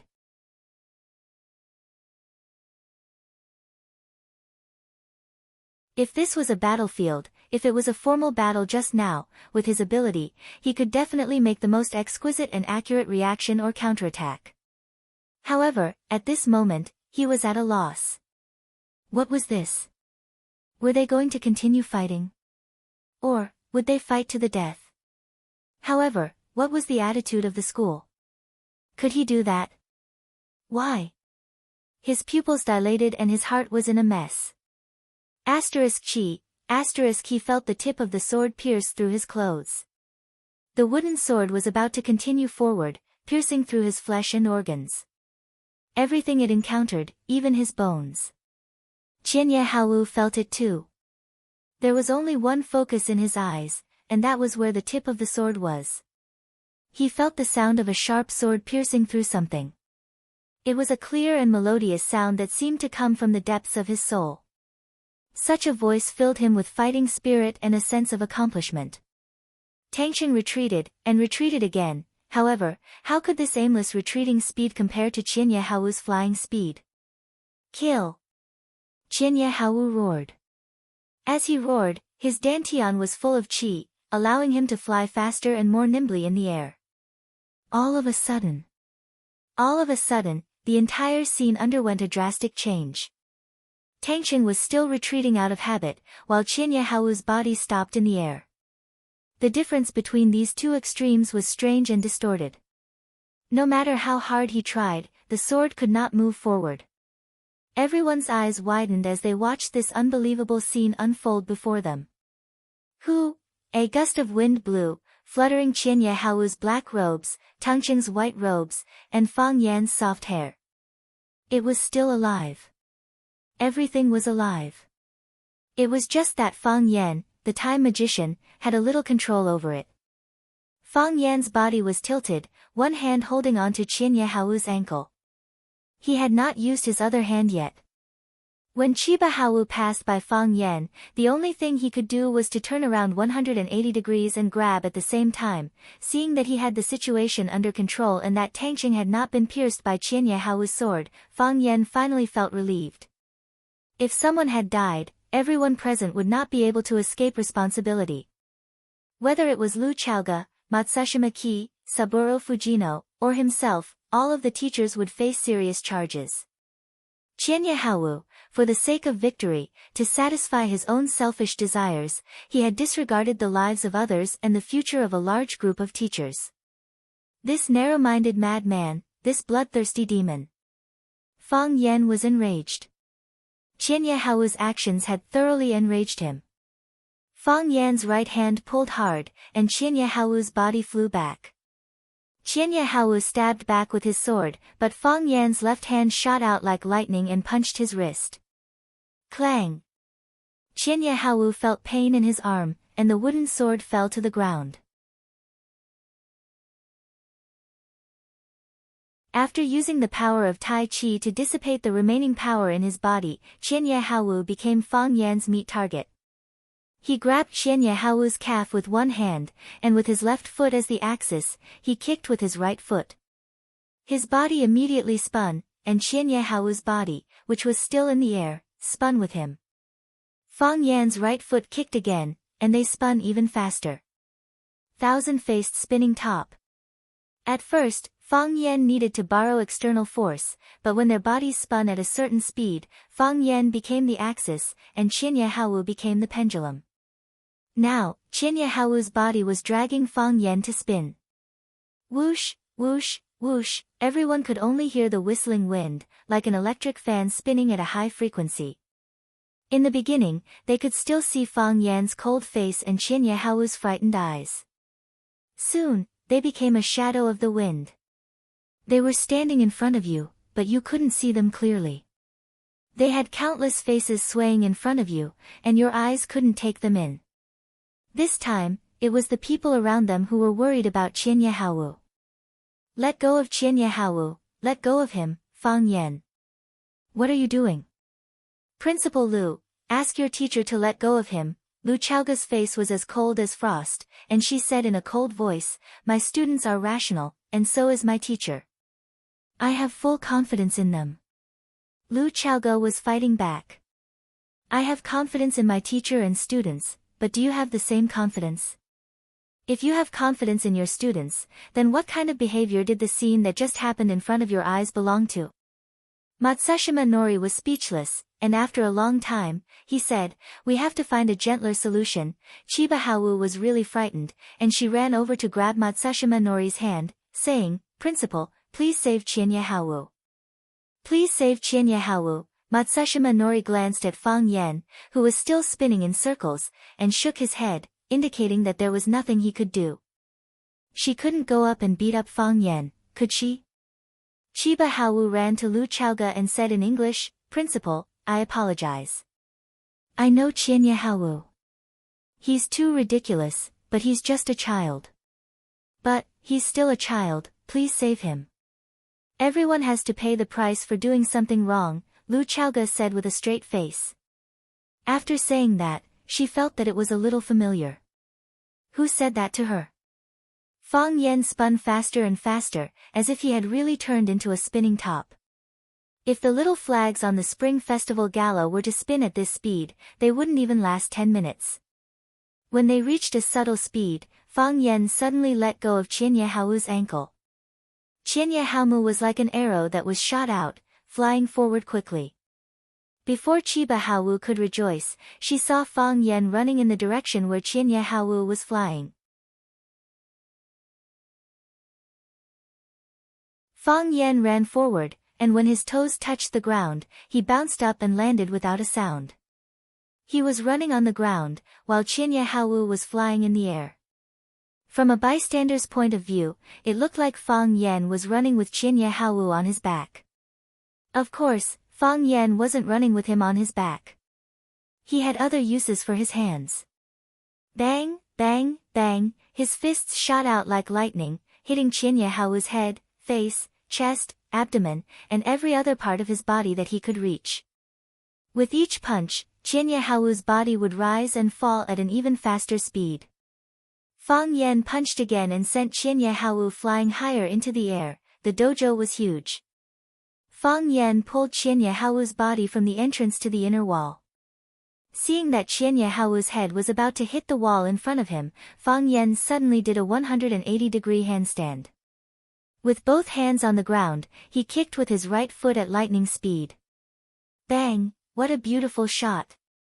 Qianye Haowu's body flew high into the roof of the dojo and then fell at a speed that was difficult to see with the naked eye. Clang! His body fell heavily on the wooden board, and he landed face first on the ground with his butt facing the sky.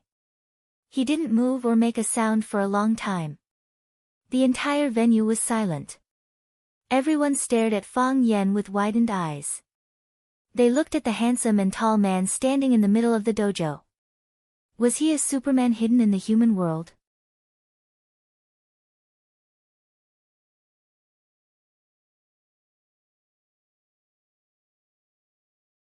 Chapter 88. If you are given the freedom to choose your teacher, what qualities and abilities do you want your teacher to possess? Handsome and confident, someone said. Knowledgeable and knowledgeable, someone else said. Amiable and able to get along well with the students. This was the common wish of the students.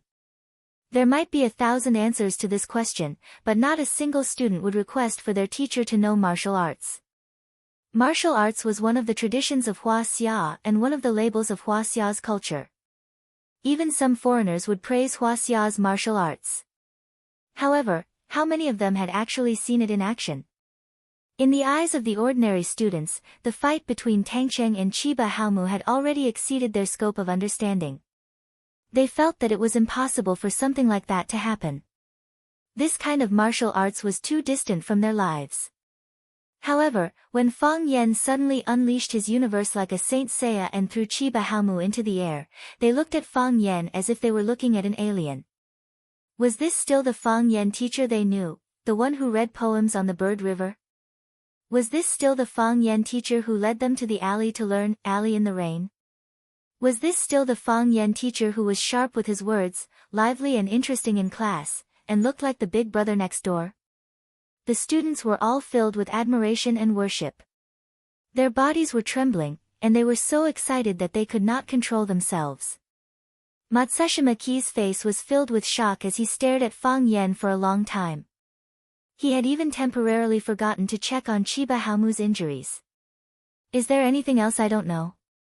Lu Chaoga murmured as she looked at Fang Yen's eyes thoughtfully. Although she had not known Fang Yen for long, she believed that she had some understanding of him. Talented, arrogant, quick-witted and courageous. What she saw today had overturned her understanding of Fang Yen. She knew that the Fang Yen she had seen before was only the tip of the iceberg. What else was he hiding? Saburo Fujino's body was trembling. It was not surprise or admiration, but anger.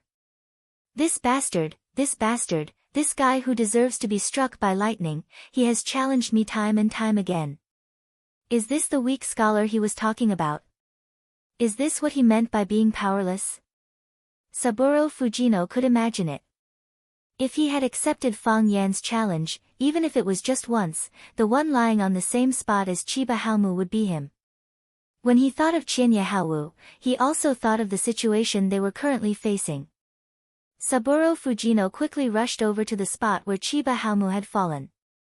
He grabbed Chiba Haomu's shoulder and shook him. Chiba Haomu, how are you? Wake up. Hearing Saburo Fujino's shout, the others reacted. Kei Matsushima, Chiba Kaoru, and the teachers and students of the Wuren investigation team gathered around him. They looked at Chiba Haomu's body worriedly. Even now, his eyes were still closed and he did not move at all. He didn't know what was going on. If you continue to shake him, his bones will fall apart, Fang Yen said coldly. He just couldn't understand why some people would hug and shake someone when they saw someone fainting on the ground. Didn't they know that this kind of action could sometimes kill someone? After the high-intensity exercise earlier, Fang Yen had vented out most of the anger in his heart. He was also a martial artist. Moreover, he was a martial artist with style and morals. After thousands of years, the words, martial art moral, had been deeply engraved in the blood of every martial artist. Regardless of whether it was a sect or a family, martial artists must first cultivate their morals. If one's morals were not right, one's martial arts would not be pure. Those who learned martial arts and used it to harm others would be known as demons in the past. Now, they would be known as scum. Fang Yen was strict with himself and he abided by the ancient spirit of martial art moral. Thus, when he saw scum like Chiba Haomu appear, his mood was particularly bad. If such a person was in ancient times, everyone would have the right to punish him. Moreover, the consequences of Chiba Haomu's actions were too serious. He only wanted to win, he only wanted to stab out with his sword. If he were to succeed, how would they end up? How would Rosefinch Secondary end up? How would his dearest, most respected and most beloved Lu Chaoga end up? For a moment, Fang Yan's rationality was overshadowed by his anger. He gulped down a mouthful of saliva with the smell of blood. Thus, he spun, chased and sent him flying with a kick. Only by doing so would his heart feel better. Hearing Fang Yan's words, Fujino Saburo quickly loosened his grip on Chiba Haomu's shoulder. Fang Yan. Fujino Saburo shouted at Fang Yen. Fujino-sensei, do you want to reason with me? Fang Yen stared at Fujino Saburo with a sharp gaze and spoke in an unfriendly tone. Fujino Saburo was a little afraid of Fang Yen. Teacher Fang Yen. Matsushima Ki's voice was calm. However, it was clearly more intimidating compared to Fujino Saburo's shout. What happened to Chiba Haomu? If anything happens to him, you will bear all the responsibility. If he does not die, I will bear all the responsibility. If he dies, the school will bear all the responsibility, Fang Yen sneered. Similarly, if anything happens to my student, you will also bear all the responsibility. Fang Yen turned to look at Tangqing and asked, You have not fainted yet? What? Tangqing looked at Fang Yen with a confused expression.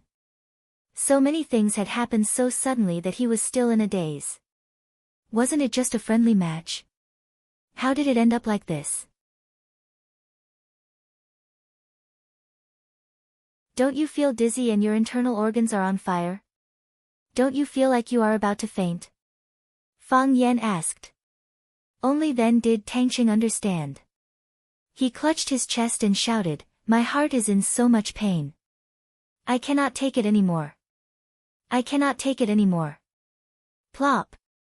Tangqing shamelessly lay down at the entrance of the building. His posture was very unsightly. Fang Yen pointed at Tangqing, who was lying on the floor, and said angrily, This was originally a match to deepen our understanding and friendship. Our side has always adhered to the principle of friendship first, competition second. We have always been respectful and modest, courteous and restrained. What did you do? Ambushing someone when the match is already over, what kind of behavior is that? This is a shameful behavior, a shameless behavior. Chiba Haomu's sneak attack caused our team member to be seriously injured and he is currently unconscious. If anything happens to Tangqing, we will use the most severe and violent means to demand justice. Rosefinch is not someone that can be bullied so easily. Saburo Fujino and Ki Matsushima exchanged glances and understood the meaning behind those words, fake injuries. They knew that Tangqing had deliberately lied down on the floor and his injuries were not that serious. However, if they insisted that Chiba Haomu's sneak attack caused Tangqing to be seriously injured and that he was still unconscious, there was nothing they could do. They could not just run to the sick bed and point at Tangqing and shout that he was faking injuries and that he was actually fine. Whether his body was injured or not, they could easily find out. Whether his head was injured or not, how could they be sure? Ki Matsushima looked at Lu Chaoga, implying that she needed to make a decision on this matter.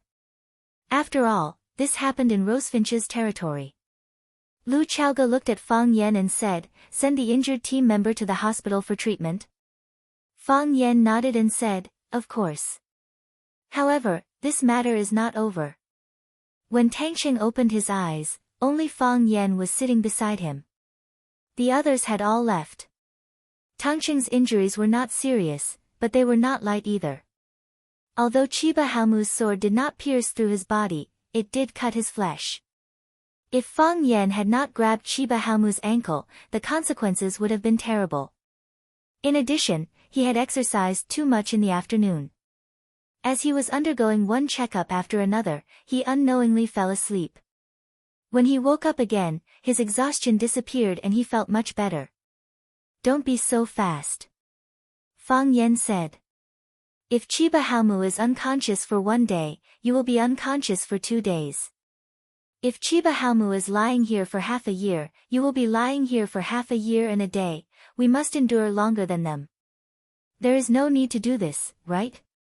Tangqing said with a bitter face.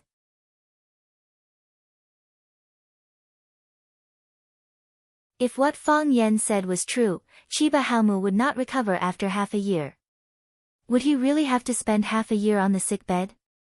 He felt that he would go crazy. Moreover, how could he pursue Qinitian while lying on the sickbed? If Qinitian was snatched away by another boy while he was lying on the sickbed, who would be responsible? He was a boy with dreams and goals. There were too many things for him to consider. Who am I? Fang Yen pointed at his face and asked. Fang Yen. Tang Qing looked at Fang Yan with a puzzled expression. What was wrong with this guy? Did he not even know who he was? Teacher, the language teacher of class 9. No, I am your savior, Fang Yan said. You have to admit that if I did not save you today, you would not have the chance to open your eyes and see me. You would not have the right to breathe the air in this ward that is not considered fresh, let alone talk to me. Am I right? Yes. Tang Qing's heart was extremely bitter. He owed Fang Yan a favor, a huge one. I beat up Chiba Haomu for you, right? Yes. Although I am not someone who expects others to repay favors, if Chiba Haomu does not recover, Wu Ren will definitely hold me responsible. If they hold me responsible, I will be in a lot of trouble. Of course, if your injuries are more serious than his, they will not have the right and face to trouble me. Tell me, how are you going to repay me for saving your life? If Chiba Haomu is in a coma for 1 day, I will be in a coma for 2 days. If Chiba Haomu is in a coma for half a year, I will be in a coma for half a year and a day, Tang Qing said with a sad face. Fang Yan patted Tang Qing's shoulder and said, as expected of my, Fang Yan's, student. When I first saw you, I felt that you are a good man who will never go back on your word.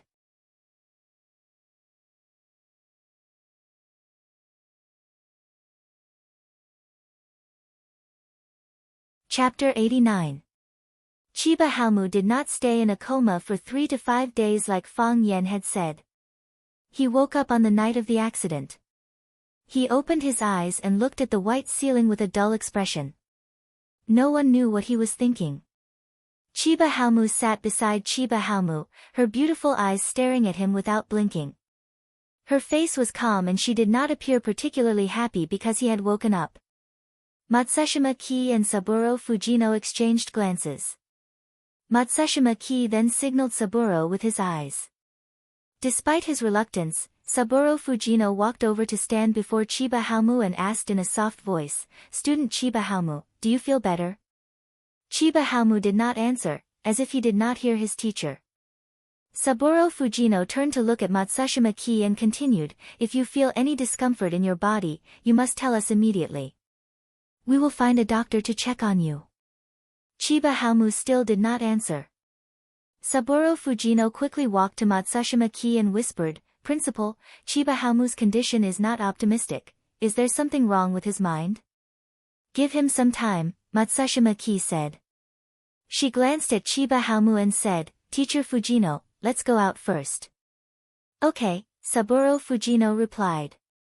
Matsushima Ki patted Chiba Haomu's shoulder and said, I will leave Chiba Haomu to you. Chiba Haomu stood up and bowed deeply to Matsushima Ki. Matsushima Ki sighed and said, Don't worry. We will take care of this. It was late at night and the corridor was empty. It was abnormally quiet. Saburo Fujino closed the door and said angrily, Principal, Rosefinch is too much of a bully. How can a teacher participate in a competition between students? It is one thing for a teacher to participate, but he also beat up a student. We must seek justice for Chiba Haomu. Otherwise, Wuren Senior High School's reputation will be tarnished. How can we face our peers at Wuren Senior High School? Okay. Matsushima Ki nodded. Then, Teacher Fujino will seek justice for Wuren. Principal Matsushima Ki. Saburo Fujino looked embarrassed. He was just an ordinary teacher in the delegation. He was not on the same level as Rosefinch Secondary. Only Matsushima Ki, the leader of the delegation, was qualified to negotiate with Rosefinch on behalf of Wu Ren. If he stepped forward, he would not have a legitimate reason to do so, and Rosefinch would not take him seriously. Matsushima Ki was in a bad mood. He also knew that it wasn't the time to be angry with his subordinates, so he explained, I'm afraid this matter is a little troublesome. What's so troublesome about it? Saburo Fujino was unconvinced. However, the tone of his voice was clearly much lower. Fang Yan is Vermilion Bird's teacher. He severely injured Wu Ren's student in front of so many people. That's right, we'll let Chinya Haowu lie on the bed. We will not leave until they give us an apology, a satisfactory answer, and compensation sufficient to make up for our physical and emotional wounds. If it really doesn't work, we can make things worse. I want to see if they can withstand the pressure from society and the international community. It would be good if things were that simple. Matsushima Ki shook his head. Chiba Hawu violated the rules first, stabbing us in the back. They have something to use against us. That teacher surnamed Fong is too cunning. I fear that they are the ones who will not let this matter rest. Principal, you mean to say, not only will they not admit their mistake, they will also cause trouble for us? Based on your understanding of them, what do you think? Matsushima Ki asked. Saburo Fujino thought back to how he had interacted with Fong Yen and nodded with certainty. They will definitely do that. However, none of their team members were injured. What reason would they use to cause trouble for us? Some of our team members were injured. That is a fact that everyone knows. How do you know that none of their team members were injured? Chiba Hawu did not stab him at all. He was standing there perfectly fine, but he also fainted on the spot. That was a trick. Saburo Fujino was unable to continue. If they can trick, why can't Rosefinch do the same? Besides, what evidence do you have to prove that Rosefinch is cheating? Let's reconcile, Matsushima Ki said. Find a way to reconcile. What a humiliation. Saburo Fujino felt his chest aching again. Ever since they had inadvertently walked into Fong Yan's class 9, his chest had been aching ever since. I think the most humiliating thing is yet to come, Matsushima Ki said in a heavy tone. If we only lost our dignity, it would be a fortunate thing for us now. Chiba Hawu knew that Principal Matsushima Ki and Saburo Fujino were still standing in the corridor outside. Chiba Hawu's impulsive action had pushed the Wuren inspection team into a very unfavorable situation. They were probably having a headache over how to deal with the aftermath. She did not deliberately listen to the conversation outside. She looked at Chiba Hawu's dry lips and said, "You need to drink some water." Chiba Hawu did not respond. Chiba Hawu did not need his answer. She walked over and poured a cup of water for him. Then, she used a spoon to feed him. Chiba Hawu only swallowed. There was no expression on his face. "What do you want?" Chiba Hawu asked softly. "Is it just victory?" "If father knew what you did, he would definitely feel ashamed of your actions," Chiba Hawu said. Chiba Hawu finally reacted. A flash of sadness flashed across his eyes. Then, it was replaced by anger. He pointed at the door of the ward and said, "Get out." Chiba Hawu did not go out. She scooped another spoonful of water and fed it to Chiba Hawu.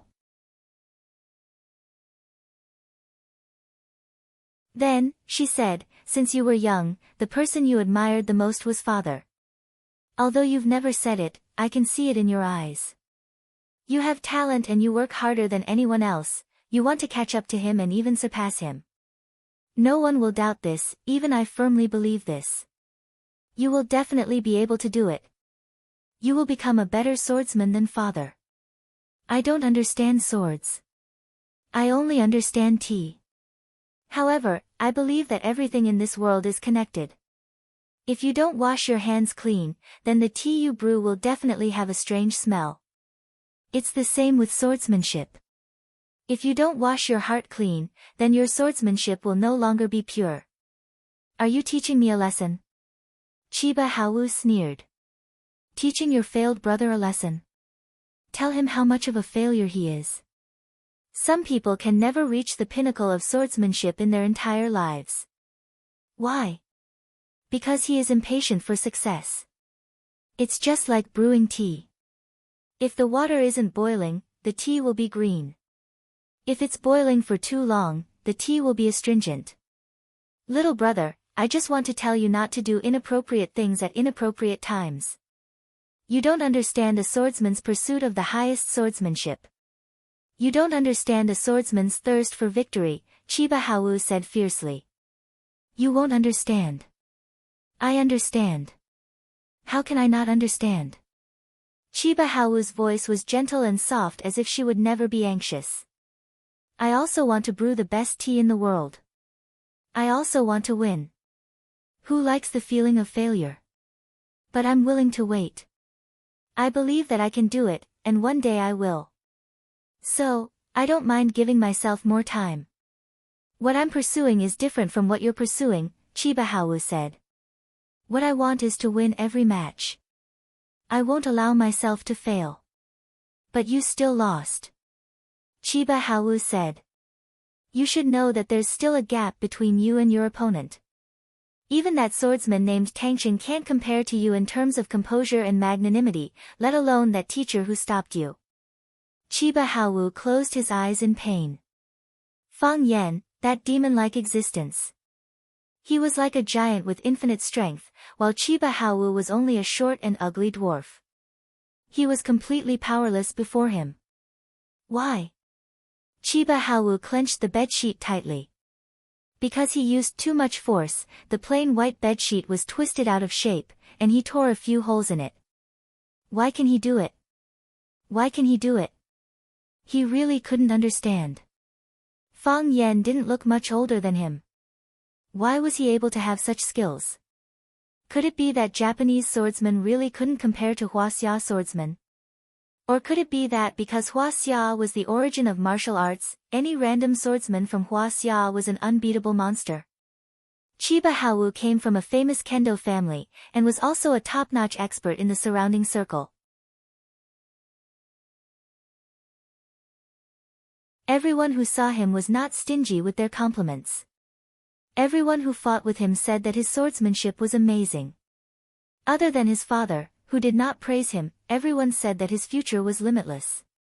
He was proud, but he was also impatient. He knew that his father didn't praise him because he wasn't good enough. He wanted to conquer everyone, including his father.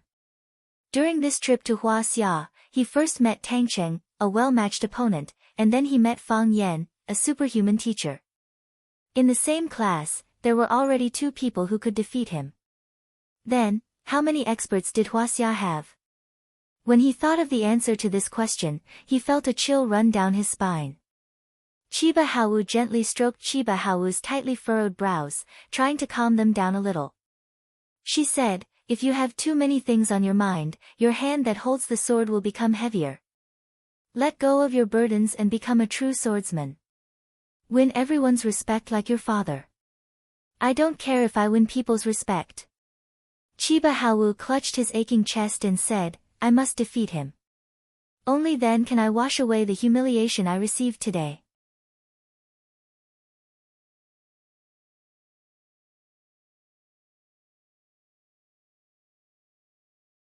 Chapter 90. After some intense bargaining, Matsushima Ki, on behalf of the Wu-Ren investigation team, accepted the many requests of assistance from Rosefinch Senior High School. Finally, the matter was temporarily put to rest.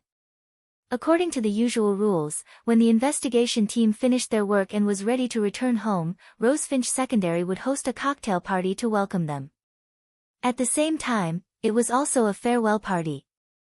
At this time, not only would Vice Principal Lu Chaoga, who was in charge of the reception, be present, but Rosefinch Secondary's principal, Zhang Xiaofeng, and other senior leaders and board members would also attend the cocktail party. However, after this incident, how could the Wu-Ren investigation team still have the mood to attend such a banquet? They tried to reject it, but Rosefinch Secondary insisted. It was difficult to refuse such hospitality, so they could only put aside their worries and dress up to attend. Originally, Fang Yan was not qualified to attend this cocktail party. He was just an ordinary teacher at Rosefinch Secondary who had just been promoted from probation. He did not have any rank in the school. If a teacher like him could attend the cocktail party, they would probably have to prepare a hall that could accommodate hundreds of people. However, because he was one of the main receptionists for the Wu-Ren investigation team, and the students from Class 9, led by him, had the upper hand in the competition with the Wu-Ren investigation team, winning 3 out of 3 matches, even a leader like Li Ziqiang, who was extremely dissatisfied with Fang Yan, felt that he should invite Fang Yan over on such a day to reward him. In the past, most of the matches between Rosefinch and Wu Ren were evenly matched. Sometimes, they would even lose more than they won. They had never been suppressed like this, so much so that they could not even show their faces. Therefore, Fang Yan became the most relaxed person at the cocktail party. Everyone else was busy exchanging pleasantries and drinking, or saying goodbye reluctantly. Only Fang Yan was not loved by anyone. Those who were of a high enough rank were not willing to get close to him. Those who were not of a high enough rank were the students from the Wu Ren investigation team. They could not wait to surround Fang Yan and beat him up. Who would be willing to come up and drink with him? A person's loneliness was not loneliness. If you still felt lonely standing in the middle of a crowd, it meant that you were not popular. Fang Yan decided not to be a cheapskate anymore. Cheapskates have no friends. He sat alone in the corner of the hall, holding a glass of wine and thinking. Sorry to disturb you, Chiba Kaori said gently as she stood in front of Fang Yan. She didn't speak well in Huaxia, and Fang Yan didn't understand Japanese, so she could only speak in English. Fang Yan looked up at the beautiful Japanese girl and asked, "What's the matter?" "I'm here to apologize to you on behalf of Chiba Haomu," said Chiba Kaori. "I know that there's a custom in Huaxia, to apologize with wine." She turned around and took a glass of red wine from the tray the waiter was holding and said, "I'll drink to apologize." She held the glass with both hands and drank the red wine in one gulp. Then, she put down the empty glass, took another glass of red wine, and drank it again. After 3 glasses, she wiped the wine off the corner of her mouth with a handkerchief. She looked at Fang Yan and said, "I hope you can accept Chiba Haomu's apology." "I don't accept it," said Fang Yan. Chiba Kaori looked at Fang Yan in surprise. She didn't understand what he meant. "First, we in Huaxia do have a custom of drinking to apologize, but it's mainly done among our colleagues and friends. Does Chiba Haomu think of us as friends? Second, we drink with white wine. A large glass of white wine. Is a sip of red wine an apology? This is your apology, not Chiba Haomu's apology. I believe that a guy who stabbed his opponent after a duel won't repent so easily, right?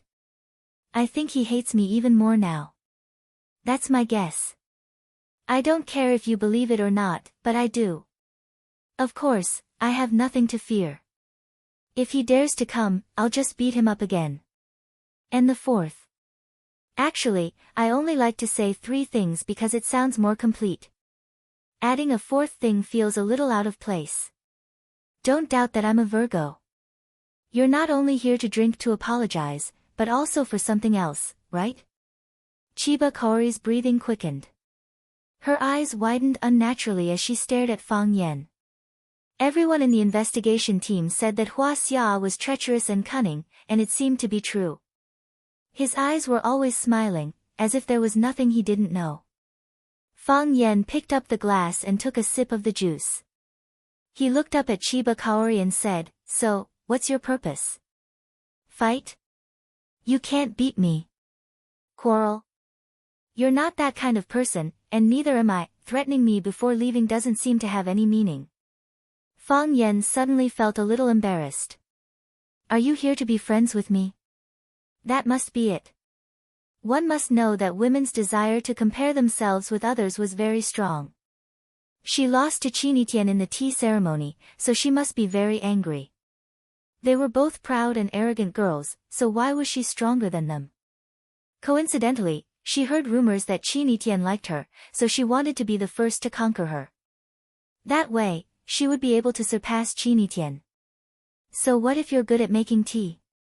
So what if you have a strong aura? I still got the boy you like first. Fang Yan was very angry. What did they think he was? Hearing Fang Yan's words, Chiba Kaori became very embarrassed.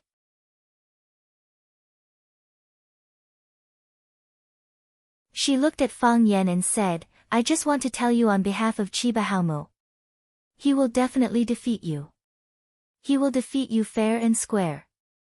I like idiots who can't beat others but like to look forward to the future.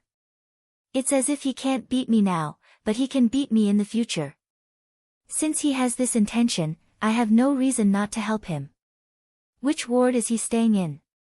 I'll give him a chance to defeat me fair and square. He's a guest, so I can't let him leave with regrets. Sensei Fang Yan, I'm not talking about now. Chiba Kaori felt that she couldn't communicate with Fang Yan. What she meant was to give Chiba Haomu some confidence and more motivation. She would tell Chiba Haomu that she had already challenged Fang Yan on his behalf. Moreover, she would tell Chiba Haomu that she had predicted his victory in front of Fang Yan. Who said that the competition was going to start now? When is that? Fang Yan asked. When Chiba Haomu steps on Huaxia's soil again. Chiba Kaori said. She knew that if Chiba Haomu didn't have the confidence to defeat Fang Yan, he probably wouldn't step on Huaxia's soil again. Fang Yan shook his head and said, it seems that the initiative is in Chiba Haomu's hands. If he can't beat me and hides in some Japanese village, where will I go to find him? You are insulting a swordsman's desire to win, Chiba Kaori said. I'm short-sighted. Why don't I go and let him beat me up now? Not far away, Vice Headmaster Matsushima Ki, who was drinking and chatting with Lu Chaoga, saw Fang Yan and Chiba Kaori in the corner. He immediately frowned and whispered to Saburo Fujino, who was beside him, Chiba Kaori and Fang Yan are together. Hurry up and go take a look. Don't let Chiba Kaori get bullied. Seeing that, Saburo Fujino was greatly shocked and he quickly moved toward the two of them. Fire, theft, and Fang Yan. This was the consensus of the Wu Ren inspection team. This is an unforgettable trip for me. Matsushima Ki stood on the tea stage and gave a speech. This was the usual procedure of a cocktail party. She looked at the crowd below the stage with a solemn expression and said, I have led groups to over 20 countries and participated in nearly 100 exchange and inspection activities. However, none of them have been as shocking and thought-provoking as this one. Yes, I have been reflecting on it for the past few days. I have been reflecting on our mentality, our attitude, and more importantly, what is Wu Ren lacking? Wu Ren is a top-notch school in Japan, and its students are all favored by the heavens. Thus, be it Wu Ren's teachers or students, we are filled with pride and a sense of accomplishment. Pride is not wrong, and achievement is not wrong, but the mistake is that while we maintain our pride, we lose the modesty and respect for our friends. Not only are we outstanding, our friends are also outstanding. Rosefinch Secondary has proven this point with its 3 victories.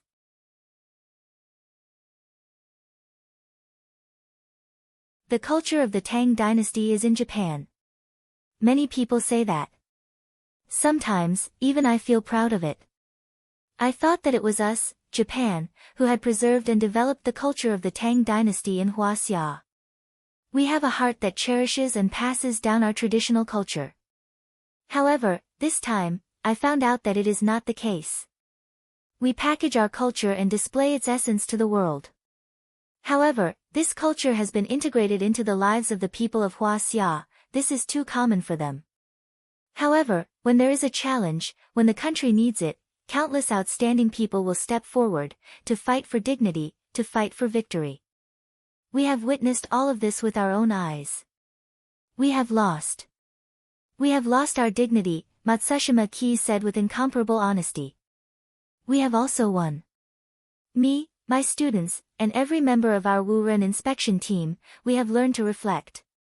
We have a humble and unyielding determination. I believe in my students.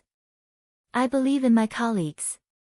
I will bring back the defeat of these 3 matches as the greatest gift. The applause was thunderous. Sitting on the plane to Japan, all the members of the Wu Ren inspection team heaved a sigh of relief. Huaxia is too scary, someone said. That's right. Chiba Haomu is invincible, but he was defeated by them, any random teacher is so powerful. Is their school full of such masters?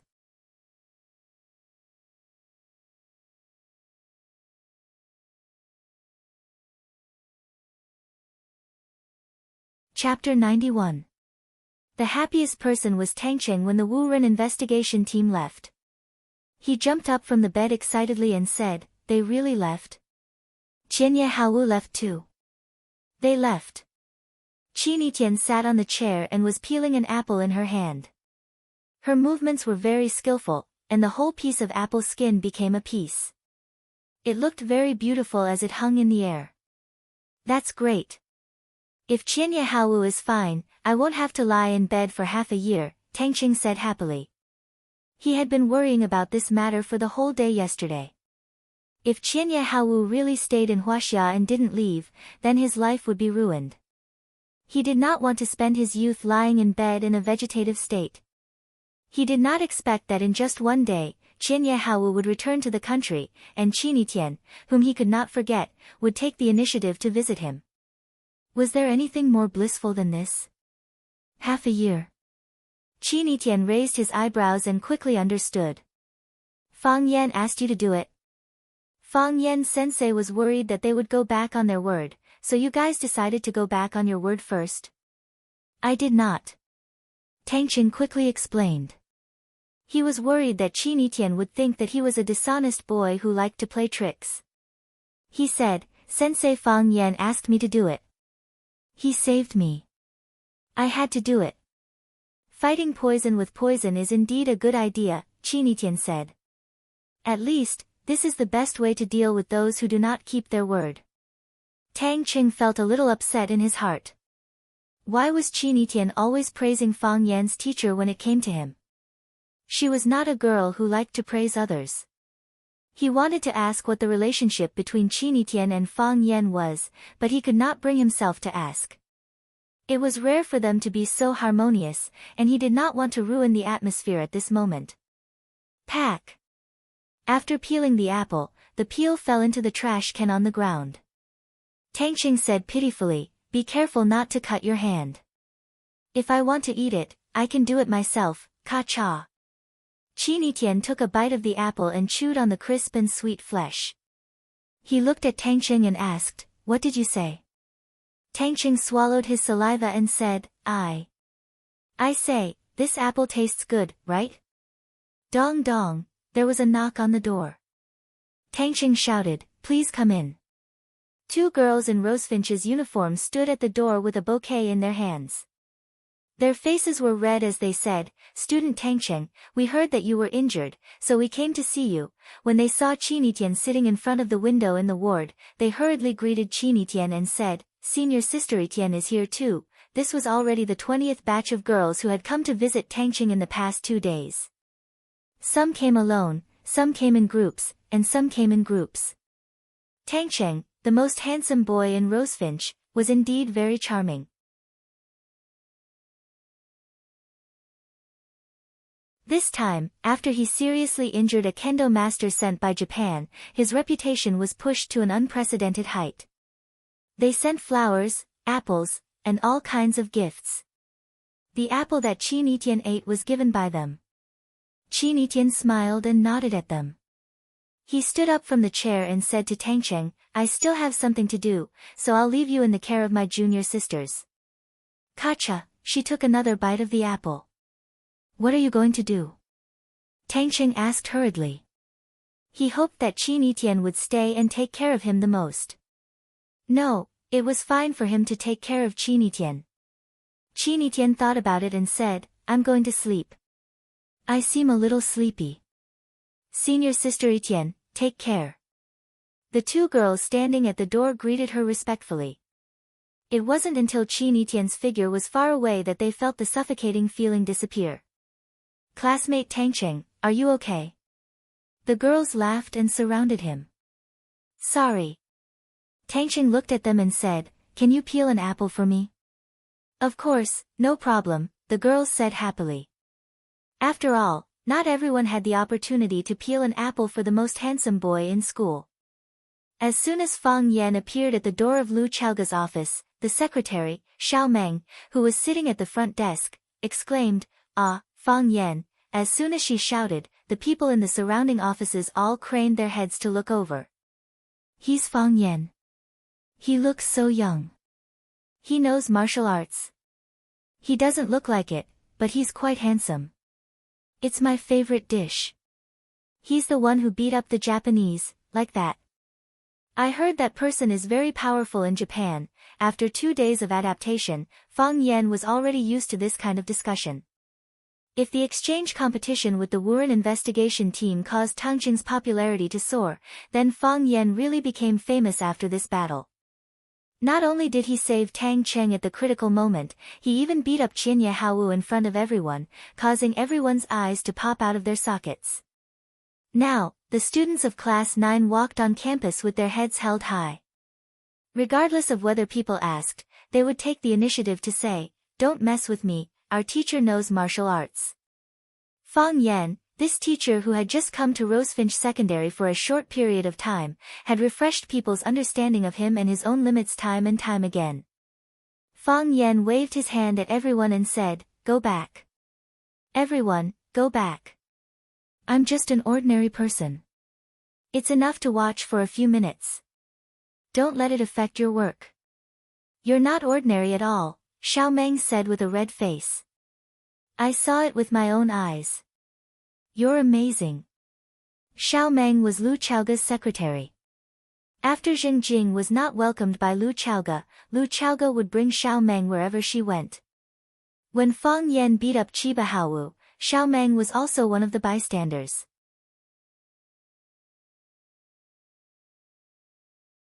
However, there were too many people watching at that time, and her boss was also beside her. Even though she felt that her heart was about to jump out of her chest, she could not take the initiative to express her admiration to Fang Yan. "Don't tell anyone. I'm a very low-key person," Fang Yan said with a smile. "Is Principal Lu in his office?" "Yes.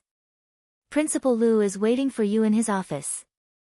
He said that you can go straight in when you arrive." Xiaomeng's eyes were filled with affection. She looked at Fang Yan and said, "Mr. Fang, Transformers is on. Can I treat you to a movie?" "I don't watch cartoons," Fang Yan said. "It's not cartoons, it's..." Before Xiaomeng finished speaking, Fang Yan had already pushed the door and walked into Lu Chaoga's office. He ran so fast. Xiaomeng's eyes were full of little stars. No wonder he is so good at fighting. Lu Chaoga was looking at a file. This was Fang Yan's file. The file was very simple, so simple that people felt it was not simple. Lu Chaoga knew that either there was a problem with this file, or there was a problem with Fang Yan. Or, there was a problem with both of them. She also heard Xiaomeng shouting outside the office. She knew that Fang Yan was now the hottest celebrity in the entire Rosefinch Secondary. Even Tang Cheng, the most popular guy in Rosefinch, was not as famous as him. Who asked him to be saved by Fang Yan? Moreover, a teacher, in order to avenge his own student, actually beat up a student from the inspection team in front of so many people. Which student wouldn't like such a protective teacher? Now, Fang Yan had already become the guardian angel in the mouth of many students. As Rosefinch's students boasted to the outside world, the entire student community in Huaqing now knew that Rosefinch had a teacher who knew Kung Fu. Lu Chaoga smiled bitterly. She really didn't know whether this was a good thing or a bad thing. Seeing Fang Yan push the door open and come in, Lu Chaoga said, "Sit down." She took out her tea can from her drawer and pushed it over, saying, "If you want tea, make it yourself." Fang Yan didn't sit down. He looked at Lu Chaoga with a strange expression and said, "Principal Lu, don't be so nice to me. Once you're nice to me, I feel that this is the last conversation we'll have. You want to expel me again, right? If you don't want to drink, then forget it." Lu Chaoga reached out to take the tea can back. "Drink." Fang Yan quickly reached out and not only grabbed the tea can, but he also grabbed Lu Chaoga's hand. Lu Chaoga's ears were slightly red, and she looked at Fang Yan with a sharp gaze. What she meant was, "Hurry up and let go of my hand." Fang Yan didn't seem to feel the murderous intent in Lu Chaoga's eyes and said, "If you let go of the tea can, I'll let go." Lu Chaoga was so angry that she almost laughed. "You're holding my hand, how do you expect me to let go of the tea can?" "Let go," Lu Chaoga said in a low voice.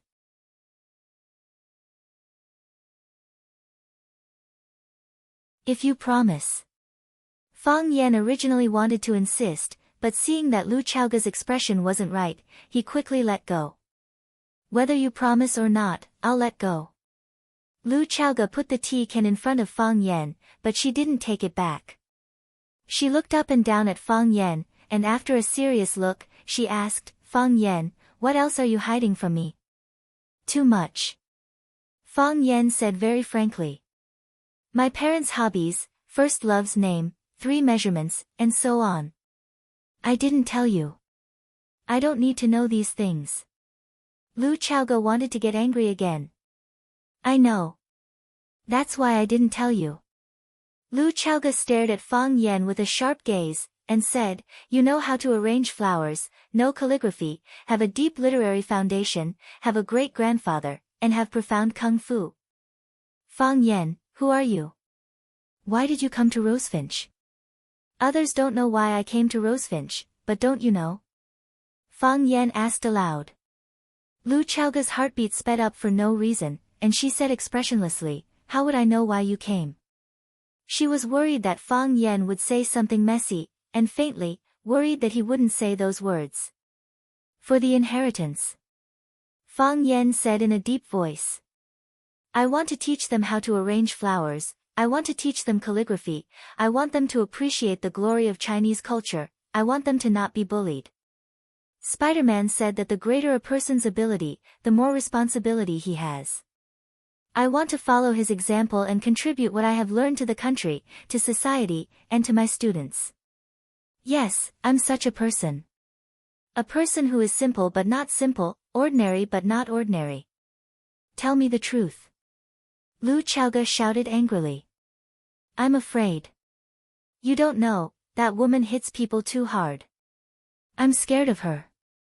Fang Yan said with a sad face, feeling wronged, you're tuning into the Blissful Bookshelf YouTube channel.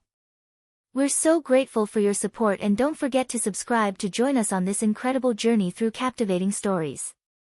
Your generosity through donations truly makes a world of difference, as it's the primary source of revenue that allows me to expand and enhance this channel for you.